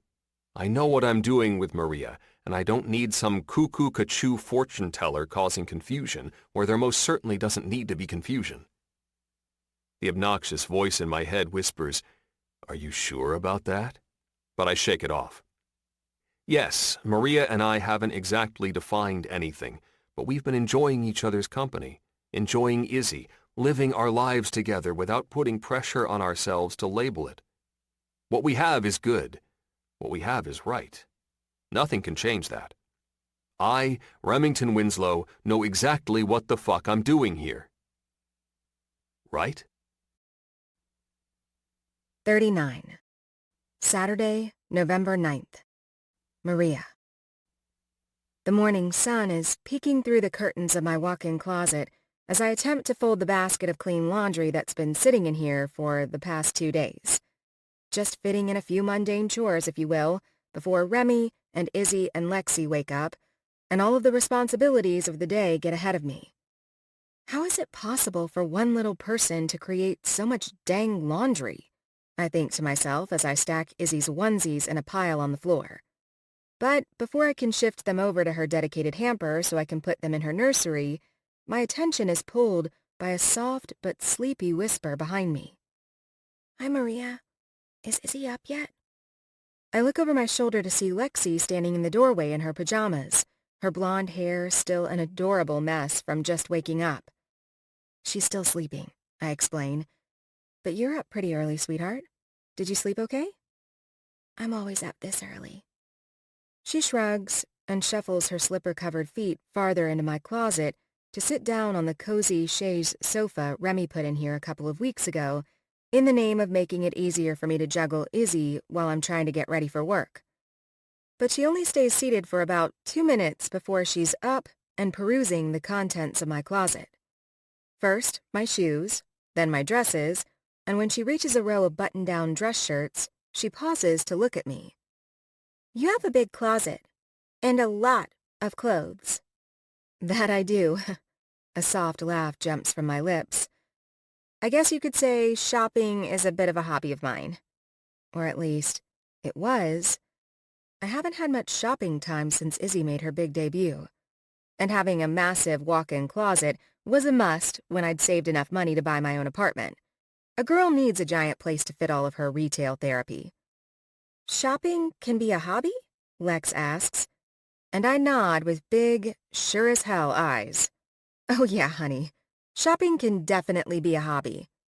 Then, shopping is one of my mom's hobbies, too. I grin. Does she have a closet like mine? Yep. Her fingers skim across the shelves that hold my accessories. Belts, necklaces, bracelets, earrings, and purses. I'm beginning to see the appeal of fashion, she adds, her voice so prudent for a girl her age that it makes me smile. Man, I love this kid. I take it you didn't see the appeal before? Nope. She shakes her head. I thought it was dumb that Mom would want to spend so much money on something to wear. And now what do you think? She considers my question for a long minute, her brow furrowing as she comes to a conclusion. I think fashion, for a lot of people, is a healthy expression of their personality. I think that's a brilliant insight, Lex. One I would definitely agree with. Is that what fashion is for you? She asks, and I walk over to where she stands, her fingers busy exploring my necklaces and bracelets. When I spot one particular necklace, a colorful Chanel choker that my sister Isabella used to wear every day, until she gave it to me a few years ago for my birthday, something inside me makes me pick it up. And the urge to see it on her is too real to deny. Fashion is a few things for me, I tell Lexi, as I lift the choker over her head and place it gently around her neck. It's important for my job, so I can showcase myself as a professional, successful real estate agent.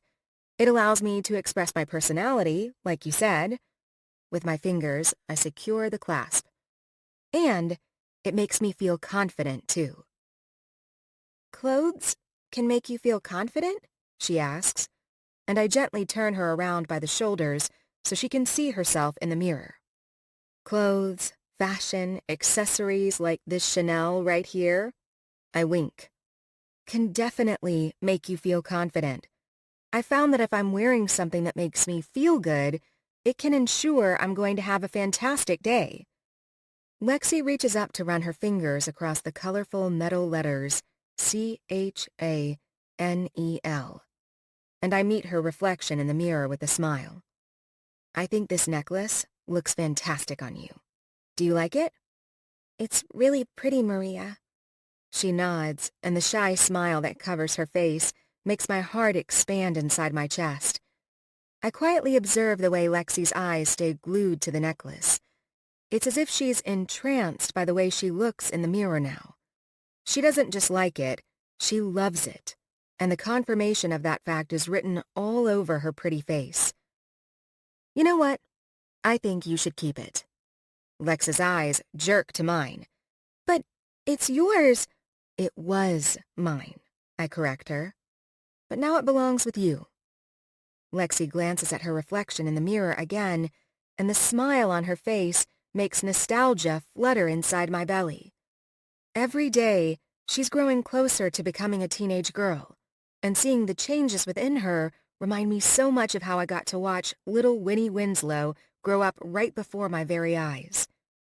If only Isabella could see what her old childhood friend is up to now. If only she could see that her daughter and Winnie's daughter are the best of buds. You know, a very long time ago, my sister Isabella gave me this as a birthday present, I add quietly. And I know she'd be over the moon to see it on you, to know that it's yours now. My mom told me that she used to be friends with your sister, and that she was really funny. Isabella loved your mom, and yes, she was hilarious. I nod. My sister was sweet and kind and just wonderful. Anyone who met her loved her. Is it hard to talk about her? I think the scariest thing for me, when it comes to my sister, is forgetting things about her. I don't ever want to forget how special she was, I answer as honestly as I can. but all thanks to you for giving me the opportunity to talk about her right now. I'm remembering all of my favorite things about her, and that is making my heart smile." Without responding with words, Lexi surprises the hell out of me by turning around and wrapping her arms around my waist and hugging me tightly. And it's almost uncanny how much this hug was exactly what I needed, and how Lexi, one of the least outwardly affectionate children I've ever met, knew just how to give it to me. Thank you, sweet girl. Just after our hug comes to an end, and Lexi is busy looking at herself in my mirror some more, I hear the soft sounds of Izzy beginning to wake up in her crib. She's recently started this thing where she doesn't start crying at first, but more yelling for us. It's basically baby babble for, "Hey, I'm awake. Come get me." "I think I hear Izzy," Lexi updates, and I nod in amusement. "Yep, that definitely sounds like her. What do you say we go get her out of her crib, and you can feed her a bottle while I start getting ready for work?" "Should we get Uncle Remy up, too?" "How about we let him sleep a little longer?" I offer a secret smile and drop my voice to a whisper. I think he's still taking it hard that he's so horrible at picking out good movies for movie night. "Okay," she giggles at that. Once we both manage to quietly get out of the master bedroom without waking Remy, and then into Izzy's nursery, we're greeted with a big baby smile. While I'm changing a wiggly Izzy's diaper, Lex stands beside her, trying to keep her entertained with silly faces. Izzy practically squeals, she loves it so much. "Maria, I think you should marry my Uncle Remy," Lexi says out of the damn blue, practically shocking me into a seizure. What? She lets Izzy hold onto her finger and makes another silly face at my girl, but eventually she repeats her words. "I think you and my Uncle Remy should get married." I don't really know what to say to that, but thankfully Lexi moves on quickly and becomes fully invested in making Izzy giggle some more. But I haven't moved on. I haven't moved on at all. In fact, I'm right back in my teenage shoes, dreaming of a life with Remington Winslow, and wondering if it's all going to slip through my fingers. The past. You're going to marry him someday. 26 years ago. Sophomore year, early May. Maria. I finish writing the letters R-E-M-Y on the big poster board on my floor and stand back to see if they're centered below Remy's senior picture. I hope. "What you doing?" My sister's voice fills my ears, and I glance over my shoulder to see her standing in the doorway of my bedroom. "Making a poster." She walks into my room and stands right beside me, staring down at the poster board by my feet. "Is that for Remy?" "Well, I really hope it is, or else I put the wrong name and picture on some other dude's poster." I grin over at her, and she playfully shoves at my shoulder. "It's a poster for Remy's senior night next weekend, actually. Every senior gets one." "What's senior night?" "It's a party for all the seniors to celebrate graduating high school." She moves over to my desk, sits down in the chair, and starts doodling on one of my notepads. "When is Remy's graduation again?" "First week in June." "That's so soon!" She drops the pen from her hand, and her eyes morph into saucers. "I can't believe Remy is going to be moving off to college. Like, you're still going to be in high school, but he's going to be in freaking college, Ree. What do you think that's going to be like?" Gah. Hard. Really, really hard. I don't know," I mutter, and try to busy myself with adding a little confetti pizzazz to Rem's poster. Honestly, even though I've tried to carefully broach the subject, we've yet to really talk about the fact that he's not going to be staying local. And any time I bring up that soon-to-be reality, Remy tends to change the subject entirely. "How old do you need to be to get married?" "Excuse me?" That startles a laugh from my throat. "Is there something you need to tell me? Don't you think you're a little young for you and Brandon to be thinking about marriage?" "Get real, sis. I broke up with Brandon 2 weeks ago." Isabella rolls her eyes. "And I wasn't talking about me. I was talking about you and Remy. I think that's what you guys should do." "Remy and I should do what?" "Get married, duh." I turned to look at her. You do realize I'm only 16, right? That's a bit young to be getting married, or even thinking about getting married. Yeah, but you're going to end up marrying him someday anyway. Why not just do it now? Because I'm 16 and still have my whole life ahead of me? I narrow my eyes suspiciously. You trying to get me out of the house just so you can take over my bedroom or something? No. She pauses and then adds, but you bring up a really good point. I pick up a pillow and throw it at her head. Jerk. She laughs and tosses it back at me before shuffling back out of my room, but not before shouting over her shoulder, I still think you guys should get married. She's crazy, obviously, but man, my mind can't stop replaying her words. You're going to end up marrying him someday anyway. My heart wants to jump on the bandwagon and agree with her, but my mind is way too logical for that. I may be young, but I'm not naive. Most high school relationships don't last, especially when one half of the relationship will be in high school for 2 more years, while the other half is college-bound. And with the way Remy has been avoiding the whole conversation revolving around him going off to college and where that leaves us, I can't help but wonder if it's for reasons I might find hard to hear. Reasons that might break your heart. 40. Still Saturday, November 9th. Remy. When I step into the bathroom, I'm pleasantly surprised to find Maria standing in front of the mirror, putting on lipstick. Her long brown hair hangs down past her shoulders, and her body is dressed to impress in the kind of silk blouse and tight pencil skirt that makes her ass look juicy as hell. Damn, she's sexy. I step over to my gorgeous woman at the sink, stand directly behind her, and wrap my arms around her waist. Morning, babe. I had a feeling you'd be in here getting ready. Good morning, sleepyhead. I squeeze her hips. Are the girls awake yet? Lexi just finished feeding Izzy her bottle and is currently entertaining her in the living room. You should have woken me up. I would have handled them while you got ready. Why? She questions and meets my reflection in the mirror. You looked peaceful, and Lex and I had it covered. What time do you need to be at your first showing? In about 40 minutes, she updates and uses a brush to make the apples of her cheeks pink. There's fresh coffee in the kitchen, by the way. Just made a pot about 10 minutes ago. I know I should leave her to whatever it is women need to do to get ready, but man, her ass in this skirt is nearly too much for my mind to stay on task. Before I know it, I'm sliding both of my big hands away from her hips and straight onto the perfect, rounded, curvy ass of hers that makes my brain short-circuit and my dick take far too much notice. Remy, she says, her voice a warning. An amused warning, mind you. What? I feign innocence, but still keep my grip. I'm just smoothing out a few wrinkles. Off the skirt I just ironed? Irons are tricky things, babe, I shrug. Sometimes they miss a few spots.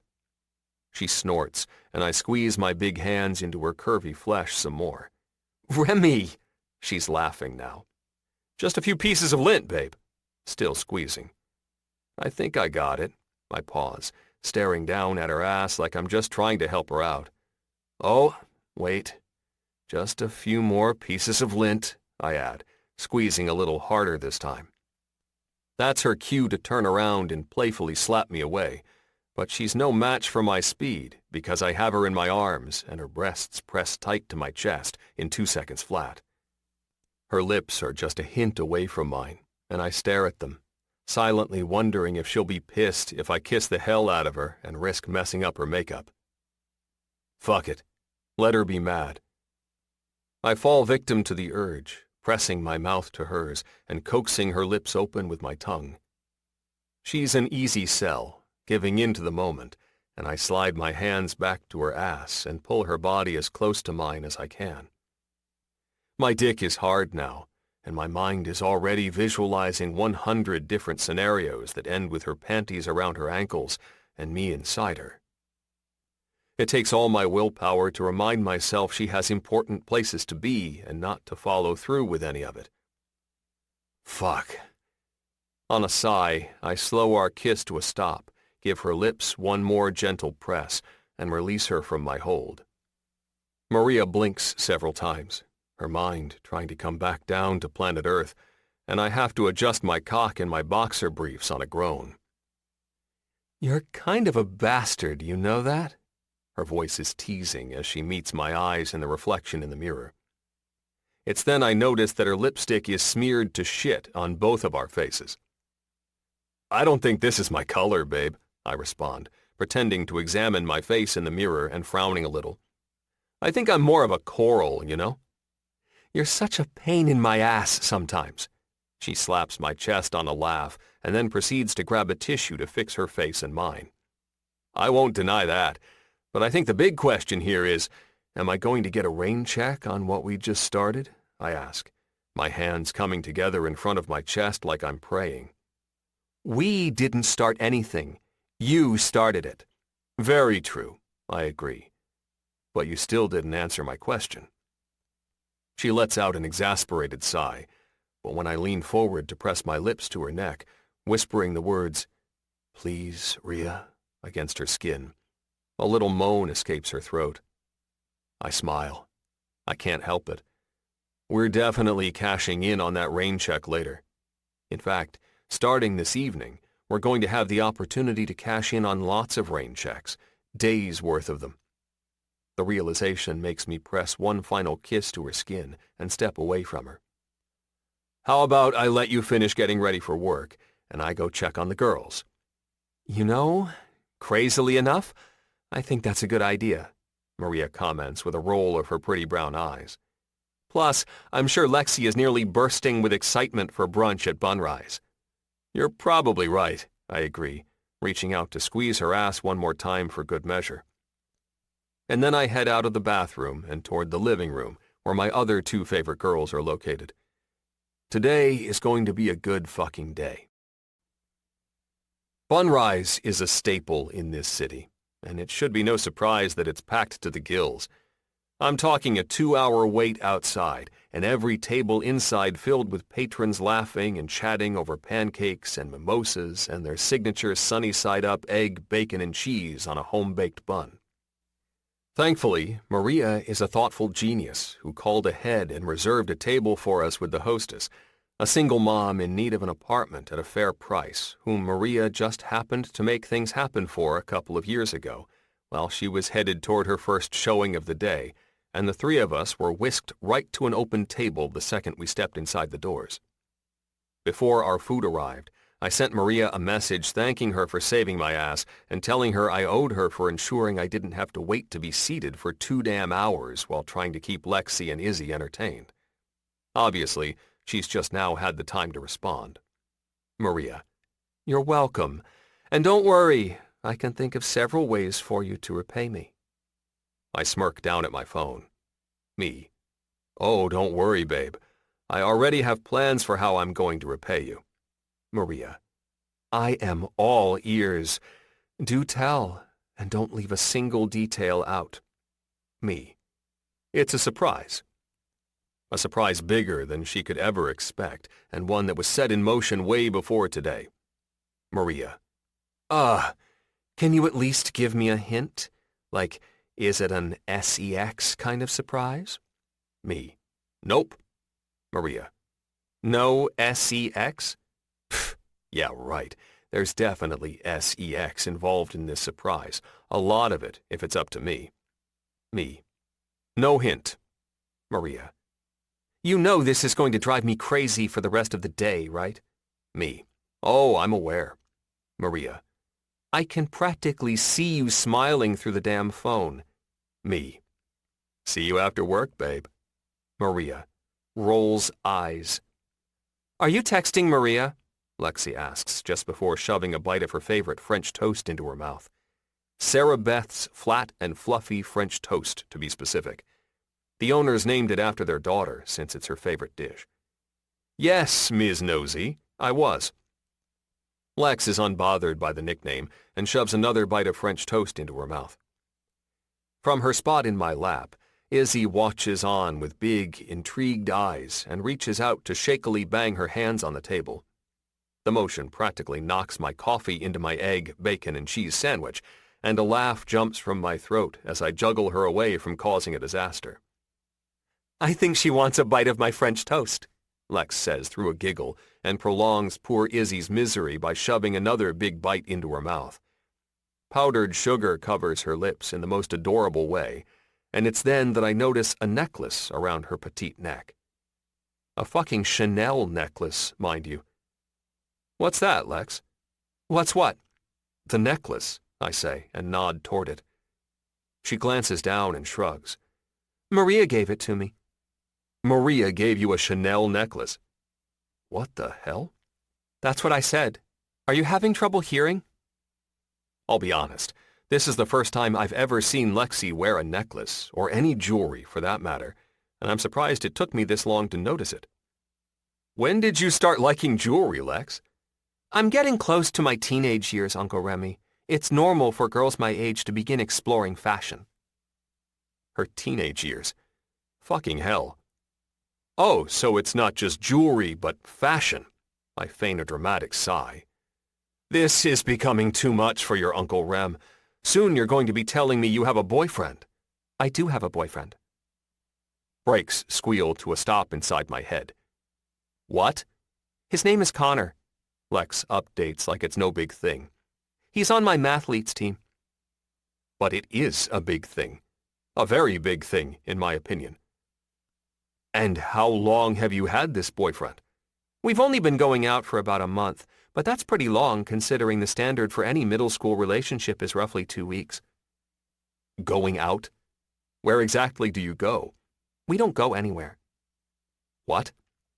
What does that even mean?" I question. "How are you going out but you don't go anywhere?" Lexi rolls her eyes like I'm the biggest bore on the planet. "It's just an expression kids use, Uncle Remy. It's another way to say he's my boyfriend and I'm his girlfriend." His girlfriend? Lexi is some kid's girlfriend? Who is this little prick? "And this Connor, is he a nice kid?" Lexi shrugs. "He can compute complex physics equations in his head, Uncle Rem." "So you just like him because he's good at math?" Okay. Maybe I can handle this. "And he's cute." Never fucking mind. "My niece thinks a boy is cute?" Suddenly my mind wants to start replaying the conversation I had with her at that Mavericks game back in October when she was noticing the players' asses. "Does Wes know about this?" "Yeah." "And he's okay with it?" "Yeah. My mom and Nick and Charlotte are too." I'm about 10 seconds away from asking her 1,000 questions. What's Connor's last name? How old is he? Where does this little asshole live? But Izzy starts to get antsy in my lap, her little fists banging against the table, and I decide to save those questions for another time and just focus on not having a heart attack over the news of Lexi's fucking boyfriend. A boyfriend. My little Lexi has a damn boyfriend. You couldn't possibly also be freaking out because your preteen niece has managed to declare her intentions before you, could you? I give Izzy her pacifier and adjust her in my lap so that she's cradled close to my chest and try to finish up the rest of my eggs and bacon, shutting out stupid head voices altogether. I'm going to ignore a lot of things if I'm going to get through the rest of this meal without freaking out completely. I mean, I knew my little Lexi Lou would eventually start having boyfriends and shit, but I was thinking more like 18, 21, 35. Not this damn soon. Not to a smart little science-y prick named Connor. I mean, Connor? The name just spells fucking trouble. "Uncle Remy?" "Yeah, Lex?" "Please don't tell me you're engaged. I'll die right here, I swear." "Is Maria your girlfriend?" Fucking hell. So much for ignoring that internal voice, bro. Sounds like it's external now. I pause, completely unsure of what to answer, which, I'll admit, doesn't make me feel good. I mean, what is Maria to me? The word girlfriend doesn't even come close to showcasing what I feel for her. It's a pathetic fucking word to describe the role she plays in my life, but declaring her as, "I think you should marry her and make her your wife," she chews. "That way, Maria will be my real Aunt Maria." And there it is, the consequences of my actions. Just because I've been enjoying what Maria and I have been doing over the past few months without putting labels on it doesn't mean I'm the only one affected by what's growing between us. There are two specific someones being affected, actually, and they're sitting right at this table with me. I need to start figuring my shit out, and quick. Maria deserves more than a helpful guy with the ability to walk away anytime he wants. With everything she is and has been through, she's earned a hell of a lot more. Good thing you're about to have 5 days alone with her to start figuring it out. 41. Remy. I'm shocked when my sister is the one who answers my mom's front door. "Mommy!" Lex exclaims and steps forward to wrap her arms around Winnie's waist. "Hi, sweetie." "What are you doing here, Win?" "I missed my girl," she explains, giving Lexi a quick but tight hug. "So I figured I'd stop over here for a bit and spend some time with her before I have to go back to the stadium." "Where's Mom?" "She ran out to get some groceries. Left right after you texted her to tell her you and the girls were on your way. Should be back soon." She continues to update as we step inside my mom's duplex. Instantly, my sister's eyes go to Izzy, who is currently sitting cozy in the baby carrier around my chest. Technically, she's a little young by her age to be front-facing, but by weight and with her pediatrician's approval after seeing how much neck strength she has, we've graduated her to being able to see the world in front of us instead of stuck staring at our shirts. "Well, hello there, my little honeybee. I've missed your cute face." Izzy squeals and kicks her legs a bit, and Winnie smiles like she's smitten. Lex joins in on the fun, and it doesn't take long before she wins a few belly laughs from the baby on my chest. "I swear that is the best sound in the world," Winnie muses and turns her attention back to me. "Everything go okay last night?" "Of course it did. Lex is the best. And word on the street is that I'm also the best uncle." "The game that will never end," Winnie snorts and looks at Lexi. "Did you have fun? Did Uncle Remy behave himself too?" "Tons of fun. We watched a movie last night and Maria gave me this," Lexi announces, showing off the Chanel necklace I still can't believe Maria gave to her. My sister's eyes grow big as she reaches out to touch the letters that read CHANEL. "Maria gave you this necklace?" "Yep," Lex nods proudly. "Isn't it pretty? It was Maria's sister's necklace." That catches both Winnie's and my attention. "This was Isabella's?" I ask, and Lexi nods like it's no big thing. "Yep." But to me, it is a big thing. It's huge. Both Winnie and I can feel it. I can tell by the gentle sheen I see in her eyes and the sting I feel in mine. I can't even begin to imagine how big of a deal, the depth of what Maria must feel for Lexi, this had to be. "I'm going to put my stuff upstairs in Grandma's guest room," Lexi announces and wraps her arms around my waist to give me a quick hug. "Thanks for the sleepover and brunch, Uncle Rem. I had fun." "I had fun with you too, kiddo." "Uncle Rem, kiddo isn't really a good nickname for me anymore," she says matter-of-factly. "Just Lex or Lexi is best." "Oh, that's right. You're basically a full-fledged woman now who wears Chanel and has a boyfriend named Connor." I eye my sister pointedly. "How could I forget?" But Lex is already done with the small talk in the foyer. Her overnight bag in her hand, she runs up the stairs without another word. "I take it she told you about the boyfriend?" "Yup," I answer and tilt my head to the side. "Which means you have some explaining to do." "What do you mean? Why is she allowed to have a boyfriend?" Winnie bursts into laughter. "Oh, come on, Rem. I'm not going to ban Lexi from having a boyfriend. You're being overprotective. I'm realistic. You realize all they do is say they're boyfriend and girlfriend and send each other text messages about astrophysical engineering, right? It's harmless." "What the fuck? They're texting each other?" Winnie laughs. Man, men are so hilarious. Without anything more, she smiles as she pulls Izzy out of her baby carrier, not even bothering to ask for permission. I unstrap it from my chest and lay it down in case she needs it. "I'm serious, Win. This is too much." Oh, I know you're serious, but you're also nuts. I'm not nuts. Don't you have somewhere to be? She questions, cutting me off at the knees. Pretty sure you have a big trip to get ready for. I sigh and point one index finger toward her. This conversation isn't over. Oh, I realize that. She grins and kisses the top of Izzy's head. But if you don't mind, I'm going to spend some time with Lex and this little sweetie right here before Grandma gets back and becomes a baby hog. So you can go ahead and move your ass out the door. You're kicking me out? It's for your own good, Rem. Time is a-ticking, and even though Wes set up the private flight for you, pilots like to leave on time. I hate when my smart-ass baby sister is right, but she's right. I still have to get Maria and myself packed before she gets home from her last showing. Truthfully, we'll only have about an hour to get to the airport once her workday is done. Go enjoy yourself, she adds over her shoulder. Enjoy tropical bliss with Maria. You both deserve it.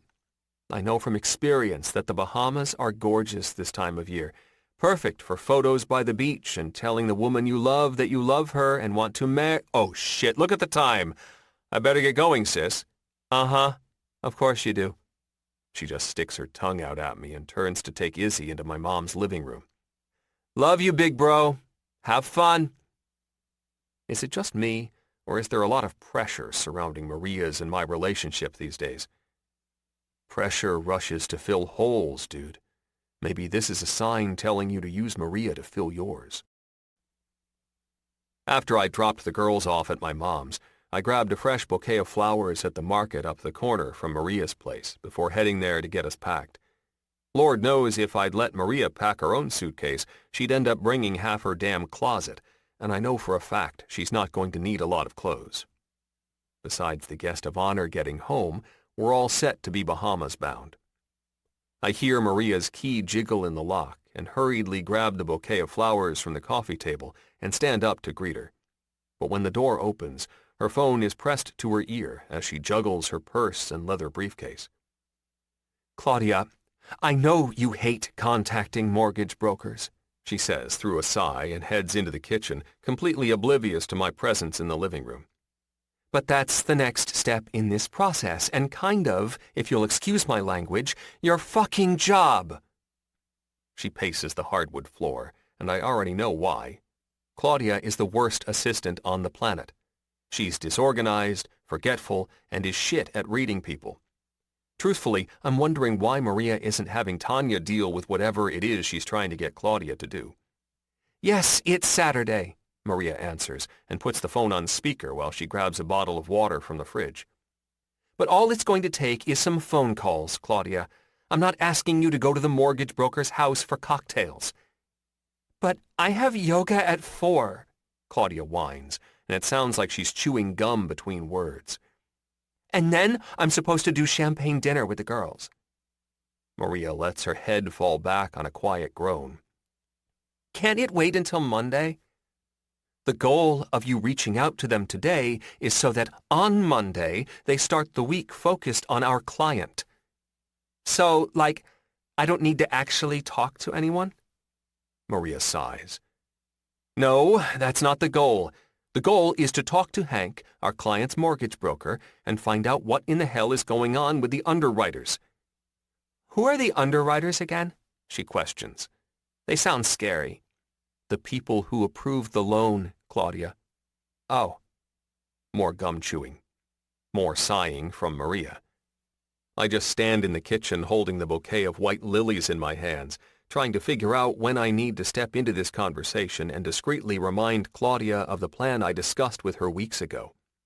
The plan that included me surprising Maria with a tropical getaway for just the two of us that includes zero work.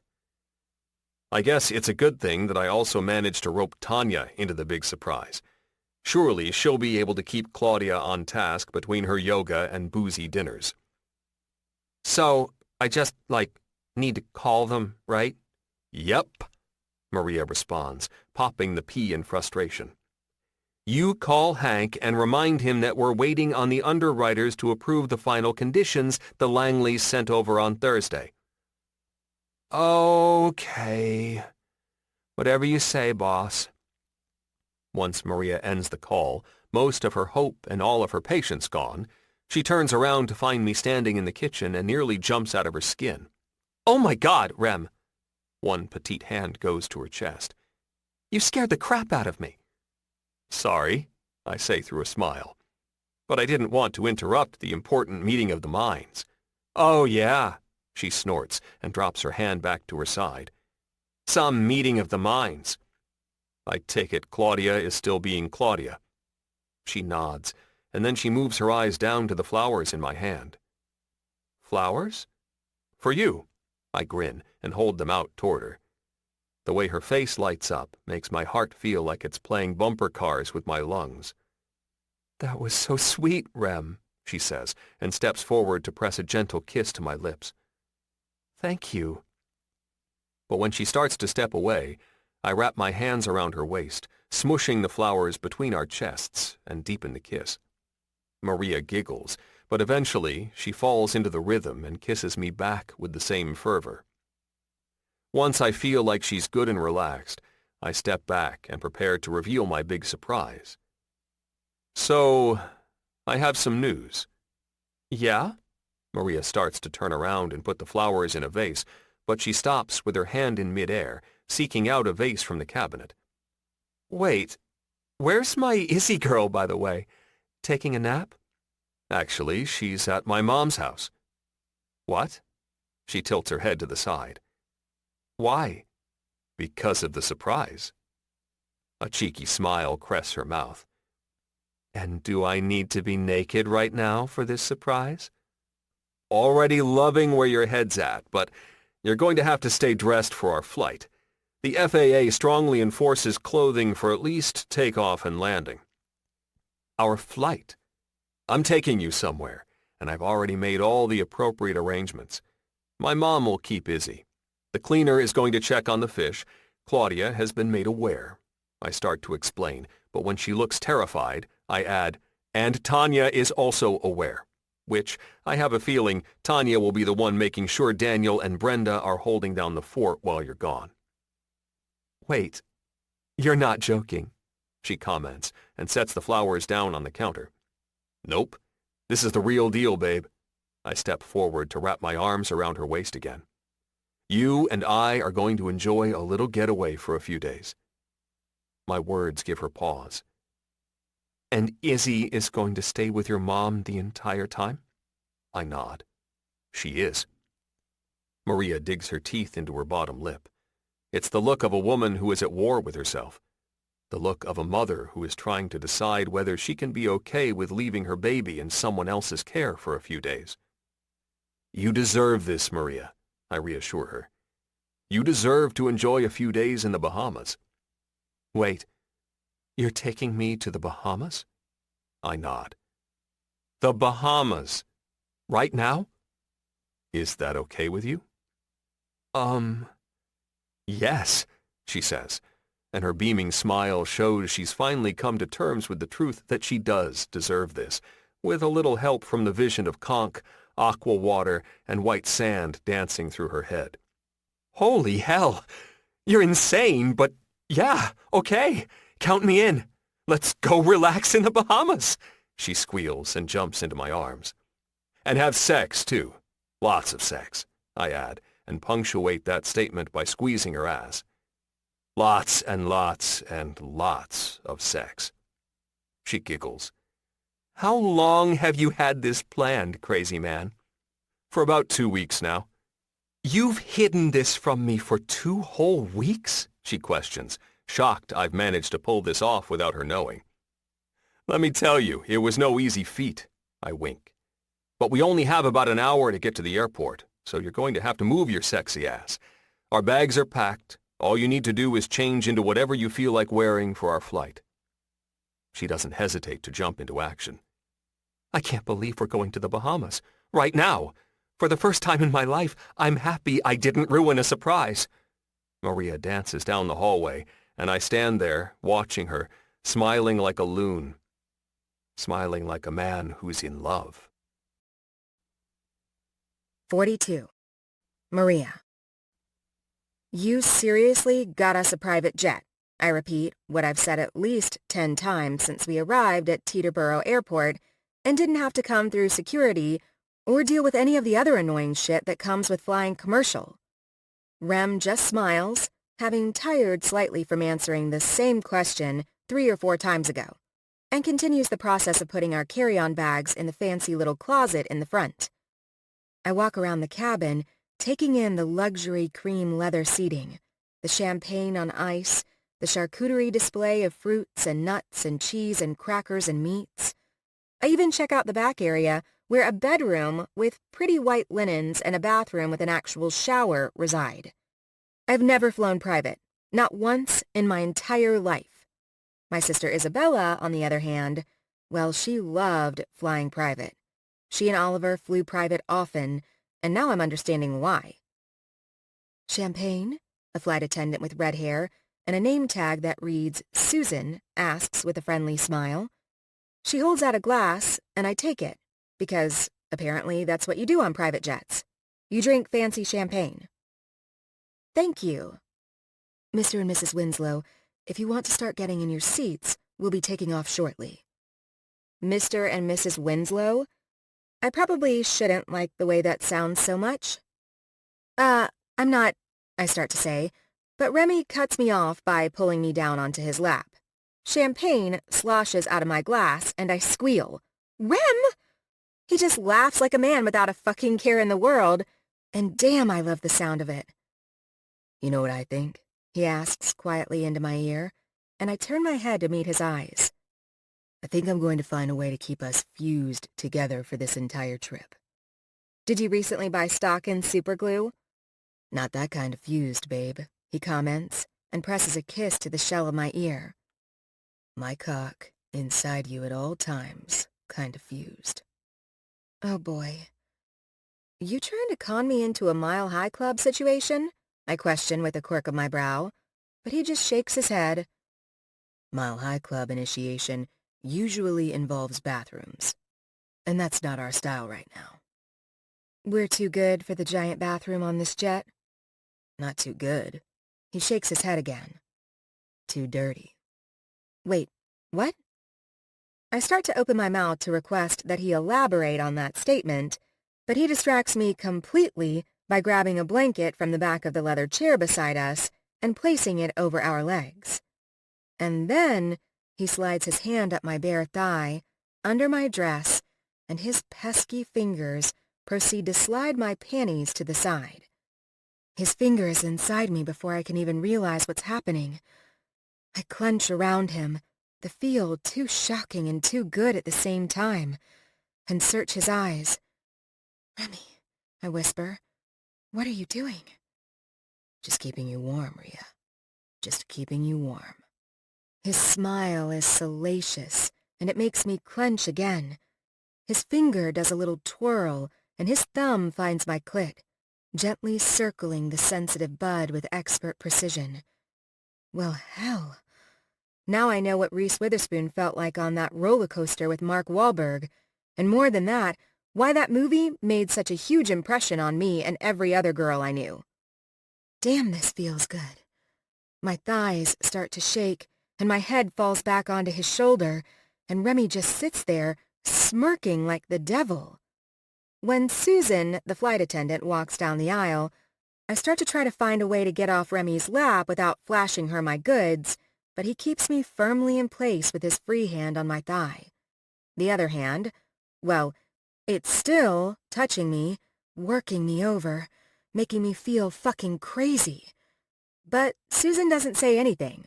Instead, she walks right past us and toward the front of the plane until I can't see her anymore. The pilot makes a quick announcement that we're ready for takeoff. But other than that, we're left to our own devices. No demands for me to get out of Remy's lap. Just left alone with Remy's finger inside me.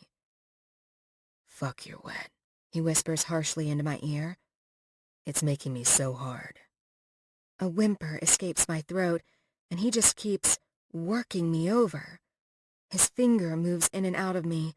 His thumb circles my clit, and his free hand is inside my dress, grabbing at my breasts. "Fuck, Rhea.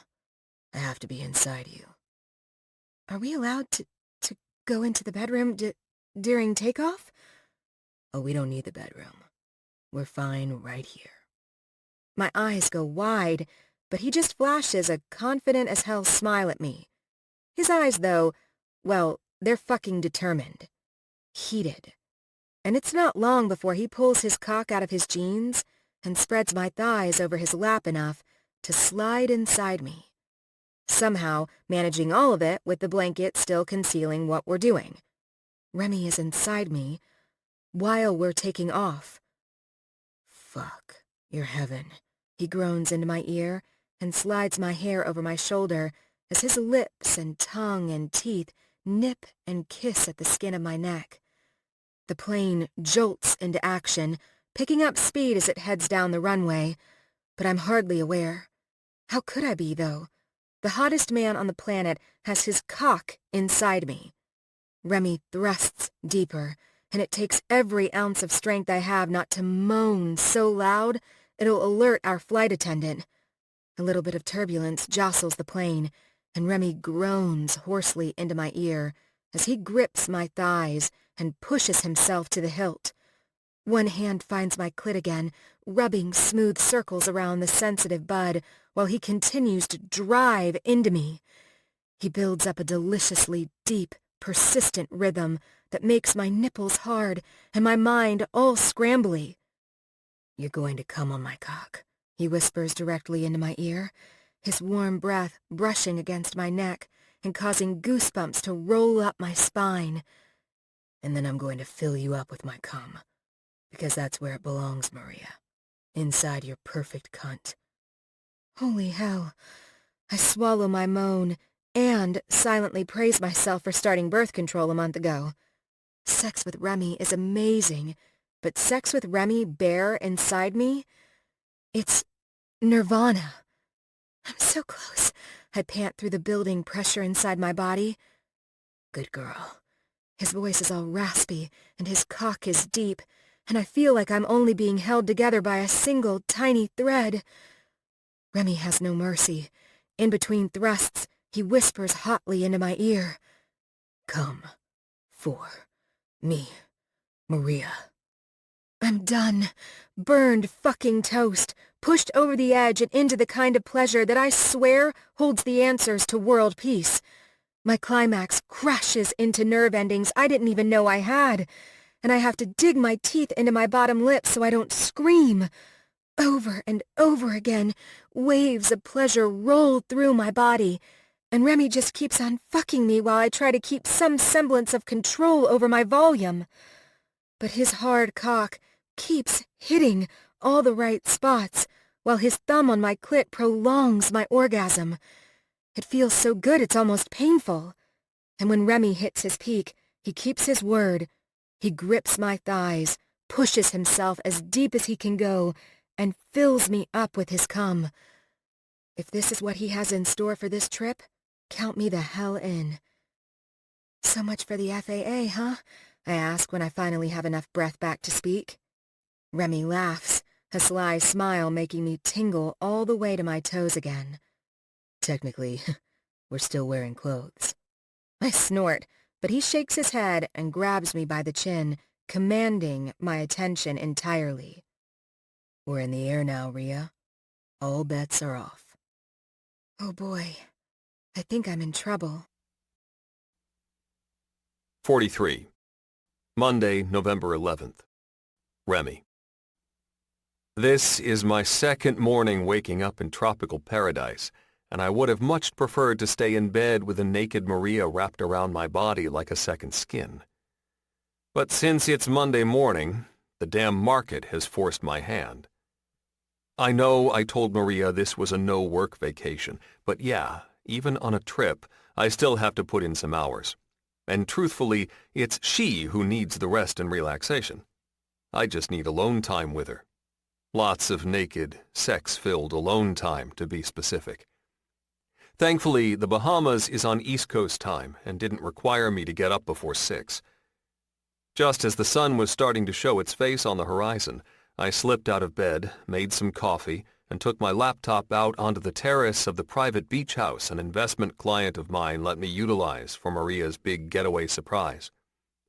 It's a beauty of a property, nearly 6,000 square feet of modern luxury and overlooking the clear blue waters of the Atlantic. The instant Maria stepped inside this place, she pretty much lost her realtor mind. Thankfully, the promise of spending another day on the beach with my woman in a bikini has proven to keep me efficient.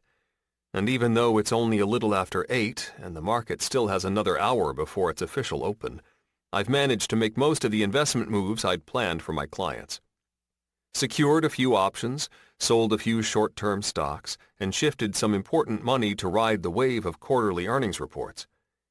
All in all, it's a good start to the day. My cell rings, and I see incoming call Thatch on the screen.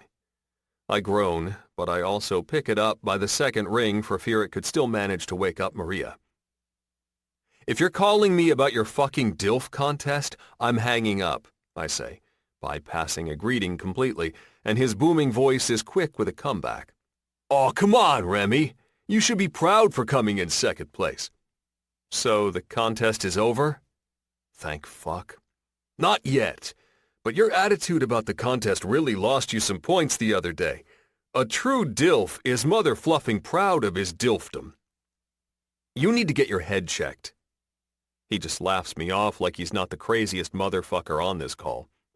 Anywho, you got any room in your schedule for old Thatcher today? Come by my office around 10? I can't. I'm not in New York. Where the fuck are you? On vacation. Bahamas. You're in the Bahamas? He questions, and then quickly adds, Oh, wait a minute. You took your sexy mamacita for a little tropical getaway, didn't you? I laugh. I did bring Maria, yes. Well, that's interesting, Rem. So, let me get this straight. You're basically living together. You love her kid, and you're taking her on tropical getaways. I can't be sure, but it's almost like you're in a committed relationship. Well, I can't necessarily disagree with him. I'm not going to encourage a dive into my love life with Thatcher Kelly before I've even straightened shit out inside my own head. You have concerns about your portfolio that you can't figure out for yourself? I ask, hitting him where it hurts in an attempt to refocus the call. The bastard cackles.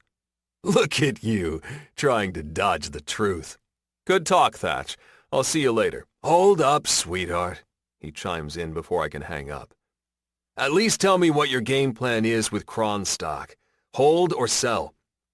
My game plan is done. I already put in to sell an hour ago. Without fluffing telling me?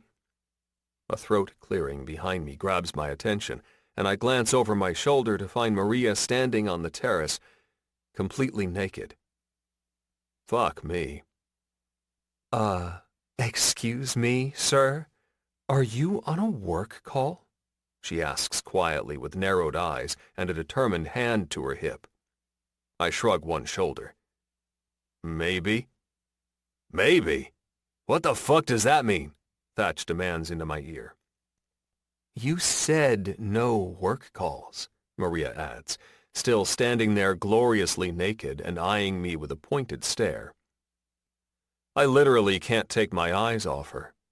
Not her full breasts or rounded hips or tanned thighs. She looks like a fucking goddess standing there with the Caribbean sun shining down on her. Like God himself created her as the example of true, undeniable beauty. Yo, Rem? You still there, brother? Or did you fall into the fucking ocean?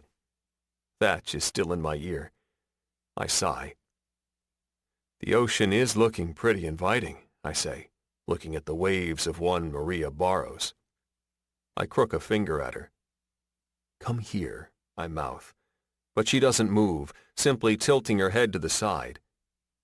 Come here, I say quietly this time. Come where? Thatch asks, and I ignore him, setting my phone down on the table and setting it to speaker. Slowly, Maria sachets her sexy self over to me, and I don't hesitate to scoot my chair back from the table and tug her down onto my lap. She fights the urge to giggle, and her eyes go wide as she tries to convey to me that my phone isn't muted, but when I wrap my mouth around her nipple and suck, a tiny little moan spills from her throat.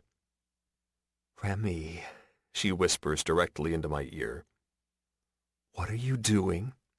"Enjoying our vacation," I whisper back. "Enjoying you." "Joying you?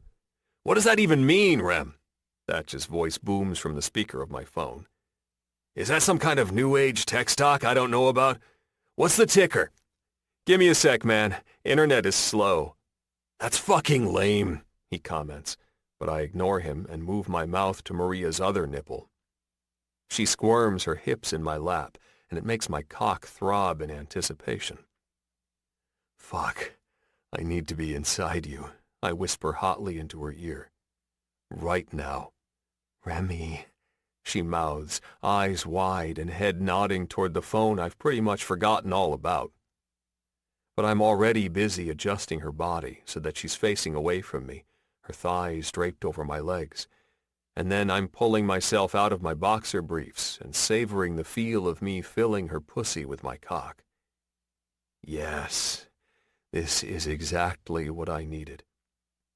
Her head falls back onto my shoulder, and her breasts push out in a way that makes it impossible for me not to take both of them into my hands. "Rem?" Thatch is still there, but who the fuck cares when Maria is wet and warm and perfectly wrapped around my cock? She glances over her shoulder with wide, persistent, "you are crazy" eyes, but when I thrust inside her once, twice, 3, 4, 10 times, those eyes turn hooded and glazed over, and her breaths turn to soft pants. "Rem, seriously, man? What the fuck are you doing over there?" "Having sex with the most beautiful woman on the fucking planet." Maria doesn't hesitate to do the honors of reaching out and ending the call before the persistent bastard can say anything else. And then she surprises the hell out of me by standing up, turning around, and straddling her thighs over my lap. Slowly, oh so fucking slowly, she slides herself back down on my length, and it's my turn for my head to fall back from the amazing feel of her wrapped around me. "You said no work," she says, grabbing my chin and forcing me to meet her eyes. "Technically, I was only working while you were sleeping, and then I was working while I was fucking you, so I'd say I was just multitasking." "Oh, that's how you look at it," she questions, and I reach out to grab both of her breasts in my big, greedy hands again. "Uh-huh. So I can take work calls too?" "Only if my cock is inside you." She giggles, but then when I grip her hips and start up a rhythm, those giggles turn to moans at a rapid pace. And it's not long before my beautiful Maria is coming hard on my cock and I'm pushed to the hilt, filling her up. Fuck. I never want to stop doing this with her. 44. Tuesday, November 12th. Maria. I am dressed and ready for Remy's and my dinner out at a fancy restaurant that's apparently a 20-minute drive from the private beach house he rented for us in the Bahamas. That's right, I'm in the freaking Bahamas. And I'm about to go on a real, actual date with no work calls or showings or the responsibilities that come with being a mom. Honestly, I can't remember the last time I traveled somewhere for fun. It feels like it's been years. Even before I got pregnant with Izzy, I always stayed too busy with work to do anything besides, well, work. Because you've been a workaholic for the past 2 decades. It's kind of sad how I've just let my life pass by because I've been too focused on my career. Obviously, I love what I've achieved, I'm proud of what I've achieved, but I realize now more than ever that work shouldn't define my life. And I have my sweet little Izzy to thank for that. She's shown me there's more to life than hitting career goals. Remy's shown you that too. "Maria, the car will be here in about 4 minutes." Remy calls out from somewhere in the living room, and I quickly toss my lipstick and compact into my purse. "Okay, but I want to call and check on Izzy before we go," I answer back as I head out of the bathroom and down the hallway. But when I reach the living room, I find Remy sitting on one of the big white sofas with his big phone held up toward his face. He grins at me and turns the screen so I can see his mom's smiling face with the sleeping Izzy in her arms. "Aw, my sweet baby." My heart expands and wants to crack in half at the same time. "Izzy is an angel. I'm keeping her forever," Wendy says, and I don't hesitate to take the phone from Remy's hands. "Is she doing okay? Eating and sleeping like she should? What about diaper rash? Have you—" "Maria, she's doing fantastic." Maria's mom cuts me off with a soft whisper and a knowing look in her eyes. "She's eating well, sleeping around 7 hours a night, and hasn't had any issues with diaper rash or gas." "I miss her," I whisper, watching the way her little eyelids flutter in her baby dreams. "Goodness, is it normal to feel like half your heart is missing?" "The first time I left all 5 of my kids with their Aunt Paula and Uncle Brad so I could enjoy a girls' weekend, I sobbed for hours in my hotel room." "Okay, so I'm not crazy then?" A self-deprecating laugh jumps from my lips. "This is normal that I feel like I'm a bad mom for loving that Remy surprised me with this trip. But knowing that, while loving it, I've left my baby behind?" "You're not crazy, and you're a good mama." Wendy pointedly meets my eyes. "You're in the Bahamas, refilling your cup, enjoying a little relaxation, and that will only make you a better mama for Izzy when you get back. Self-care is one of the most important but often forgotten things with motherhood. It's as if we'd rather run ourselves into the ground for our kids than take some time for ourselves." Her words hit the nail on the head. "You're saying all the things I needed to hear right now." "All the things you deserved to hear." "Thank you," I whisper, and Remy comes up behind me to wrap his arms around my waist. We're both on the screen now, looking at his mom as she holds a still sleeping Izzy in her arms. "Thanks for taking care of our girl, Mom." "That's what grandmas are for," she says through a smile. "Now, go enjoy yourselves. I'll text you some picture updates tomorrow." At first, I don't balk at Wendy calling herself Izzy's grandma, but once we're off the phone, it won't stop rolling around inside my brain. Is she Izzy's grandma? Izzy does have living grandparents, Oliver's parents, whom I still make a point to FaceTime fairly often so they can see Izzy. I even plan to visit them when I feel like Izzy is old enough to travel that far. But their health and international location make it impossible for them to be the kind of grandparents that are active in her life. But Wendy? She's very much become an active member in Izzy's life. So, is she Izzy's grandma then? To truly answer that question, I'd have to know the answer to a much bigger question. What are Remy and I? And I find myself quickly shoving it aside and trying to focus on the whole point of this vacation. We're here to have fun, to enjoy ourselves, to just be in the moment. But isn't that what you've been saying you've been doing this whole time, even before this trip? "You ready to go enjoy some dinner, babe?" Remy asks, distracting my attention, and I turn to find him shoving his phone and wallet into the pocket of his linen pants. I swallow my doubts and nod. "Uh-huh." "Good." He closes the distance between us, wraps his strong arms around me, and kisses me with a deep, exploratory kiss that fogs my brain in the best kind of way. And by the time a honk alerts us that our car has arrived, I'm half aroused and solely focused on enjoying a date night with Remy. Damn, he's sexy, I think to myself, as I watch the way his tight ass moves in his linen pants as he walks toward the front door. And I just keep gawking at him, thinking about how I'm in the Bahamas with the sexiest man on the planet, and the urge to say, "Fuck the dinner," and rip his clothes off right now is becoming stronger by the minute. When he notices that I'm not following behind, he glances over his shoulder with a curious raise of his brows. "You coming, babe?"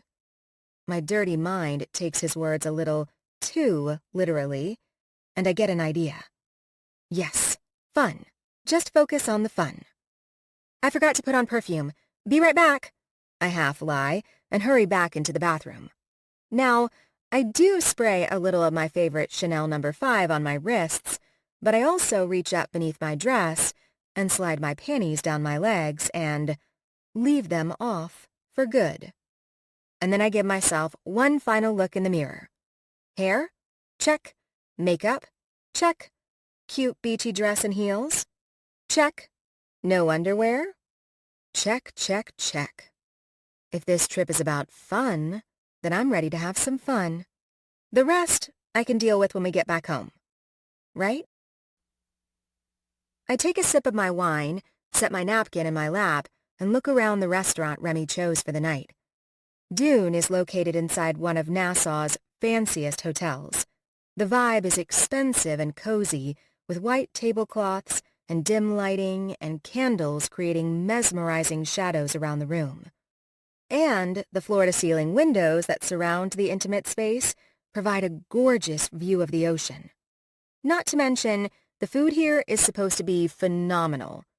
And after our friendly server, Eduardo, talked me into ordering their most popular dish, the porcini-crusted salmon, I'm curious to find out if it lives up to the hype. You doing okay, babe? Remy reaches out and grabs my hand, smiling across the table at me. Of course. I tilt my head to the side in confusion. Why wouldn't I be doing okay? I know it's not easy leaving Izzy for this long, he says with a little frown. Hell, I find myself having a hard time with it often. Really? Yeah. He nods, and a humble laugh leaves his lips. I don't know what it is about little girls, but they have a way of wrapping me around their tiny fingers. I remember feeling the same way about Lexi at times when she was just a baby. Though, with Izzy, it feels way more intense. Maybe I've gotten soft in my old age. He mocks himself, and I silently wonder if there's more he's not saying. But I don't harp on it. Instead, I keep the mood light.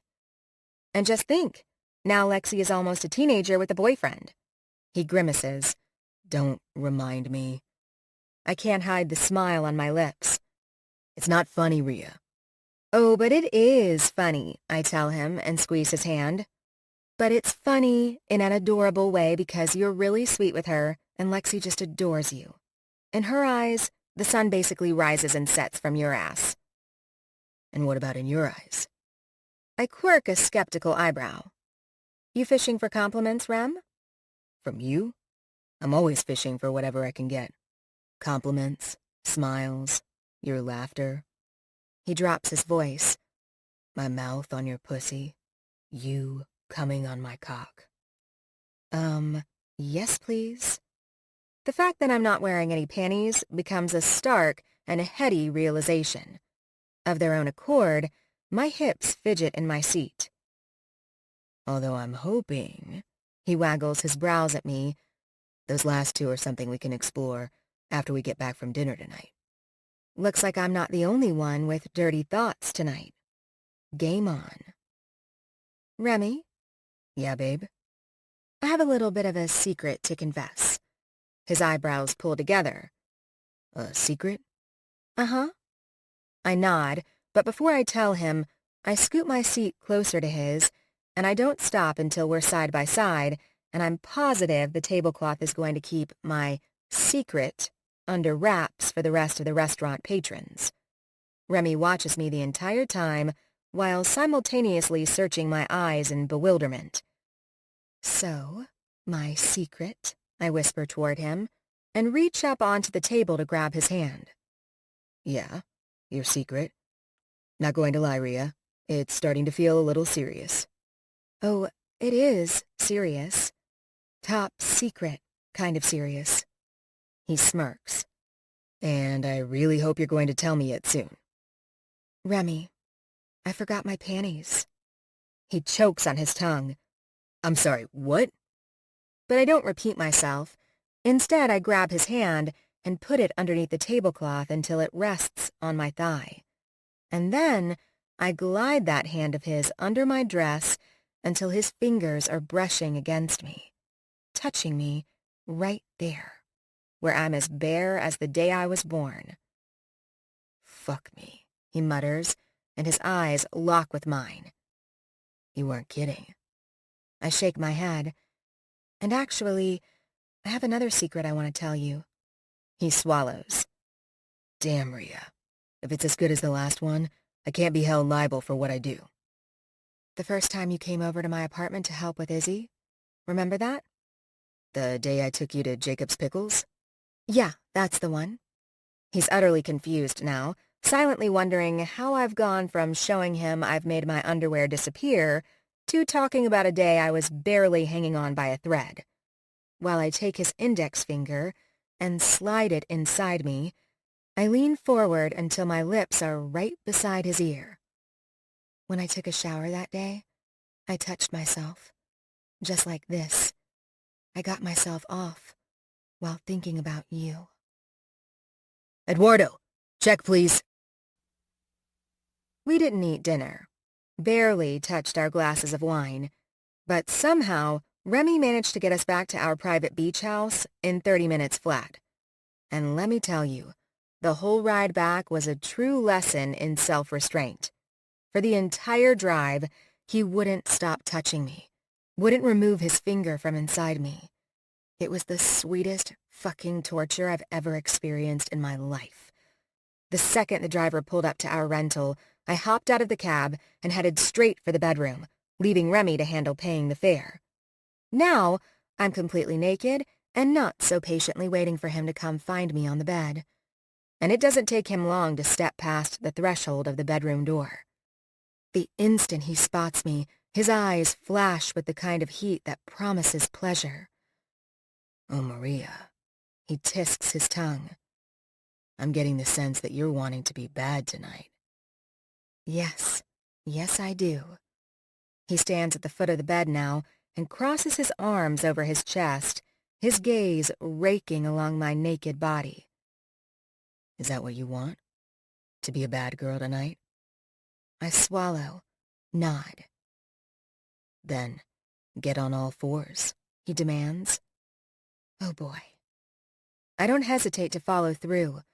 Onto my belly, I push myself up onto my hands and knees, my ass pointed toward the head of the bed and my face toward Remy. Like he's the lion and I'm his prey, he stalks around me, moving from one side of the bed to the other. It's intense and hot, and the vulnerability and rawness of my position make a throbbing ache form between my thighs. And then his hands are on me, his fingers gentle whispers across my skin. First up my legs, and then over my ass, and they don't stop until they're at the nape of my neck. He grips my hair and tugs back with a gentle but firm pull. I think since you didn't eat dinner, I should feed you. What do you think, Maria? Are you hungry for my cock? Oh, holy shit.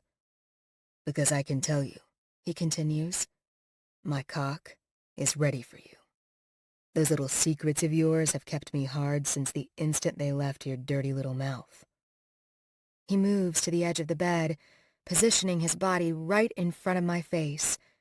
His hands undo the button on his pants, and then he's pulling himself out, proving that his words aren't bullshit, proving that he's hard. So incredibly hard that his cock looks almost angry. The head is swollen and pink, and his length is so rigid, it's just jutting out from his body. I feel wild, crazy, and it's everything I want, everything I wanted to happen when I decided to remove my panties before we left the house. Tonight, I want to see Remy lose control. I want us both to let go completely and just give in to pleasure, into dirty fucking desire. Feed me, I whisper toward him, my lashes fluttering as I look up and into his eyes. Please? Fuck me, he mutters, but he also steps closer to the bed, grips himself in his hand, and slowly slides his cock into my now open mouth. He is thick and hard and perfect, and I take as much of him as I can. He tastes and feels like silk and velvet and Remy, and I flick my tongue up and down his length, and I suck him back toward my throat. A growl escapes his lips when he sees that he's too big for me to take him entirely into my mouth, and I have to squeeze my thighs together to try to ease the building ache that's growing within me. It's erotic, hedonism on ecstasy, and it's something I don't think I'll ever forget for the rest of my life. I swear I'll be fantasizing about this when I'm 95 and getting ready to take my last breath. Normally, Remy is always so careful with me.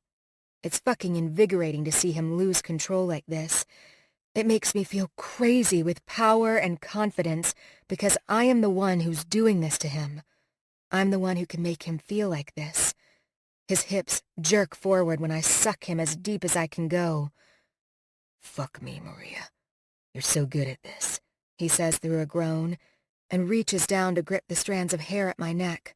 He tugs on them again, gently forcing my head back so that my eyes meet his, and only the tip of his cock remains in my mouth.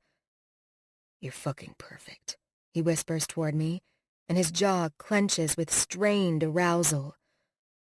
"But now, I need to make you come with my cock." I moan. He doesn't waste any time climbing onto the bed. Once he's directly behind me, Remy drives himself inside me in one strong thrust. And then he fucks me like we're animals, like he can't get enough of me. I can relate, though, because I feel the same exact way. My hips move back and forth erratically, trying to match him thrust for thrust. And he feels so deep, but at the same time, not deep enough. And I feel so full, but at the same time, I just want more. More and more and more of whatever he has to give. More and more and more of him. More and more and more of us together. To the point that I don't know if I'll ever have enough. 45. Wednesday, November 13th. Remy.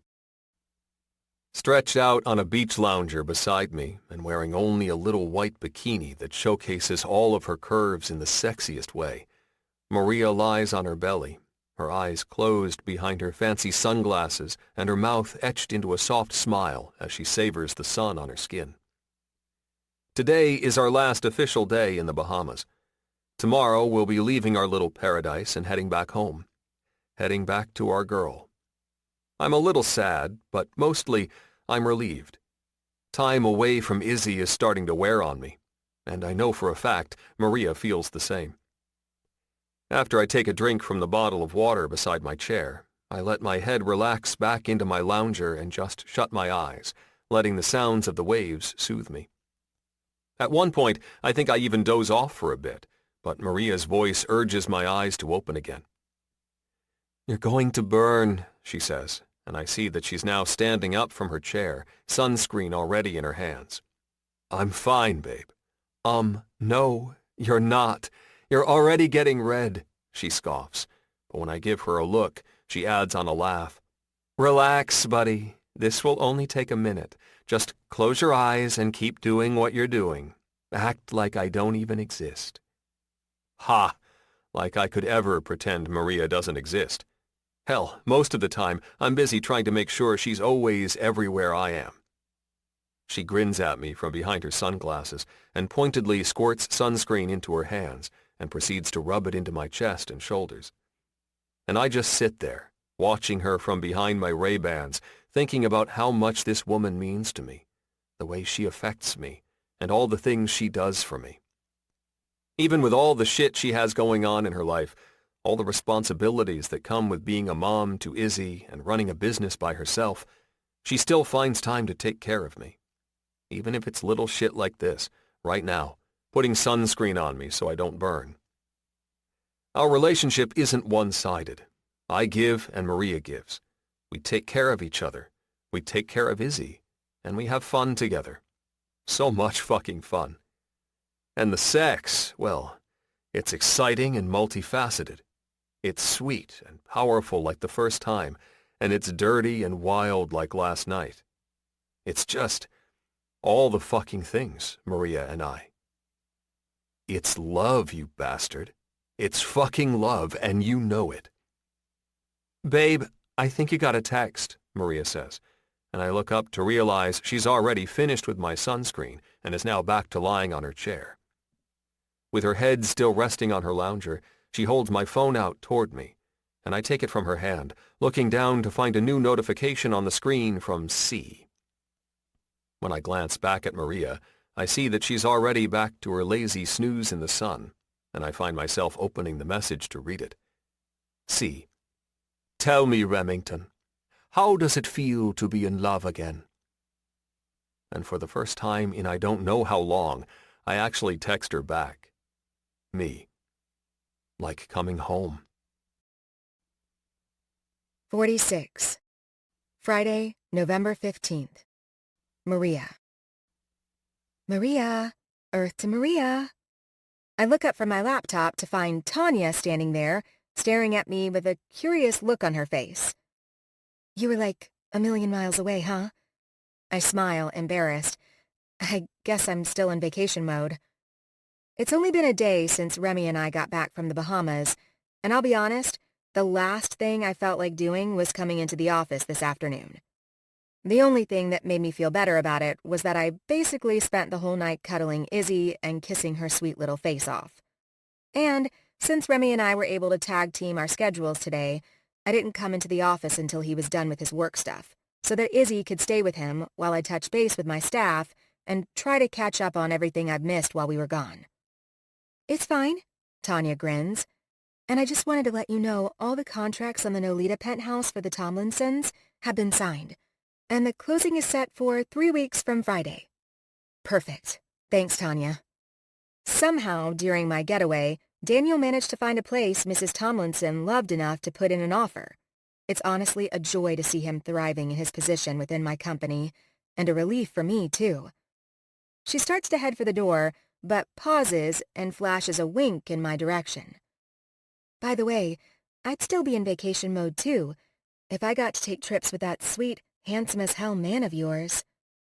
And then she's back out of my office and heading toward her desk, completely unaware of the word bomb she just dropped at my feet. Man of yours. I don't know what it is about those 3 words, but they urge a twinge in my chest. They make my head turn all weird and uncomfortable. I mean, I'd love to say that Remy is my man, but truthfully I have no idea what we are. Like, at all.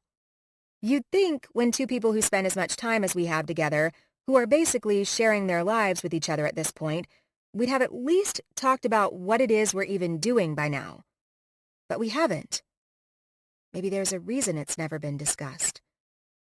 I try like hell to shake off the doubts that come with that line of thinking, but it feels like it takes a Herculean effort. I mean, Remy isn't exactly Mr. Long-Term Relationship. Hell, he's had exactly 0 long-term relationships since his failed wedding all those years ago. Not to mention, he's told me what he thinks about marriage and settling down. A big fat no was his exact response. Instantly, my head and heart start to war with each other. On the one hand, my heart is all, you love him, you've always loved him. But my brain? Well, she's being incredibly cautious. And skeptical. All you've been doing is playing house for the past couple of months with exactly no guarantee of a commitment. Is that what we're doing? Playing house? My chest grows tight at the thought, and I can't stop myself from thinking about Izzy, especially the consequences of something like that for Izzy. This is a little girl who lost her parents before she was even born. It doesn't seem fair to put her in a situation where she gets attached to a father figure who inevitably won't stick around. Actually, it feels pretty fucking cruel. Surely that's not what Remy would do, though, right? I mean, he's a good man. A kind man who has done nothing but be there for me during the most difficult time of my life. I don't know why my head is a clusterfuck of landmines, but I decide now isn't the time to ruminate on all this shit. If anything, I just need to have a conversation with Remy. An actual conversation where we discuss what it is we're doing, and no matter how scary it might feel, that conversation needs to occur sooner rather than later. That's for damn sure. Eventually, I convince myself to focus on the last few items on today's to-do list, but I only manage 2 more priority tasks before my cell starts vibrating like crazy on my desk. I pick it up to find several missed text messages in a group chat with Winnie, Sophie, Daisy, and Rachel. Winnie. Dinner tonight at my house, 7:30 p.m. Can anyone bring dessert? Rachel. Oh girl, like you even have to ask. I've got the dessert. Sophie. LOL, the perks of being related to a bakery owner. Rachel.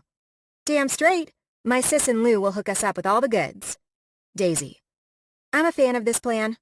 The twins will undoubtedly be fans too. Winnie. Oh, and tonight we need to start figuring out holiday plans for Thanksgiving and Christmas. Sophie. Good thinking. Rachel. Ty keeps saying he wants to spend Christmas at the lake house this year. The lake house? Man, that brings back memories. It's been years since I've been to Remy's Uncle Brad and Aunt Paula's lake house, but I spent many summer weekends and holidays there in my teen years. Winnie. Ty wants to spend Christmas at the lake house every year because he's obsessed with Aunt Paula's cinnamon rolls. Rachel. LOL, he might have mentioned that. Sophie. Even though Jude would hate to see me defend Ty in any way, he's not wrong. The lake house is pretty much the perfect place to spend Christmas. Rachel. Don't worry, your secret is safe with me, Soph. Wink emoji. Sophie. LOL, that's greatly appreciated. Winnie. Okay, then I guess we can assign Ty the task of convincing Uncle Brad it's a good idea to host all of us. Rachel. I'll let the professor know about his new assignment. Winnie. Perfect. Hey, Maria, by the way, is it bad that I've already started my Christmas shopping for Izzy? Sophie. Oh my God, same! I found the cutest outfit when Jude and I were at the mall the other day. Girl baby clothes are addictively adorable. Me. I swear, you guys are going to spoil her rotten. Winnie. Damn straight we are. That's what ants are for. You guys are coming to dinner tonight, right? And my little Izzy. That's what ants are for. Obviously, that innocent comment does nothing for my current mental state. I force myself to respond, though, letting her know we'll all be there. But when the conversation moves to Rachel and Ty's wedding plans, I have to set my phone down. Not because I don't love talking with them, but because it makes me feel like an outsider. Like I shouldn't even be involved. This conversation has Remy's sister, 2 of his sisters-in-law, and 1 soon-to-be sister-in-law. And they're talking about family holidays and buying Izzy gifts and planning Ty and Rachel's wedding. And I just can't stop wondering, where do I even fit in this equation?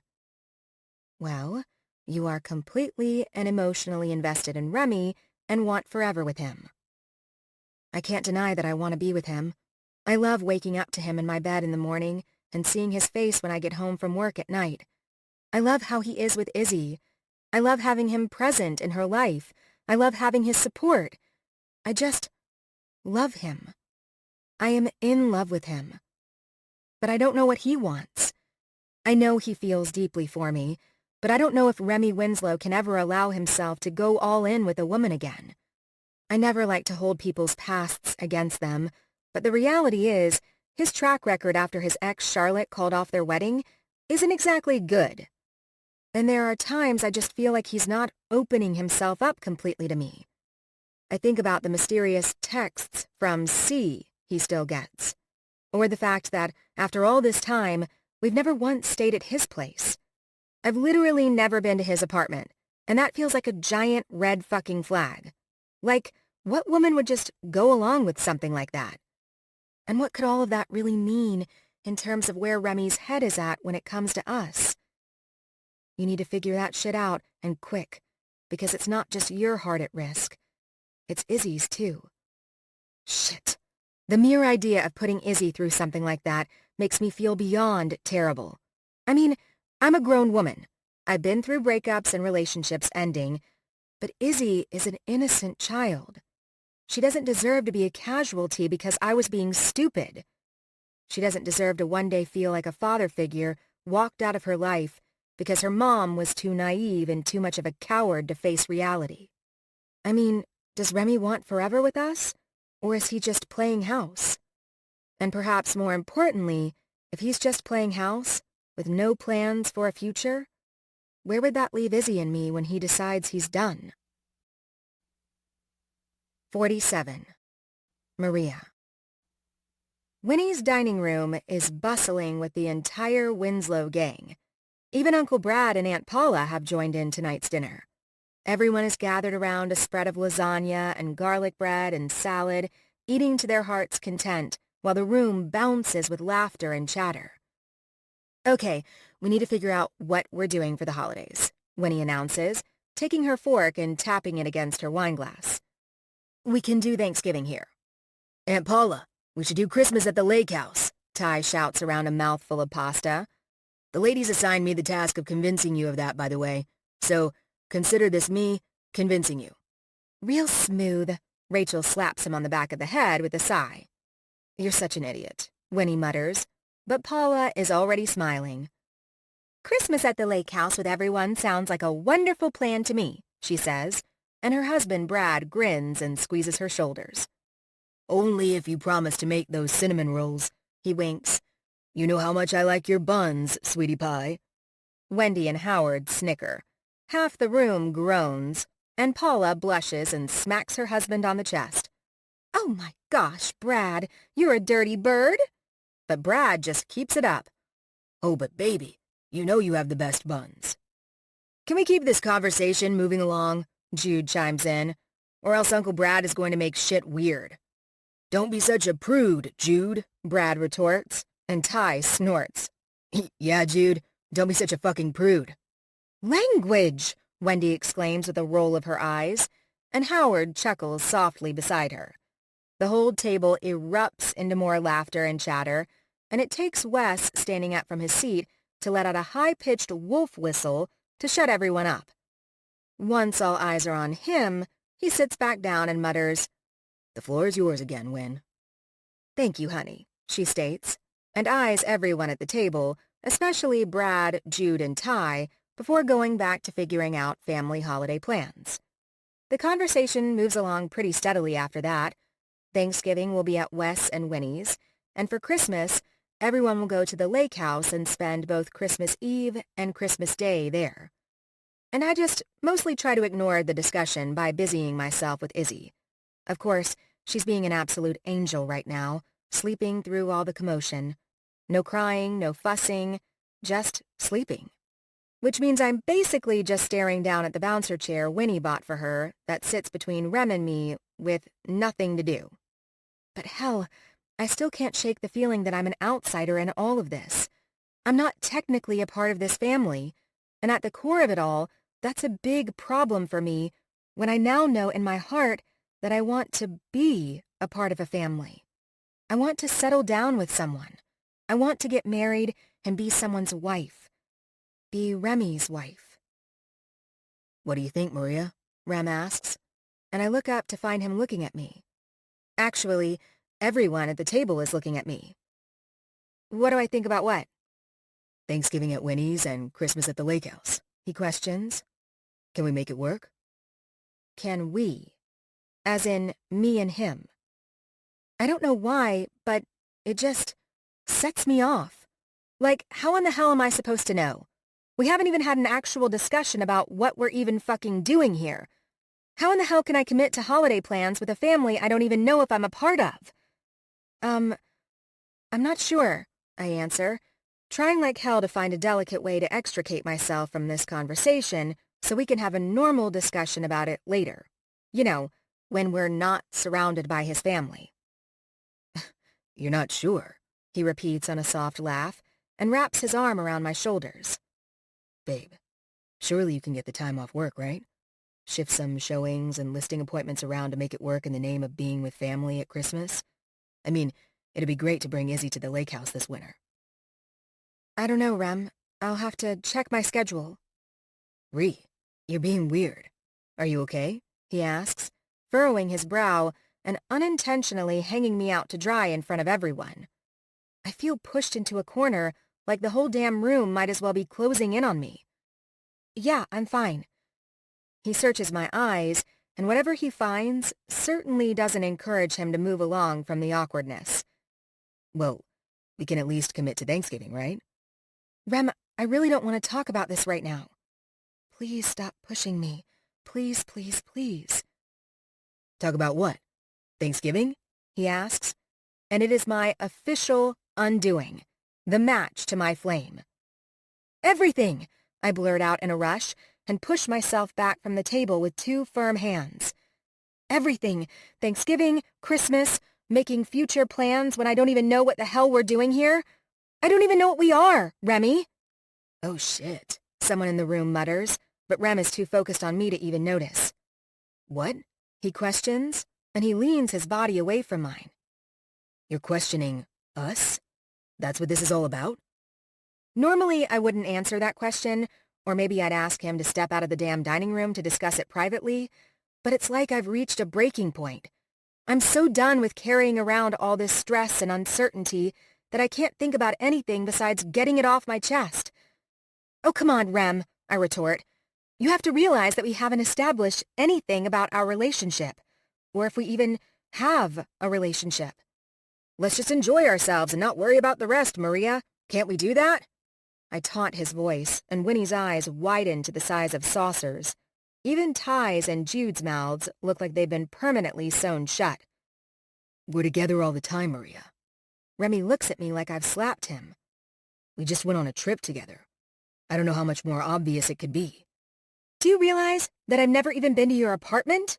"That's because all of Izzy's stuff is at your place. I always thought it was just easier that way. If you want to go to my apartment, then we can go to my apartment. I don't give a shit where we go." He's getting frustrated now, but yeah, join the club.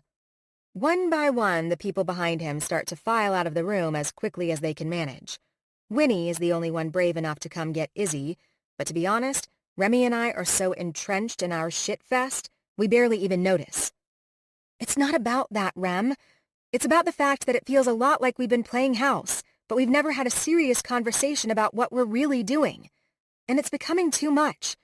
Izzy is so attached to you, and I feel guilty for allowing that when I don't even know if we have a future. "What the fuck, Maria?" he nearly shouts and stands up from his chair. The dining room is empty save for us in the middle of it, shouting at each other. Way to ruin a family dinner. "Remy, now isn't the time for us to have this discussion." "Oh, but it is. You've started it, Ree, and now we're going to finish it." "No, we're not." I stand up from my chair. "I'm going to take Izzy home. You stay here and enjoy the rest of dinner with your family." "They're your family too, you know." Knowing anything else I say will just set him off, I simply walk toward the dining room doors to leave. If I want time, I should have time, damn it.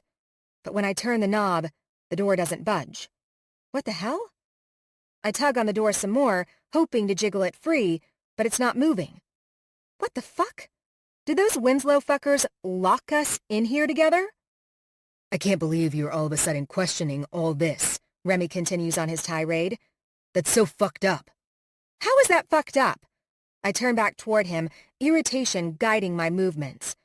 I'm pretty sure any woman in my situation would start questioning shit, especially when there's a child involved. "A child whom I've done nothing but love and take care of." "You're right, you have. You've been amazing to Izzy, Rem, and to me, too. More than amazing, actually, but at this point I have to ask myself, what are we even doing? Is there even a future? In 1 year, are you still going to be around? What about 2 or 3, or 10? And if not, what will that do to Izzy? What would that do to you?" The mere idea of it all, of Remy just up and leaving us, well, it feels almost as painful as the day I found out my sister wasn't coming home. It feels like losing a piece of myself, like losing my person, my family. "I've lost enough," I find myself whispering raggedly. "I can't lose another person I love, and for as long as things continue on like they are, without definition or labels, I can't know that I won't. And that's fucking scary." 48. Remy. I watch Maria's eyes fill with tears. She quickly turns back toward the door and tugs on it some more, apparently unable to open the damn thing. But it's hard for me to focus on that because I feel like she just tore my heart out of my chest. She just acted like it was possible for me to walk away from her and Izzy. Like one day I'll just decide that I'm done with them and simply leave them behind. I am not my father, and I am most definitely not that guy. She's banging her fists on the door now. "Can someone open this?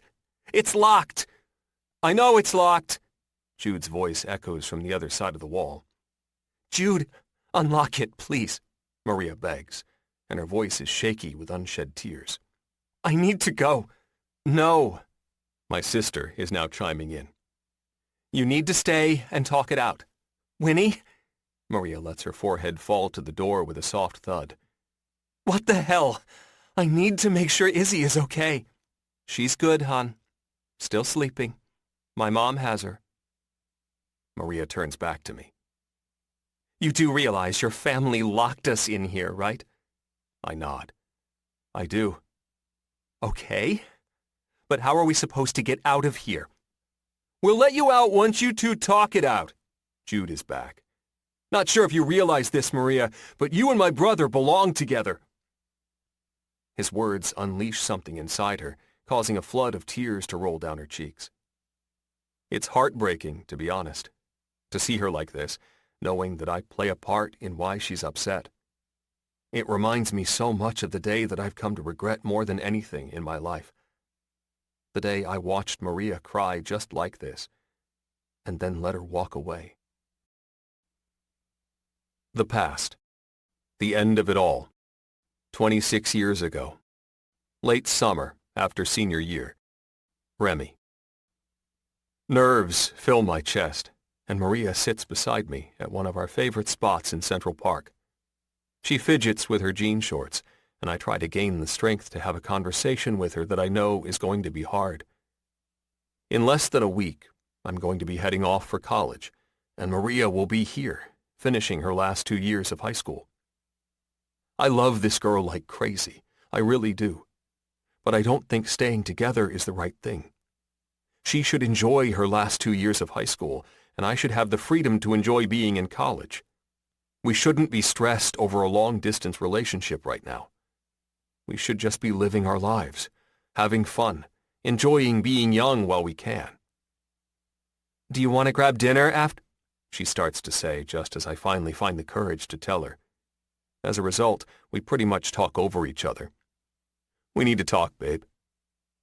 Her eyes jerk to mine, but I repeat myself just to ensure she hears me. We need to talk, babe. She doesn't say anything at first, instead searching my gaze. Eventually, she looks out toward the park and nods. Yeah, I guess we do, huh? You're leaving soon, and we need to figure out where we go from here. Yeah, I say, nodding even though she isn't looking at me. I don't want to break up, but I don't see how we're going to be able to stay together. She grimaces, her eyes fixated on her shoes. You don't think we can manage long distance, she says, her voice tinged with sadness.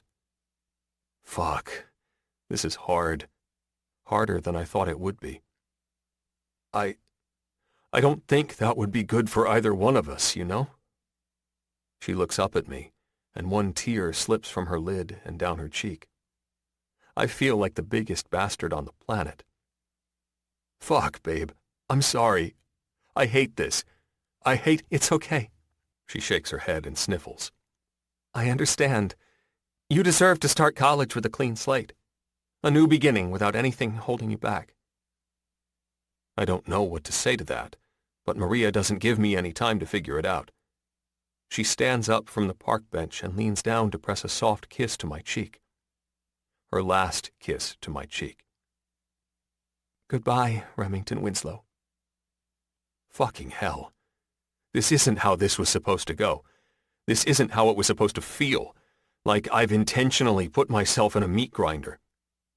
Maria, I don't want it to end like this between us, I start to say, but she shakes her head and pulls up to stand straight. Nothing else needs to be said, okay? I understand.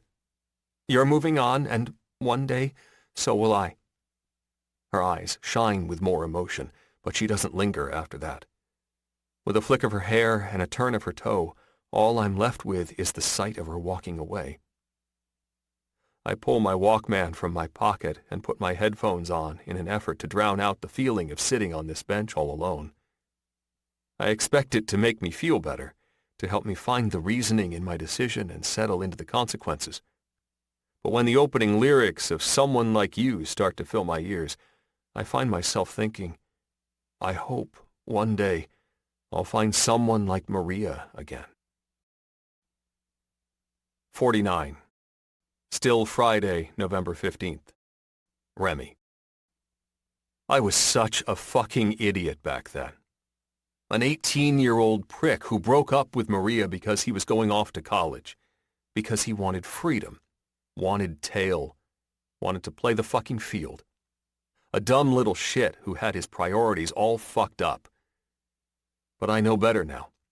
I know what my priorities are, and I know exactly what the woman standing in front of me means. Maria. I try to get her attention, try to get her to turn around and look at me. Can you just hear what I have to say about us? About our future?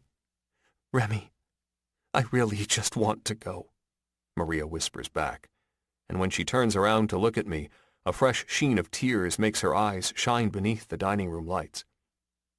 I just want to get Izzy and go. It breaks my heart. And you want me to stay here? She averts her eyes and nods. Well, that plan doesn't work for me, Rhea, I tell her, anger and frustration and adrenaline and even fear starting to pump through my veins. I refuse to let her walk away from me this time. It's actually a really horrible plan.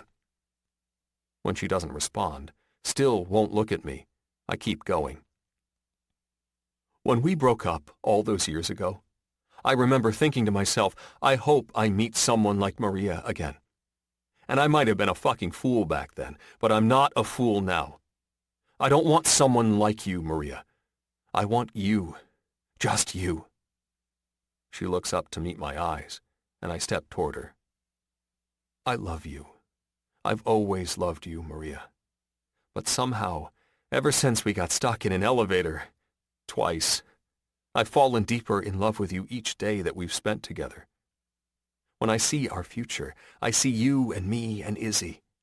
I see more sleepless nights with a fussy baby and busy days with a wild toddler and silly arguments over what movie we're going to watch when Lexi stays the night. For the past 15 years of my life, I've been closed off. I haven't wanted a relationship with anyone. But that's not who I am when I'm with you.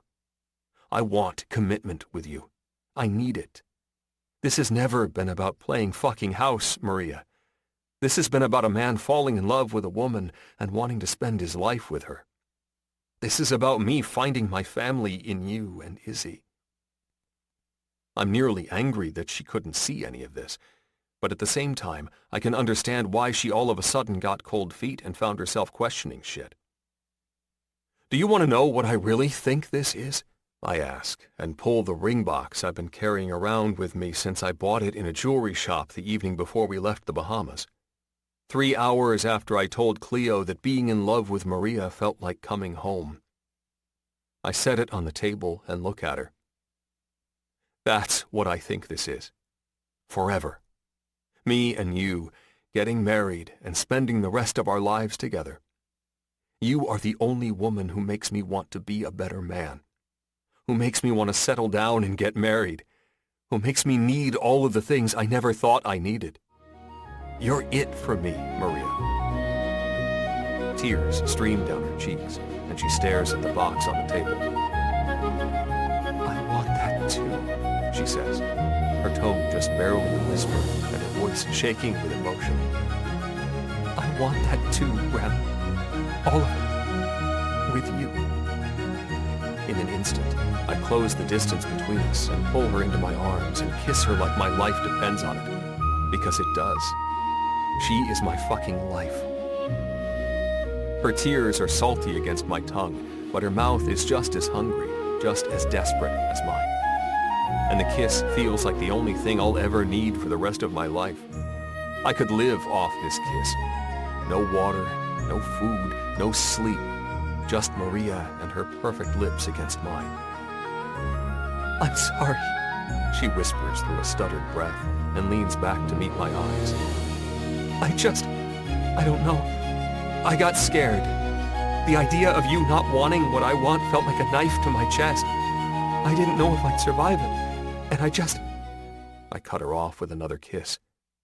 I love you, Maria, I say against her lips, and feel each word more than I have ever felt them for anyone. Never for 1 second doubt that. I love you too. Thank fuck for that, I mutter, and she giggles against my mouth. By the way, you're not getting that ring right now. She leans back to search my eyes. I'm going to propose to you, but not here. Not like this. You've got big plans, Rem? I wink. Something like that. She kisses me hard, and I don't hesitate to pull her tighter to my chest, to the point that her legs are wrapped around my waist and my fingers are sliding through her hair. Maria. My Maria. She is my real-life Maria in that Brooks and Dunn song. My gypsy lady, my miracle worker, the one woman who can set my soul free and on fire at the same time. Eventually, though, it's apparent that we may be the only ones in the room, but we're not the only ones in this house. Can, we come in now and finish dinner? Someone asks from outside the door, and we both pause to look at each other. Maria giggles. I grin. But before either one of us can answer, the dining room doors are swinging open, and my whole damn family is standing there. Big-ass grins on every single one of their faces. Winnie's even holding Izzy up in our direction to make it look like she's looking on with the rest of them. Fucking finally! Jude shouts at the top of his lungs. But this time, my mom doesn't bitch at his language choice. Instead, she chimes in with an emotional, I couldn't agree more. She heads straight for us then, wrapping both Maria and me up in a hug. Finally, you two realize what I've known all these years. You belong together. Oh, come on, Wendy, Ty calls out. You weren't the only one who knew. Yeah, Mom, Jude agrees. Pretty sure we were all aware. A fucking blind man could have seen it coming since the moment Remy turned into a sap over Maria in high school. I wish I could tell them they're all full of crap, but I'd be a liar. Deep down, back then, I knew Maria and I belonged together. And even though it's taken me far too long to get my shit together and realize it, I'm here now, with her. Forever. 50. Saturday, November 16th. Remy. Oh my God, Maria comments on a laugh when she realizes where I've taken her. You're finally taking me to your apartment. Izzy coos from her carrier that's currently secured on Maria's chest, even kicking her short legs a little. You did say you've never been in my apartment, so I grin over at her, knowing full well she doesn't know the half of why I brought her here. Maria just smiles, and I wrap my arm around her shoulders as we step inside my building and head toward the elevator. I discreetly wink at Dan, the maintenance guy, as I pass him in the lobby. I can't deny that I'm incredibly curious what the inside of your place looks like.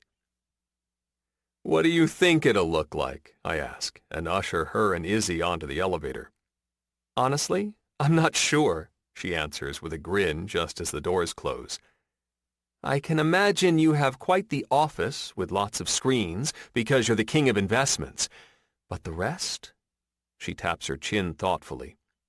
I can't quite decide, but if I had to take a guess, I'd say you're working with mostly neutral tones and a minimalist approach. Minimalist approach? Yeah, she shrugs. A less is more vibe. I know you don't like clutter. She's not wrong. I absolutely loathe clutter. But now isn't the time to talk about furniture and shit. Now is the time for something way more important. The most important. Abruptly, the elevator comes to a halting stop between the 5th and 6th floors, and Maria furrows her brow. What the hell? Me, on the other hand, I'm silently cheering Dan the maintenance guy and jack of all trades for being on his A-game today. Maria steps forward to tap the button to my floor again, but when nothing happens, she turns to look at me. Rem? Are we seriously stuck in an elevator again? It looks that way, babe. She searches my eyes. Why are you so calm about this? Izzy giggles for some strange reason, and it makes me smile. Izzy seems calm, I offer, and Maria groans and starts pushing all the buttons like a maniac. Remy, we are stuck in the elevator with our baby. This is not good. Truthfully, I'm not that calm. I'm more the complete opposite of calm. The inside of my body feels like it's vibrating with the kind of energy and emotion I can't put into words. I mean, in a funny way, babe, this is kind of par for the course for us, you know? I respond with a shrug. I think I've gotten used to it. Used to being stuck in an elevator? That's deranged. No one should feel okay with being in an elevator cart that's hovering hundreds of feet above the ground. We're not exactly hundreds of feet.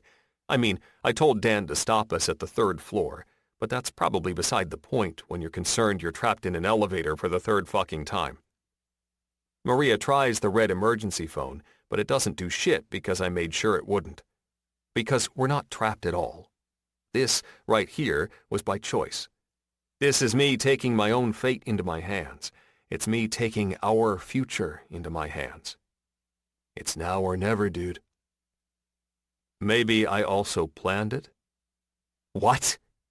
She spins around on her heels to look at me, and the way Izzy is flashing a drool-filled smile my way gives me all the courage I need to continue.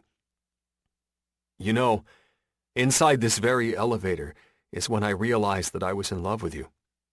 I start to put it all out there for her, to lay my heart on the line and let her know my truth. It's when I realized that I'd always been in love with you. Watching you tackle giving birth in an elevator was the most badass, incredible, life-changing thing I've ever witnessed. I reach out to take both of her hands in mine, and Izzy even tries to join in, placing one of her tiny hands on Maria's wrist. You were so strong, Rhea. So fucking strong, and so goddamn beautiful. She searches my eyes, and I don't miss the way a sheen of tears covers hers.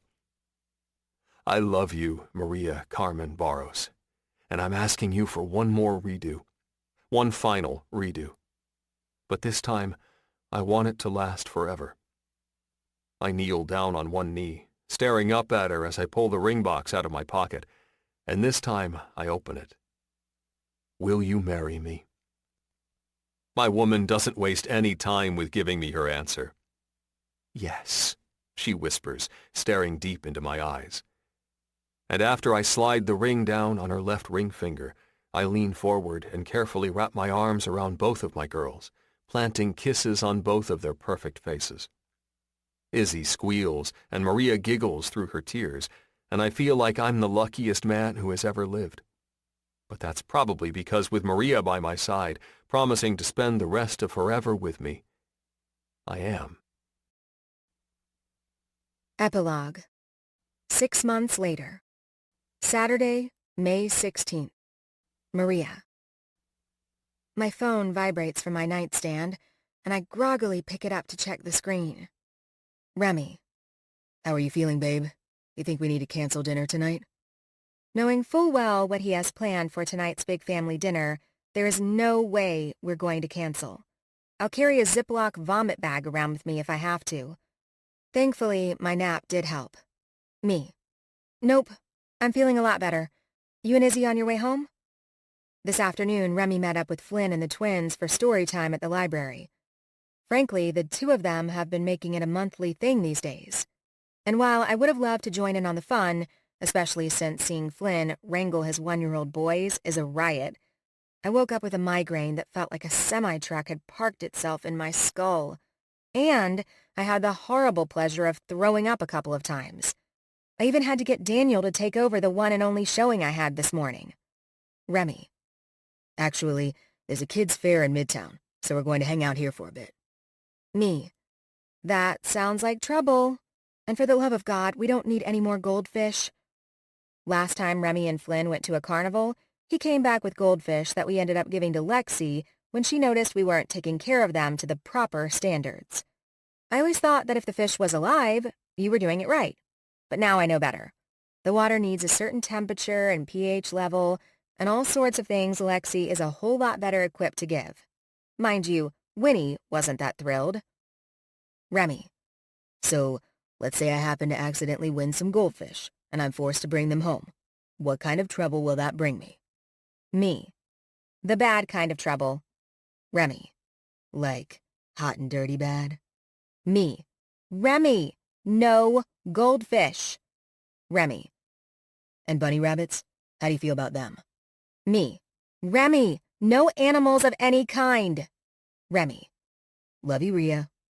I roll my eyes at him, and then I tell him exactly that. Me. I love you too. Rolls eyes. Remy.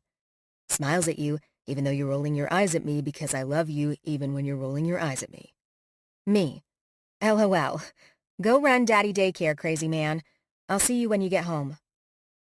My husband is insane, I swear.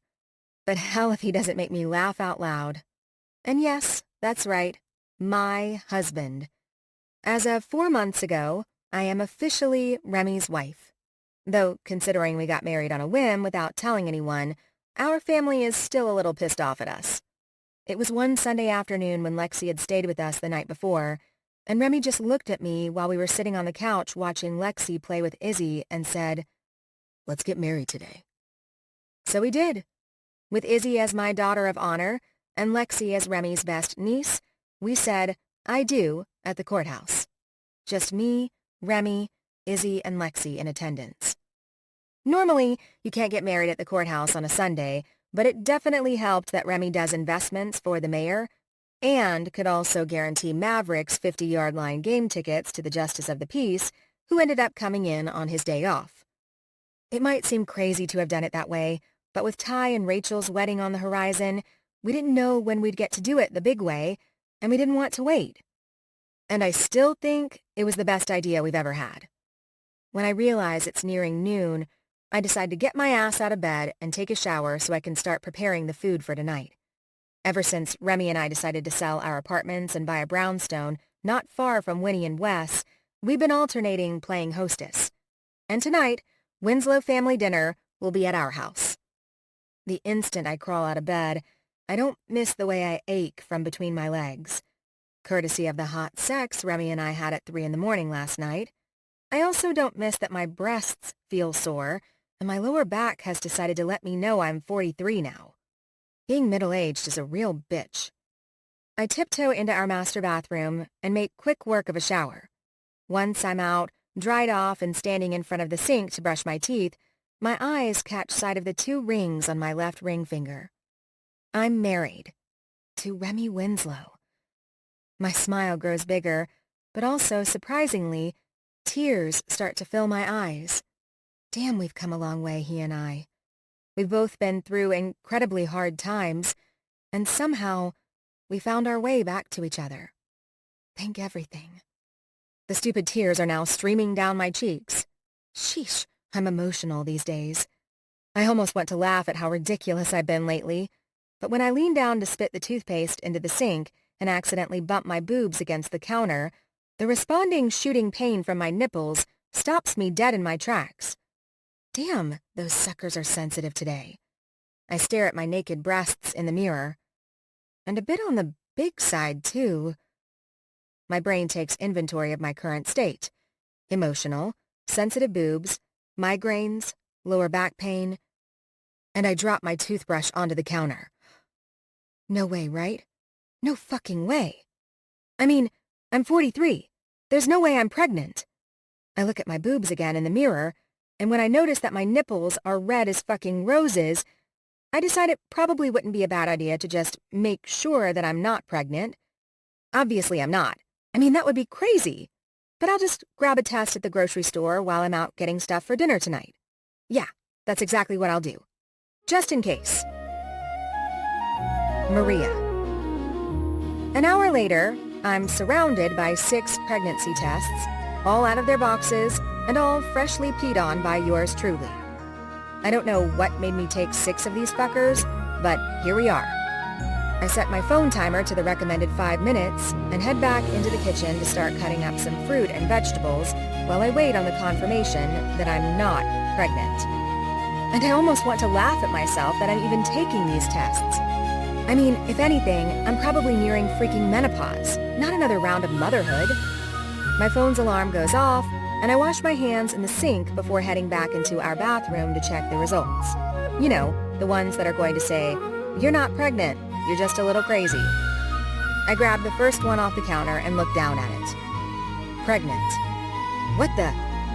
Instantly, I start picking up the other 5 sticks. Pregnant. Pregnant. Pregnant. Pregnant. Pregnant. Holy shit! I'm not in menopause. I'm with child. I stare at myself in the reflection of the mirror, and I look exactly how a 43-year-old woman with a 9-month-old baby who just found out she's pregnant would look. Absolutely freaked out. How am I pregnant? I'm on birth control. Oh, come on, Maria. You're old enough to know that birth control isn't pregnancy-proof. Only abstinence is, I muse, now talking to myself. And since your husband is crazy hot and you just love having sex with him, abstaining is out of the question for you. Remy and I are going to have a baby. Izzy is going to have a little sister or little brother. Holy fucking shit. Wide-eyed, I stare at myself in the mirror, trying to figure out how I'm going to manage making dinner for the entire Winslow gang now. And when should I tell Remy? Before or after dinner tonight? Instantly, I'm reminded of the big surprise he's planned for his brothers. After, I tell myself. Yeah, definitely after. And it looks like we're all going to be eating pizza tonight. Let's hope the mysterious C likes pepperoni. Remy. I press a kiss to Maria's cheek, snag a whining Izzy off her hip, and head into the dining room, where the rest of our family is seated and ready to dive into dinner. After she dealt with a migraine all morning, I'm glad my wife decided not to slave over a hot oven and went with ordering pizza instead. And by the looks of my brother's plates, stacked up like they're heathens, it's safe to say no one minds that tonight's meal was catered by the little pizzeria up the street. Izzy whines in my arms, her little legs kicking against my hip while she tries her best to escape my hold so she can try her hand at crawling around the room. At 9 months old, my girl likes to be on the move. "Izzy girl!" Lexi calls for her, and thankfully, Izzy spots her right away.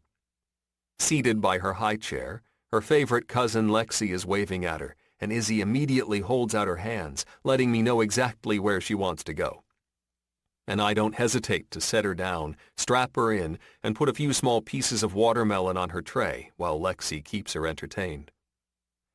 I glance at the screen of my phone, wondering where in the hell my guest of honor is, but there are no missed notifications. What the hell? I would have thought she would have been here by now.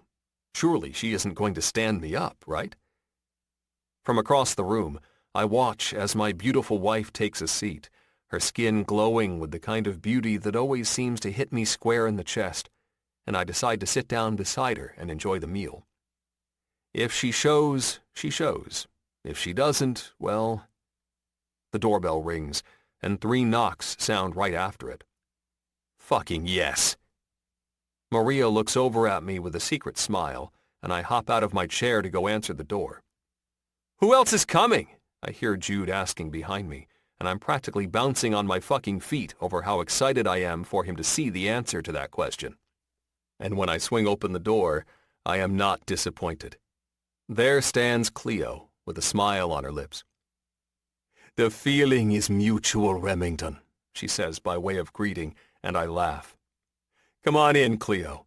It's time to get the band back together like you've wanted for so long." Her eyes are amused, but she follows my lead, down our entry hallway and into the dining room.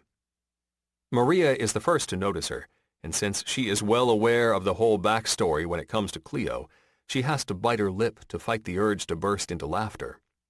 And then the dominoes start to fall. Ty's eyes take up his whole face. "What the fuck?" Jude looks up, and his jaw practically hits the table. "Holy shit!" And then Flynn, last but not least, unleashes a cackling burst of laughter that has him slapping his hand on the table. Flynn, the quietest brother of them all. "Everyone," I begin the introductions. "This is my friend Cleo. Actually, she's friends with Ty and Jude and Flynn, too. And she was kind enough to agree to join us tonight for a little reunion of sorts." "It is my pleasure," Cleo says, and I don't miss the way she smiles at my 2 youngest brothers, who are still trying to pick their jaws up off the floor. "Any friend of Remy's is a friend of ours," Uncle Brad announces. But if you don't mind my asking, how exactly do you know our boys? Jude chokes on his own saliva. Many, many years ago, she was our fortune teller, I explain, and Cleo grins over at me. The night of my non-wedding's bachelor party. What? Uncle Brad looks around the room. Who goes to a fortune teller at a bachelor party? It was Jude's idea, Ty chimes in. Wait, are you No, Brad, I am not a stripper, Cleo answers before he finishes his question, her mouth turning up into an entertained smile. What the hell? What idiot planned that for a bachelor party? Uncle Brad, we went to a strip club first, then the fortune teller, Jude mutters. Fuck. I don't miss that Flynn is now eyeing me with amused curiosity, his brain calculating how current events came to be. I've been handling her investments, I tell him, and he shakes his head on a laugh. You're screwing with me. No, I grin. For the last 14 years, actually. You've been handling her investments for 14 fucking years, and you never told us? Ty shouts. What the hell? Ty, my mother is quick to chastise. We have a guest. I'm loving this all too much. I know I am. But after all the shit I've put up with from my brothers over the years, it feels outrageously fun to be the one pulling a stunt. Maria eventually steps in, introducing Cleo to each member of our family by name and then offering her a seat at the table. Of course, Cleo takes it all in stride and sits down, her eyes very much enjoying the show around her. You like word games, Cleo? Howard asks, his favorite party trick always holstered and at the ready, and she nods. Love word games, my dear. Okay, I'm going to give you a word, he starts to tell her, and she stops him mid-sentence. I know the rules, my dear. Go ahead with your first word. He furrows his brow, a little creeped out by the whole thing, but does what Howard is so good at doing and just goes with it. Surprise? Pregnancy. From beside me, Maria starts coughing into her hand, damn near choking on food or something. You okay, babe? I ask her, and she nods erratically, reaching for her water glass to take a sip. Fine. I'm fine. But when I look across the table and meet Cleo's eyes, I don't miss the fact that she's staring directly at me. And she's smiling, like she knows something I don't know. Then she winks at my wife, and a chill runs up my damn spine. I look at Maria, and Maria looks at me. She sucks in a breath that makes her face swell up. Babe? I'm pregnant, she blurts out in a rush, her puffed cheeks caving without much fight. I just took a test today and I was going to tell you after everyone left, but this is too much. I'm pregnant, Remy, with a baby. Our baby. We're going to have another baby. The room around us erupts into chatter and questions like, Maria's pregnant? And, oh, holy shit! And, oh my goodness, another baby! But I do my best to slice through the mental chaos. This is big news. Huge. And my chest feels like it's going to rupture, it's so full. You're pregnant? I ask her, and she nods as tears begin to form in her pretty eyes. We're going to have a baby, Rem.